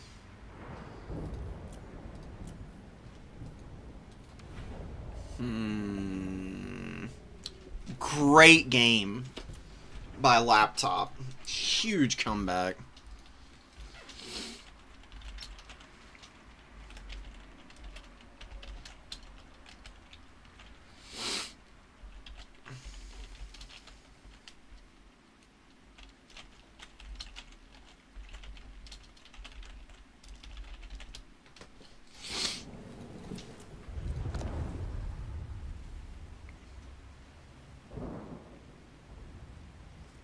Yeah, the resources used on the steam tank was definitely a little bit of a problem, but I mean, what are you gonna do? I mean, it's not like there was really any, it's not like Remus was screwing up by attacking it. He was going after it as he was cleaning up infantry, and some of these other Empire units that were on the field. Really, it was just the Master Engineer and the War Wagons on the field at one point. He was cleaning up the War Wagons and using Valkia and the Sorcerer to go after the steam tank for a minute. They just couldn't do enough damage to it, and this guy was just getting fat regrowths over and over again. I think sniping the Jade Wizard is what you gotta go for. Almost got the Jade Wizard at one point, but the fact that the Jade Wizard escaped and was able to start healing up the Master Engineer was the death sentence, I think. Because this guy heal capped. You can't let that happen. And Molly is right. You cannot avoid the steam tank. It is fast as hell. It says it's 40 speed, but that's 40 speed all the time, because this thing has a buffoonish amount of mass. 5,000 with the way that it maneuvers around, it's enough to push through anything. It does not slow down. It's always killing models. The Bearmen and the Chaos Warriors held up okay. The Chaos Warriors are the weak point here, as well as the magic choice. I mean, that first Pavane was great, but none of the slicing shards, other than one, kind of, got good value. I think you'd have been better off going for the map-wide buff, honestly. Where the hell is it? Sorcerer of Slaanesh. Cut all these shenanigans. Bring Soul Feeder and Blissful Rapture, and that's it. Acquiescence, Pavane, and Lash. And run around on maybe the Demonic Steed. I think you put him on the Demonic Steed so he's got a little more punching power. Just in case there are characters, because this little danger noodle that he's on has a ton of melee defense, makes him very, very durable, in conjunction with the heal that he can give himself just by popping cheap spells. Pavane is for expensive stuff and options to, rampage War Wagons to death. Would the tank have done more damage if it had been ignored? No, it would have done the same damage. It just does. It just does whatever your opponent can do with it. The stank is just an unstoppable nightmare, honestly. I don't know why people don't bring it more. To be quite honest, I think the stank is the best Empire Lord, and I don't think it's really particularly close. This thing dominates in just about every matchup. I mean, Pigeon Bombs is goated because it's like Searing Doom but better, and it just devastates Cavalry. Cavalry are like one of the few things that can surround the Master Engineer and do damage to him. He's got an infinite ammo grenade launcher on top. He's got the cannon on the front. He fires while moving for both of those things. He controls so much space. It was a brilliant pick on that map, by the way. Without that steam tank commander, I think Eastern Isle would just be an auto lose for Empire. Valkyrie was a great pick. She just couldn't kill him by herself. Rotting Riders got worn out eventually. I'm trying to think of what you could bring that might be able to kill him. Ooh, maybe a Chimera was the way to go in reserve. I don't even know about the Soul of Damnation against the Empire. I don't think you need the pressure from it, to be honest.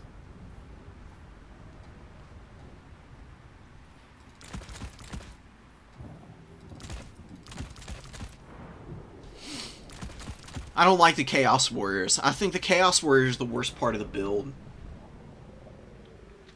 I think they actually hamper your effectiveness.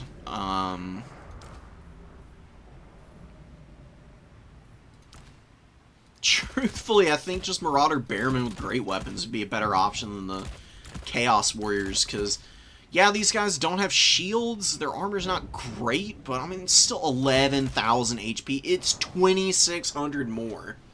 Plus ITP.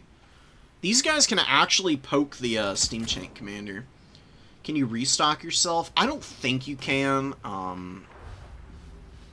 If you can, that'd be pretty broken. From what I remember, it's restricted to allies only.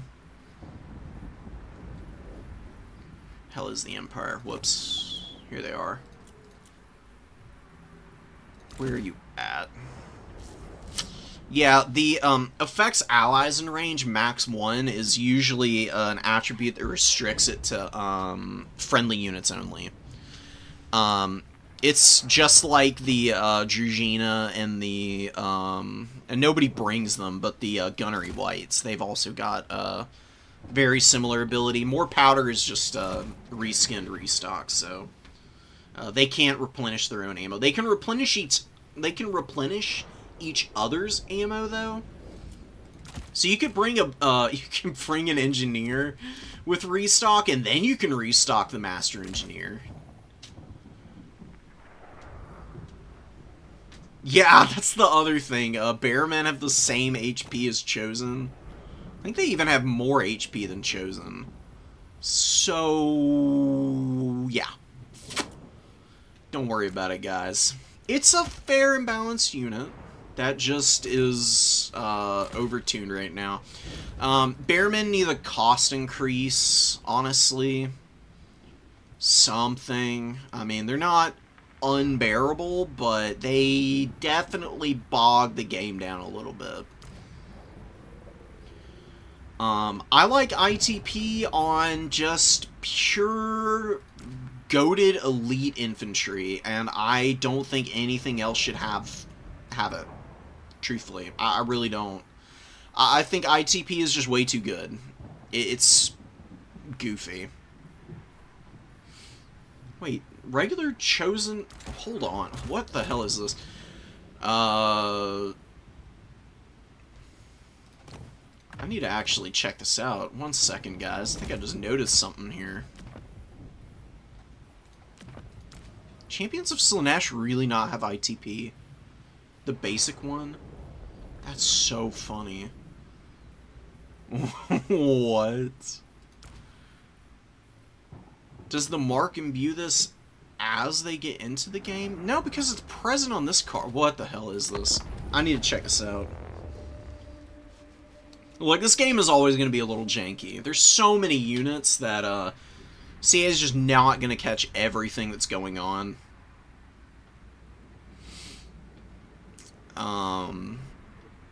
It's up to the multiplayer community to catch them on some of these really silly mistakes they make. Just get this guy over the hill and see what's what. Oh, he's on foot. Whoops. I just want to see if the champions actually lack ITP despite having the Marcus Slaanesh. Oh, here they are. Wow, they really do not have ITP despite the mark.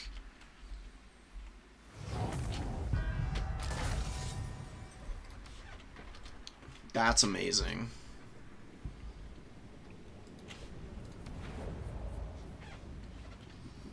Okay, well, good to know. I mean, nobody brings those guys, really.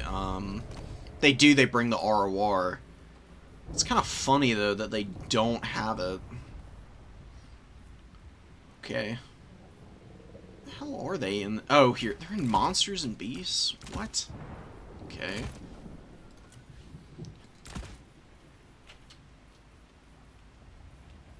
These guys are unbreakable. That's probably why I never noticed, because everybody always brings the Pleasure Guard anyways. Okay.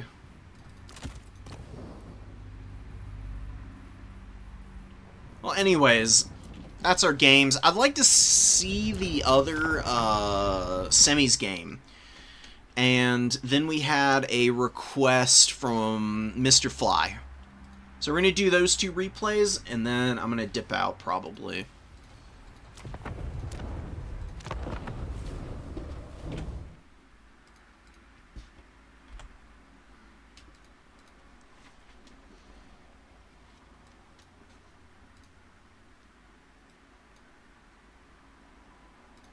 already got it downloaded. Got lizards. And Warriors of Chaos. So let's see how Remus got into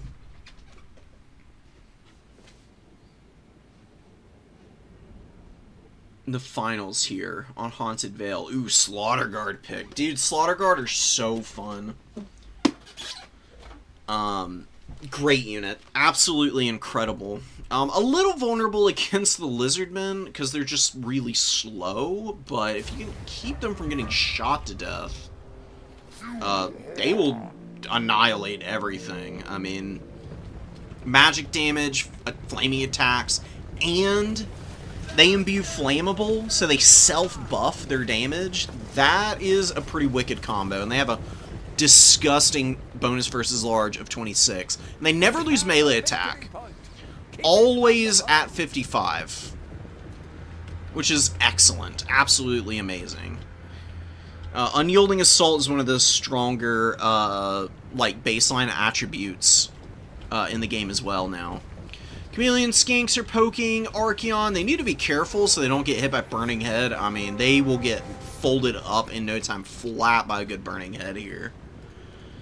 Bearmen pushing up. Of course, you're seeing some of them. Hard to not go with ITP infantry. And you got the three Chaos Warrior Halberds. And the Slaughter Guard just going to go right for the points. Nothing to stop them, really. Hellstriders coming in from the flank. Chameleon Skink got to move now or they're going to get caught out real bad. There's no mass to stop the Hellstriders from getting them to... Uh-oh. God, Chameleons are so squishy, man. Any light cavalry that gets them is basically going to get a kill on them.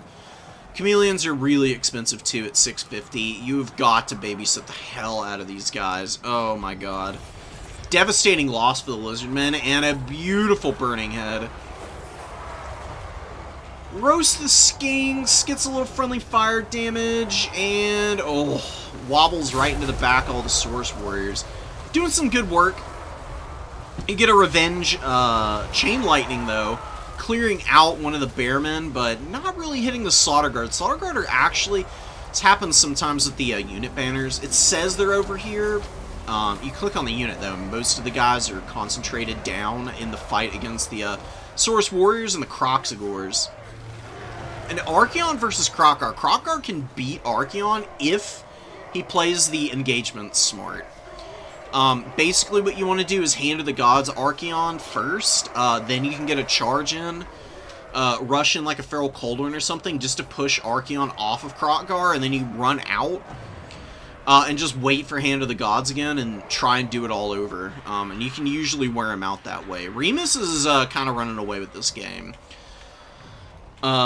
Hellstriders took down one of the Chameleon Skinks. You see a lot of the cohorts and the Saurus struggling here with all the crazy HP available to a lot of these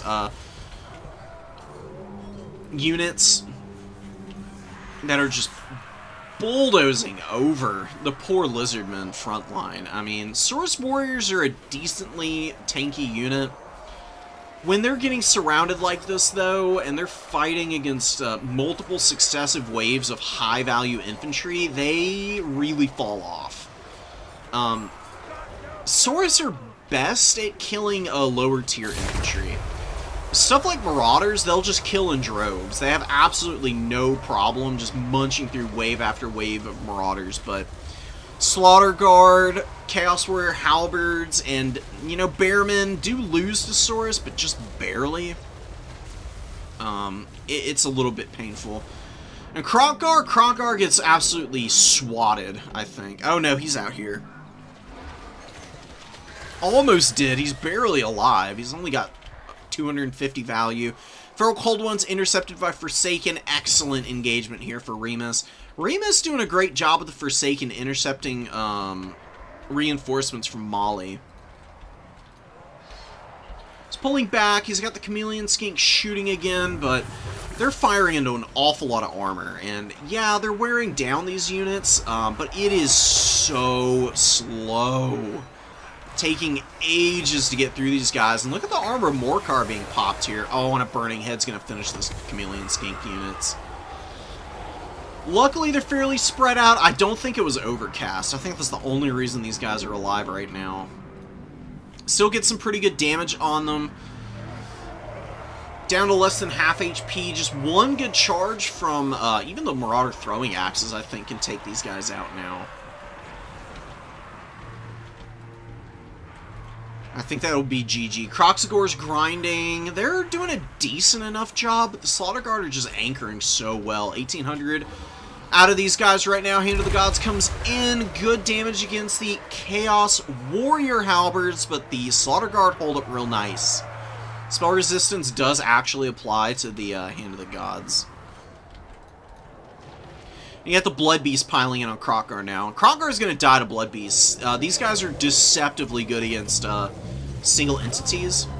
Usually kill them outright, which is really rough for the leadership on all of these Lizardmen units. Croxagors look like they're about to break. The Slaughter Guard are still hanging out here with 1,800 value. They just managed to pay for themselves. They've still got 2,500 HP. That is a surprising amount. They might even be able to beat this, they could probably beat this whole Skink cohort with no problem, in fact. If they get completely surrounded, they'd go down pretty fast. But, Blood Beasts are getting in on the flank to help out. Throwing axes are chipping down some Feral Cold Ones. It's looking a little thin for Remus on the battlefield, but he's saving up a lot of supplies right now. He's got just enough in here that he's outlasting the very tattered Lizardmen remains. The only reason it looks like the Lizardmen have a little bit more is because all the Skinks they have. Skinks fall off really badly once the leadership is dead. They go down to 45, which is troll levels of leadership. Don't want to see that ever, ever, ever, ever in your games as the Lizardmen. Ooh, Burning Head on these guys too. Oh, flush on them as well. And it's going to hit the Chameleon Skinks, maybe. Wobbles out of the way a little bit, but ends up getting collateral damage on the other Skink cohort. Going to keep them on the run. That burnt effect is really hurting them. The Terror Route from Archaon's going down. He's going to find the Skink Priest as well. And poor little guy, he's done okay. He's got 1,100 value, but don't want to see Archaon getting engaged in melee against him. Colossodon Hunters could get Archaon here. He's a little out of position, but Forsaken are close enough that they can get in. With their high weapon strength, probably take a decent amount of HP off these guys. Slaughter Guard are still alive, 2,000 value, 34 models. Oh man, and now the Colossodon Hunters are landing on top of them. No, please, not like this. They were rampaging, but now the rampage is worn off. Oh my god, look at them folding up right now. Yeah, double Forsaken will do that, plus the Slaughter Guard. 2,400 value on these guys. And you get a Terror Route on the Colossodons. Archie with 2,800 himself. You've got some Spear Riders being run over by the Throwing Axes who have skirmished down the Cold Ones and the Spear Riders, and now the Rotting Riders are out. I was imagining that's what Remus was saving up for. Really, really great late game tool to have. On the Blood Beasts, they didn't get their value back, but they did okay. I mean, that's good enough. They held for a while. They killed Crockgar. They're just running around with the few models they got left. They can probably get like another like 100 value with a good charge off. Rotting Riders cleaning up some Skink cohorts in the number 2, and it's just a triple cap. And it's just desperation summons. Like, all these Skinks coming out aren't going to get anything done. What would you do as Lizards here? Don't engage on top of the Halberds. You see all those Halberds, you got to start maneuvering away from them. Just get off of those 2 points. Bait your opponent, like, pull him towards the number 1 objective by centering your formation over it. Once he starts moving all the Bearmen and Halberds over because he wants to, like, cap, because Remus is playing very aggressively here. Once he starts moving all of his units over, just leave. Just walk away with all your Skinks, Saurus, and Croxagors. They're all faster than those units. and just push around and try to position your forces so that they're cutting off his path back over to the outside objectives. And then bring out some like Razordons or something. You really need Razordons against Khorne and Warriors of Chaos. They can be a little hard to protect, but I promise you they're worth it, because they shred halberds. It's your best bet against them. You got rid of the Chaos Warriors, fine. They weren't the problem. The Slaughter Guard were the big issue. Your opponent had a critical enough mass that he was able to keep those guys safe and protected, and allowing them to just grind you down is just a big oof. You know, there's not a lot you can do about it. I don't like Chameleon Skinks against the Warriors of Chaos. Basic Skink Skirmishers do about the same. Krotgar's fine. Skink Priest with Chain Lightning is a really good call, actually. I love this guy. Chain Lightning is very good now. You just can't fight anywhere near the Slaughter Guard in melee. You have to kill them at range. If you can't do that, then you just have to avoid them. If you engage on top of them, you're just going to feed value to these guys. They are just impossible to kill in melee combat. Which honestly, you know, it can be very frustrating when you're in games, but it fits very well for Khorne, right? I mean, Khorne elites should absolutely be world beaters in prolonged melee engagements. So it is nice to see that they can actually do the damage they're designed to do.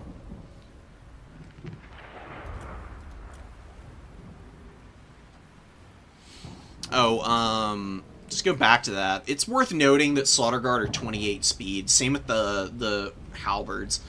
They really are gonna suffer tremendously against your much faster, like, skink swarms in terms of you getting good cap weight up onto objectives that your opponent is gonna have a much harder time, like, rallying to. He just doesn't have a lot in his army, right? It's fairly small. When you see smaller elite builds, that's when you start playing objectives instead of trying to value trade. Because it's going to be very hard to attack these very constricted lines of advance. And basic Kroxigors are just kind of terrible. I do not like standard Kroxigors, unless they have a lot of heal support, because they're just kind of weak, period. Sacred Kroxigors are almost always better. Honestly, though, cut these and bring your Razordons. Get 2 Razordons in here. Go for, like, a full kite build. Krotgar does synergize pretty well with kite play, because he's pretty fast on his horned one. He's got Hand of the Gods as well, which is a nice little spell. You just want to get that on Archaon, like I said. It does wicked damage to single entities when they're out in the open field.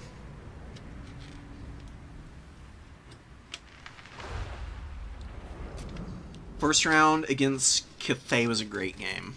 Alright, how about 2 more games then? We've got Roast. We've got Roast the Shroom. And then round 1 game between some Grand Cathay. Oh, and Lizards, it looks like. Okay. Sure. That sounds like a good set of games to round this off on. You're welcome, Molly. Like, you're going to be microing pretty sweaty, and Warriors of Chaos can throw you for a loop. They'll do some really wacky builds, but I do think that, on average, going with some Razordons is always going to work out decently for you, because, at the very least, you can still use Razordons to poke at Archaon. So these insects what it means to crush the masters of Missoul. Alright, a Cold Village and an Exalted Hero on foot is actually a pretty cool combo. Just all these guys running together is stupidly resilient. You got Tzeentch's Firestorm here, Twisted Twin for the buffs, with Spell Mastery and melee attack and melee defense as you're casting spells. Why wouldn't you bring this? And then a Cold. He's just going to be rocking forward. He's solid as always. Breath of Life makes him very difficult to kill. Perfect Vigor and nice solid heal. That has, you know, regeneration values without the drawbacks of regeneration.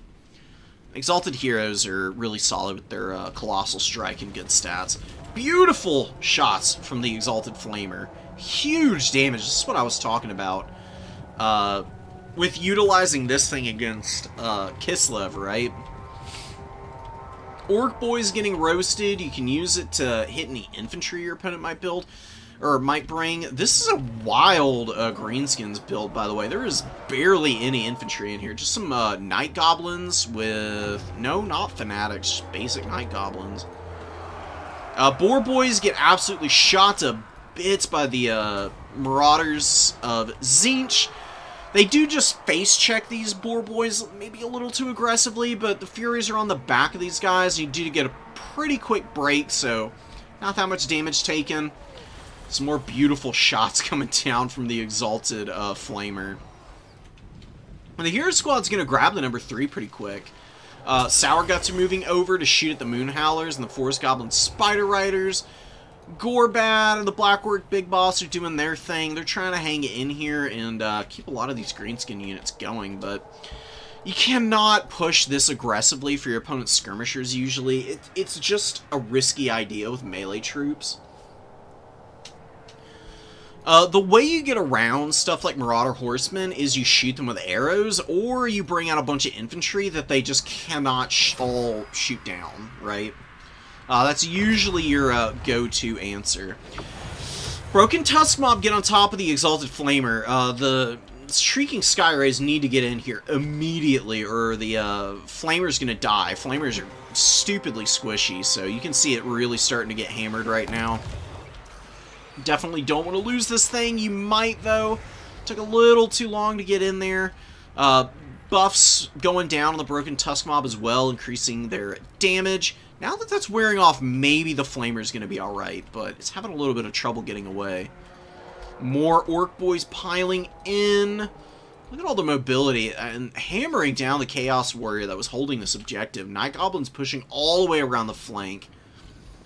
Luku is going pretty hard here. It's an interesting build that is a little exploitable, but honestly, just with the amount of aggression he's exhibiting here, it's actually piling in on the few line-holding units that Tzeentch has brought out, and keeping Tzeentch off of the objectives, even though the value trading is honestly not going too terribly for him. Oh, that's a beautiful Tzeentch's Firestorm, though.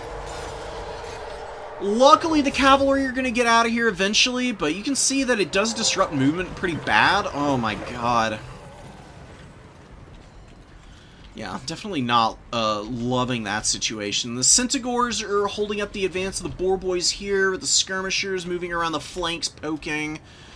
Trolls out on the field. Trolls will die really fast to the Tzeentch shooting. That is completely contingent, though, on having the time to shoot. If your opponent is able to collapse on you quickly enough, and your units can't evade, I mean, Sour Guts can go down pretty fast here, especially to some Orc Boar Boys. These guys do have good shock damage, so it's one of the things that Sour Guts struggle against the most. These guys are deceptively effective in melee combat. Add on to that the Sour Discharge, which guarantees them some value. This used to be a lot stronger. It would just delete units that were actually fighting them, which is really dumb. Now it's a lot more balanced, but it does still do pretty effective damage. You can see starting to cause the Orc Boys to take some significant damage here. Sour Discharge going off and getting through this Orc Boar Boy unit at the very least. But the Trolls are going to be a good anchor piece there. Nice! Vortex again, punishing the Trolls and the Biggins. Tzeentch's Firestorm is one of the few Vortexes that does good damage to monstrous units. It's not amazing, but just because it lowers armor, increases fire damage, with the Warp Flame contact effect, and has that much damage per second at 15. It's actually going to be able to wear those guys down pretty nicely. You've got the Black Orc Big Boss fighting in here. I think he's trying to kill Village, specifically, which is the right call, but it's a triple team regardless. Kind of a scary fight to take. Zangor coming up to save the number 3 objective. The Orc Boar Boys break as they get charged by the Senegors. And Sintis and Zangors against Trolls should be a pretty quick fight in favor of Tzeentch. Trolls over here, they got roasted by the Vortex. The Marauder Horsemen are also doing some good damage to them with the Javelins. Pretty rough looking for the Greenskins now. They really have petered out here towards the middle stages of the game. The value trading is getting a little bit more favorable, a little more favorable for Tzeentch as well. That Tzeentch Hero Core looks very healthy also. And Chosen are on the number 2 now. And the number 3 swings back to Tzeentch. Luku is pushed pretty far back now. A lot of Trolls in this build. I don't know why the hell you're bringing fire weakness type of units against Tzeentch. I mean, Tzeentch has fire damage on way too much to even think about bringing them, in my opinion. Like, not only do you have to worry about the Marauder Horsemen, who are kind of a staple unit for this faction, but just blue horror and pink horror spam is terrifying.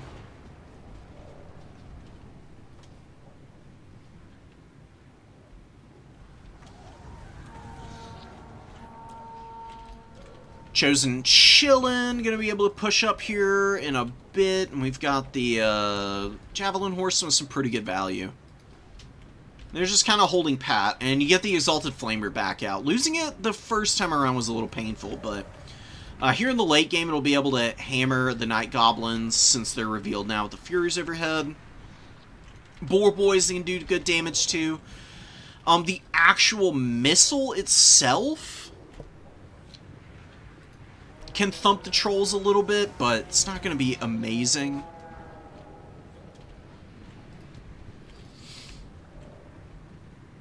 It's not triple cap range, though, for the Greenskins, so it's not like they're going to have the easiest time in the world. I mean, they have to push back out eventually.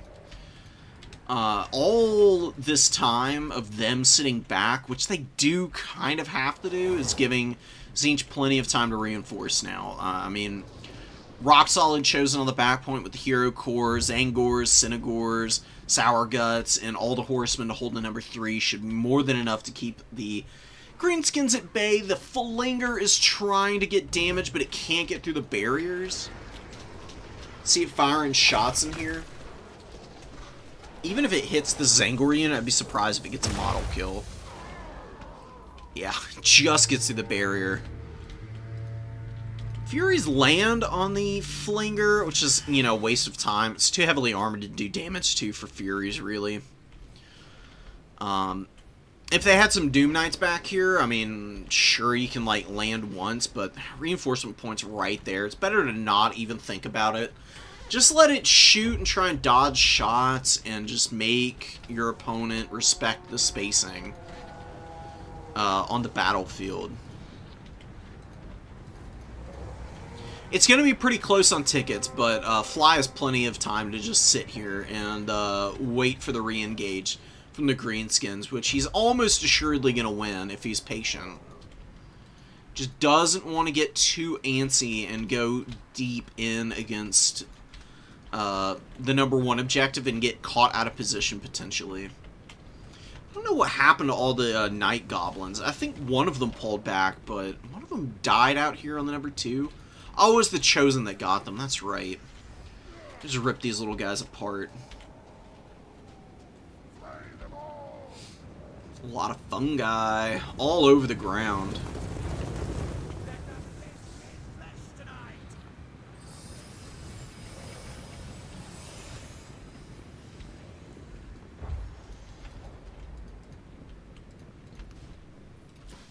Fast forward a little bit. They're starting to get ready to scrap again. Look at the Trolls getting lit up by the Javelins, though.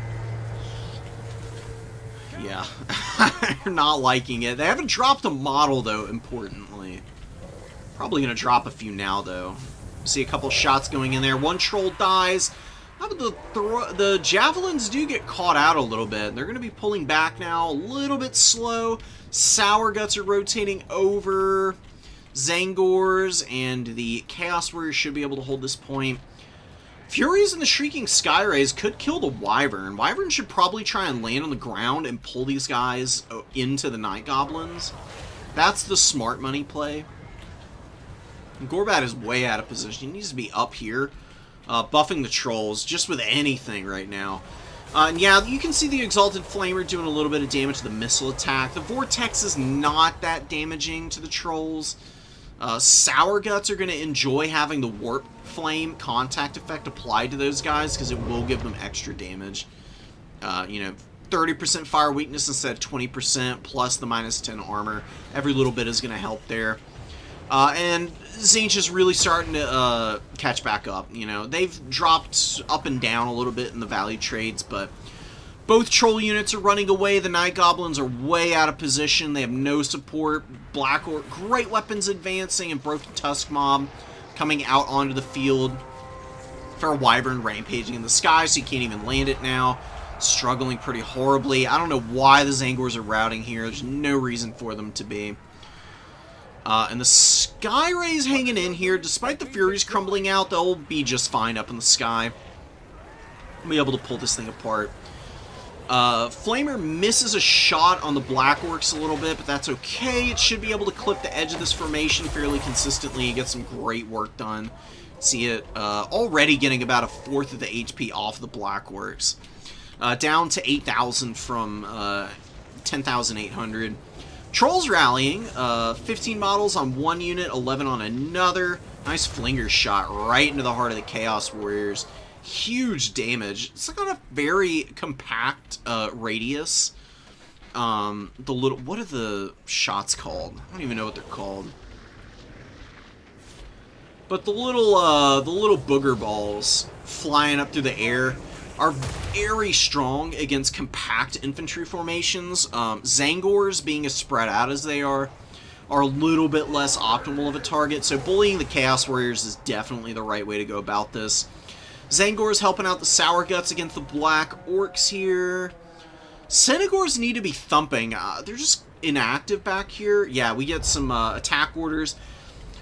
Shift clicking is actually a really good call here. You move up here, and then you just charge right onto the flank. Not bad at all. You see the Zangors moving over to make a little bit of room. It's really good control from Mr. Fly.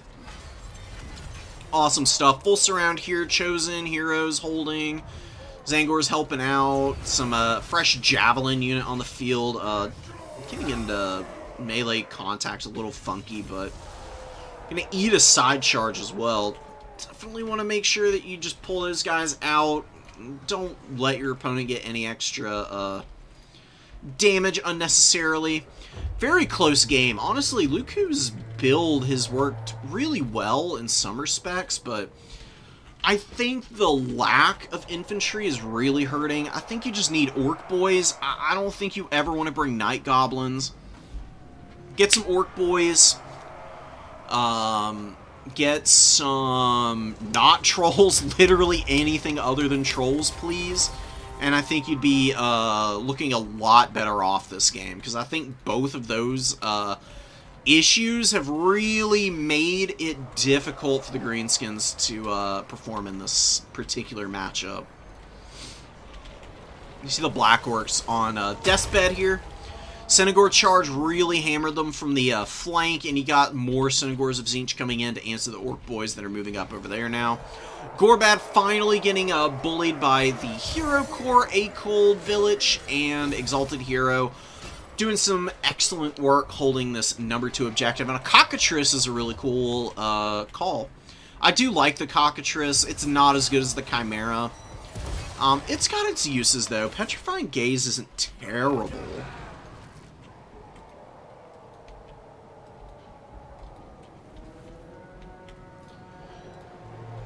Horsemen are just maneuvering around, and Trolls going down again. I mean, they've been rallying and getting back in there multiple times, but they just are not doing anything of note. Like, they got their value back, I guess, which is nice. I just have not seen anything efficient out of them in terms of, like, making a concerted push that has actually broken through and gotten any of these points for the greenskins. Bull Boys push back. A really nicely played game by Mr. Fly, absorbing that early aggressive push, surviving, and then getting back out to get the double cap before he even needs to think about a triple. Really nicely done. It's exactly how you counter aggressive builds like this. Just fall back, bunker up around your best units, and do whatever you can to just grind your opponent down slowly and surely with your summons. There are a couple of tricky points in here, but the lack of infantry for the greenskins is what lost in this game. I mean, a Black Orc and a couple Night Goblins is not going to hold you any round, and only one of these trolls got its value back. The others were absolutely abominable. And the Feral Wyverns stink. Unfortunately, they're just not a good unit.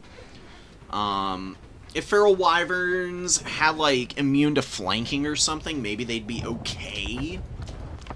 They'd still be on the weaker end of big monsters, even with that effect, though.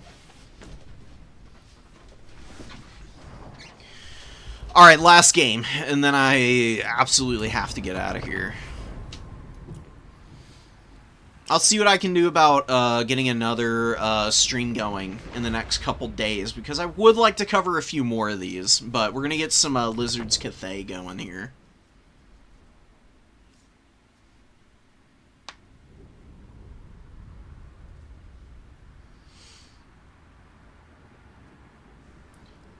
I see y'all talking about the, Wood Elves Vampire Counts matchup, I'm guessing. Is it Counts or Coast? I've seen newer people interchange VC for both of them. Counts against Wood Elves really want to bring some Graveguard with the shields. And really just want to push with cavalry. Black Knights are really strong. Black Knights with the lances, shockingly effective against the Wood Elves. You can get a lot done with just those guys. Blood Knights are good, but are deceptively vulnerable to shooting, so you gotta be a little careful. I know they've got all these, they've got good armor and shields and the Flag of Blood Keep or whatever it is, which is nice, but Waywatchers and Starfire Shafts and stuff will put them in a trash can pretty quick for how expensive they are.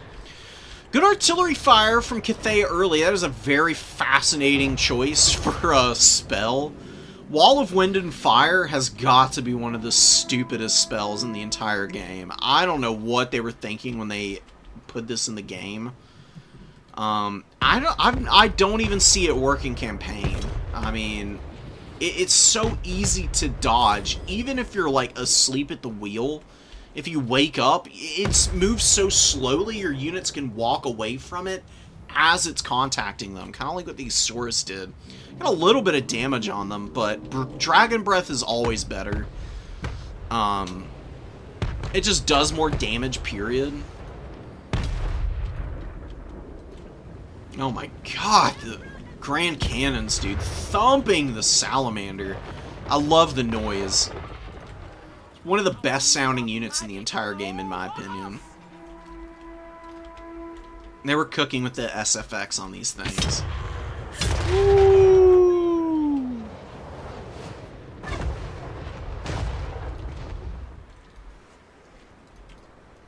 Knockout Grenades, Jade Warriors, 1 Halberd, 2 Basic Warriors, holding the number 3. I actually really like the positioning here. I would well, actually, Jade Warriors aren't very good in melee combat. Keeping the frontage a little bit more narrow so that less models are in combat is actually kind of a smart idea because you're not doing much damage anyways. better to have them survive longer so the grenades can fire a little bit longer and with a little bit more intensity, perhaps. Salamander's getting thumped now by the cannon. Couple shots going over the head. Great Moonbird on the field. Great Moonbirds are very strong. Great damage on Moonflare. Plus, it's a snare. It's the same as the Ember Storm from the Arcane Phoenix. It just also has that additional snare type effect, and you can do some really brutal combos with these things. They don't have AP, which is like the only thing that holds them back, but you know, with the flaming and magic attacks on them, they can still scrap pretty effectively. Wall of Wind and Fire doing something over here. I mean, it's damage.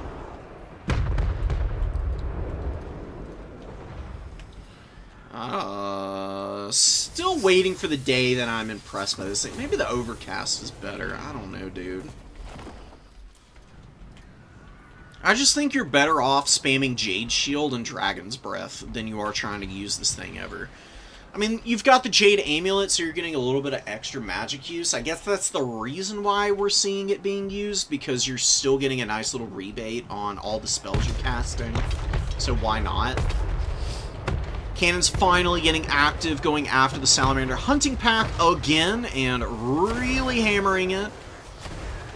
Again, the Sallies are getting quite low.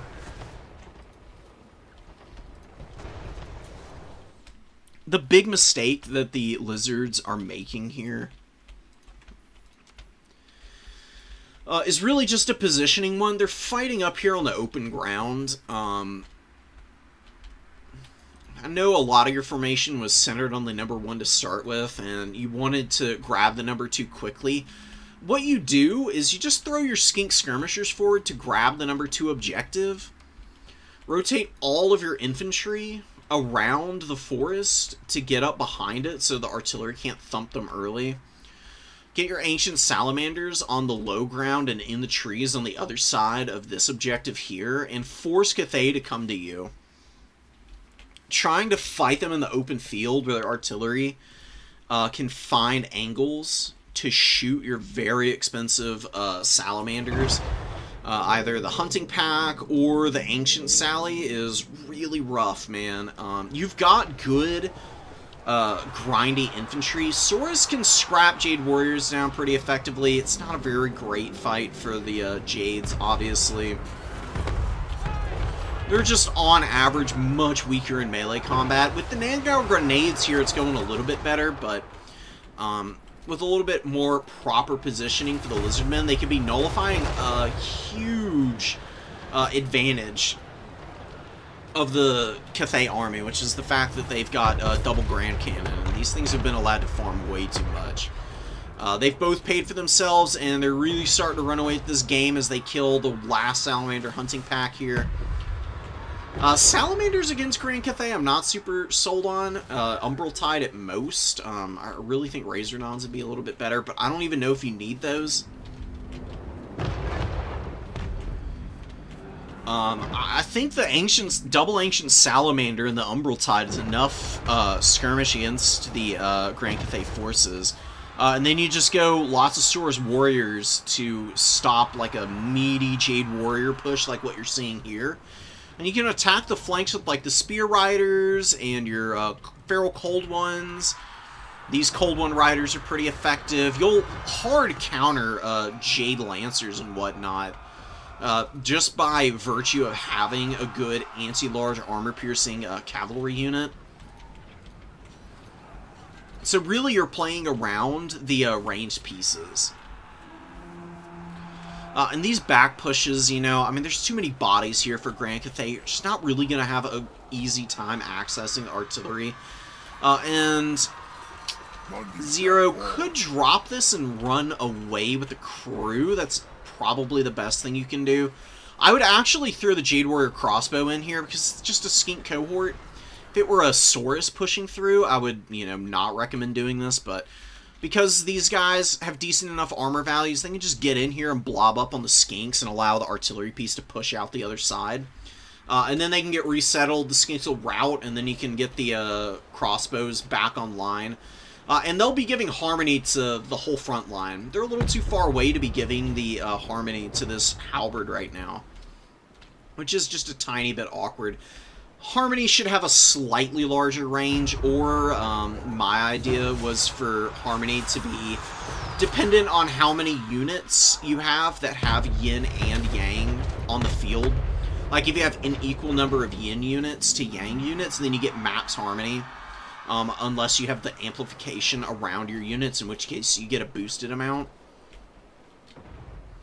I think that would make it a little bit better, because Grand Cathay is just way too positioning dependent. It makes it very hard to utilize them in domination mode. They're better in land battle, I will say that. Even there, though, they're, you know, a little bit tough to play.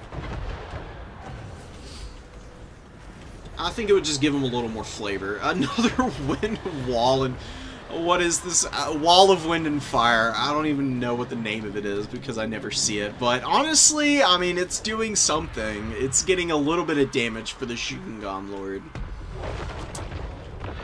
Nice Dragon Breath. Look at that Dragon Breath compared to what we've seen from the walls so far. I know the walls are hitting the sources, but regardless, I mean, it's not like they have that much more armor than a skink. It's getting through a little bit of their HP and whatnot, but I think Dragon Breath, just spamming that with Jade Shield for defensiveness, will go a little bit farther for you. Celestial Dragon Crossbows on the field, destroying the Saurus back here.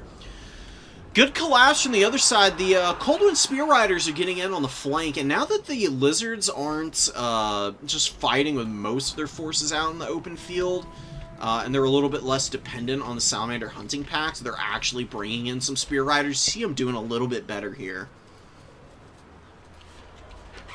If they had probably just focused up on going more aggressive with melee troops to begin with, I think they'd be in a winning spot, actually.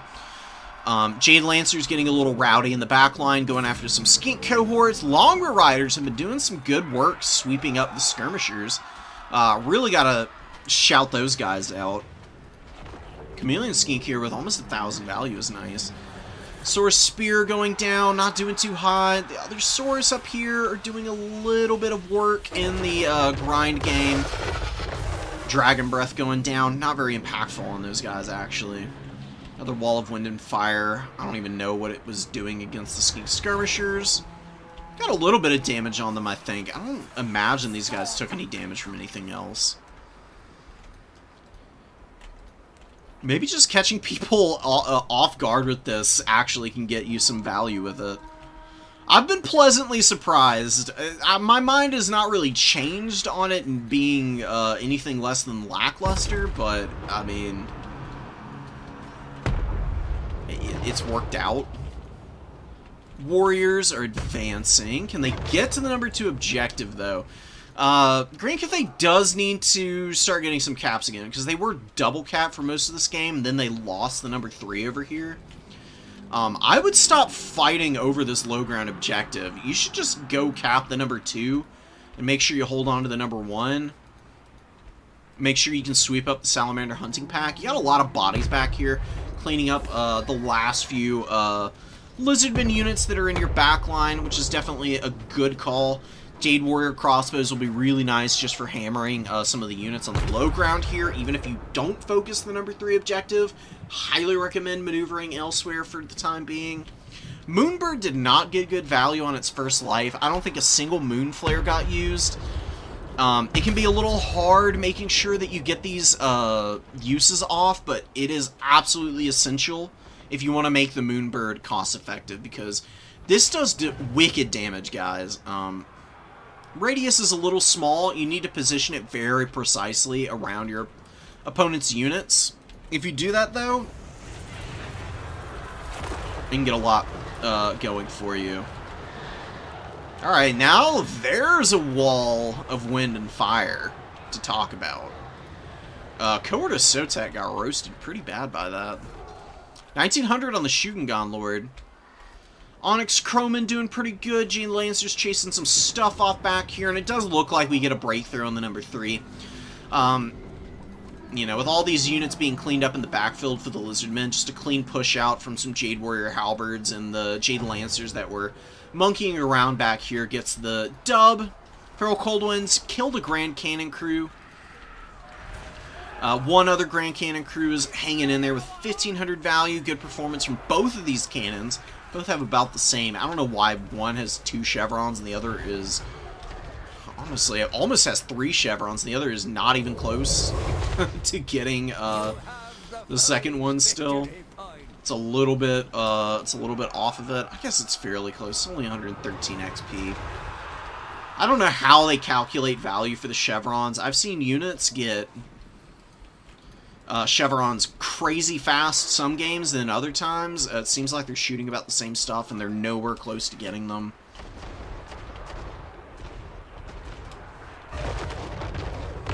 Beautiful Dragon Breath on the Skinks. Longbow Riders still hanging in there. Take a little bit of friendly fire, but I think the artillery shots were actually pretty crucial for breaking the Salamanders. Because the artillery debuff, yeah, is just enough to break the leadership, and that actually pushes them all the way out. Skink cohorts are hanging in there. Oh, Grand Cathay just cannot cap points, dude. Oh, it's so frustrating. Oh no, and there's way too many units out for the 1 point that they're holding. Please don't do this, dude. Please spread these units out. This happens a lot with newer players. They don't quite understand what they need to hold objectives. All you need here is 1 halberd and 1 long spear, and you'd be just fine, and the other halberd can rotate to the number 2 to grab this, because you need a double cap now. That way you have time to grab the other one out here. It's really close to triple cap range. Moonbird is landing on a bunch of Coldwind Riders. Still not a single Moonflare used. Woeful tidings. The enemy has captured one of your victory points. I promise if you focus up on using the Moonbird Moonflares early, it'll make games a lot easier for you as Cathay, because, I mean, you can kind of see the proof in the pudding here. These things are not that good in melee combat without all the armor piercing that the Arcane Phoenixes have. Moonbird is just a much worse version in actual melee combat. And it's just got the slightly better vortex, so if you're not using this, you really are missing out on tremendous amount of value. Jade Warrior Halberd should not chase Skinks off. They're slower than the Skinks, for one. Also, they're just running off into the middle of nowhere, and Cathay is a very slow faction. They need to hold the points they have before they worry about going to cap others. So I'm a little bit worried about this. You do have halberds being summoned out up top here, and Jade Warrior crossbow with the shields. It's going to be able to give harmony to these guys. They both just push that point quickly. Might not be quite triple cap range. Just did grab the middle. It's really close, though. I would go for the triple cap anyways. You're in a position to be able to do so. The Saurus and the Skinks on the middle point are a little bit of a pain, though. Moonbird Flare. Come on! Bring it over! Just drop it on the Skinks, honestly. If you do that, then you can just use your Tattered Infantry getting up on the point to stop the Saurus from capping. Both players focusing a lot on the value trades right now. Good pullback with the Jade Warrior Halberds. Very good wherewithal to be able to retreat those guys back to the point to hold on to that. Cap is going very slowly for Cathay here. They're not moving anything else over there. Big mistake. You just want to have something to get up on that point to flip it quickly. Otherwise, what happens is a Skink comes out here, delays this cap. Your opponent works on capping the number 2 like they are right now, and they will be able to outcap you here. You're stopping your crossbows off the point, and you need to move them on. Moves them, but a little too late, and the Lizards are going to grab this point, and no Moonflares. Again, still missing out on that value. Do you get a Terror Route? Wow! Oh my god, the Moonflare Missing out on the Moonflare sucks, but a terror route from the Moonbird is good enough, I guess. I mean, it gets the Skink Cohort off the point long enough for the bodies to get up here and actually save this cap, and I think the Lizards are moving to the number 1 too slowly. Oh, the Cold Wind Riders break enough of those Jade Warriors to save that point. Now Cathay is over-investing again onto the middle point. Oh, I'm gonna throw up. Oh my god.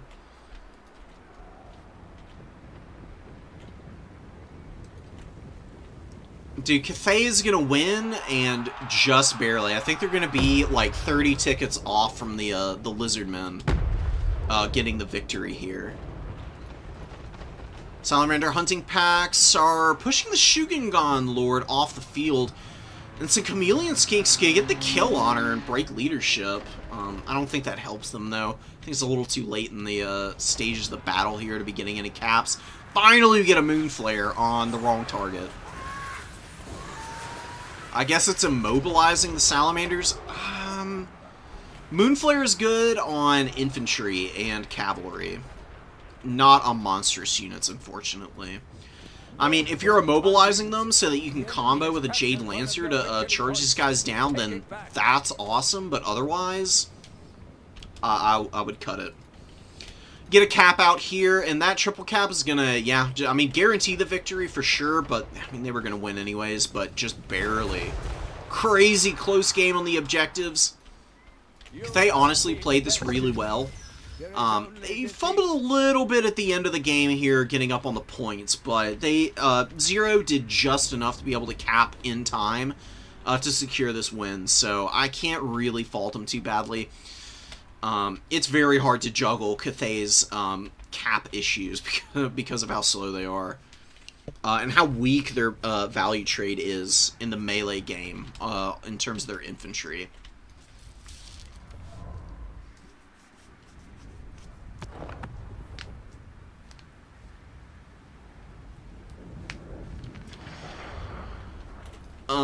Don't worry about it too much, brother. I mean, beating Cathay is just a learning process. Any of these boxier type of factions, like Cathay, Nurgle, Dwarves, Chaos Dowie sometimes, they're a little bit different, though.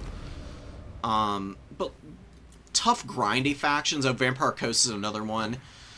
Factions with a lot of shooting that want to force you in are just a totally different animal from fighting something like Khorne, obviously.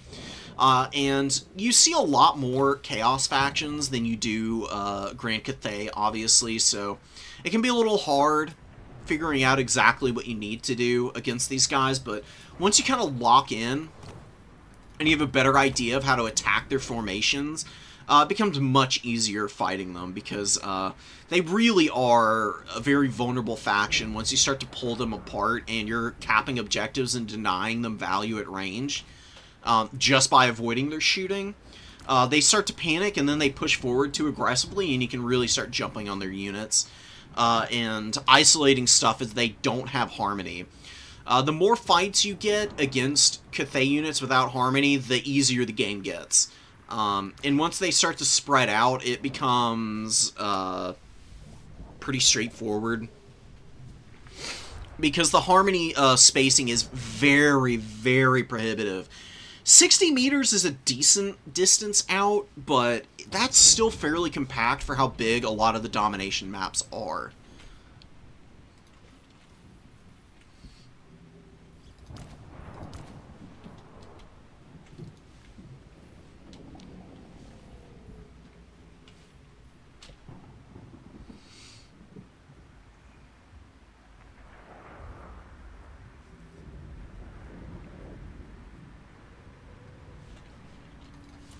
Alright, guys.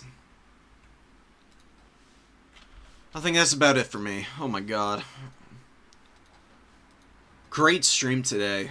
Awesome games. We saw some really close ones. It's a beautiful set of semis matches.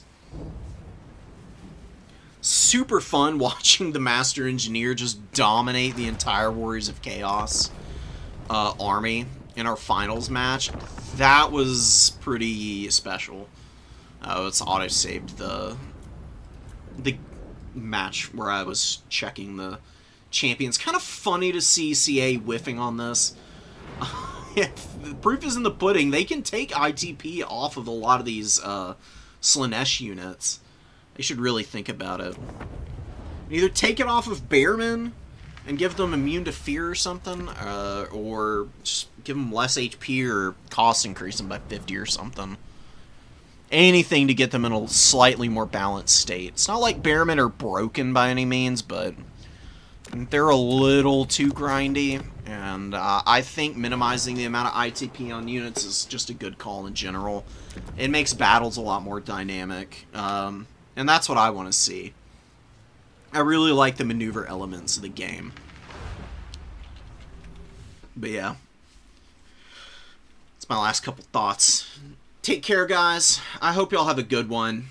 I'll see about getting another stream going, covering a few more of these matches, and maybe going through some tournament games sometime soon. I've been playing in a few off-stream, just because I have a little bit more time and I don't always want to be streaming my matches, because usually I'm ironing out like builds and stuff, so I don't want to look like an idiot as I'm getting thumped sometimes.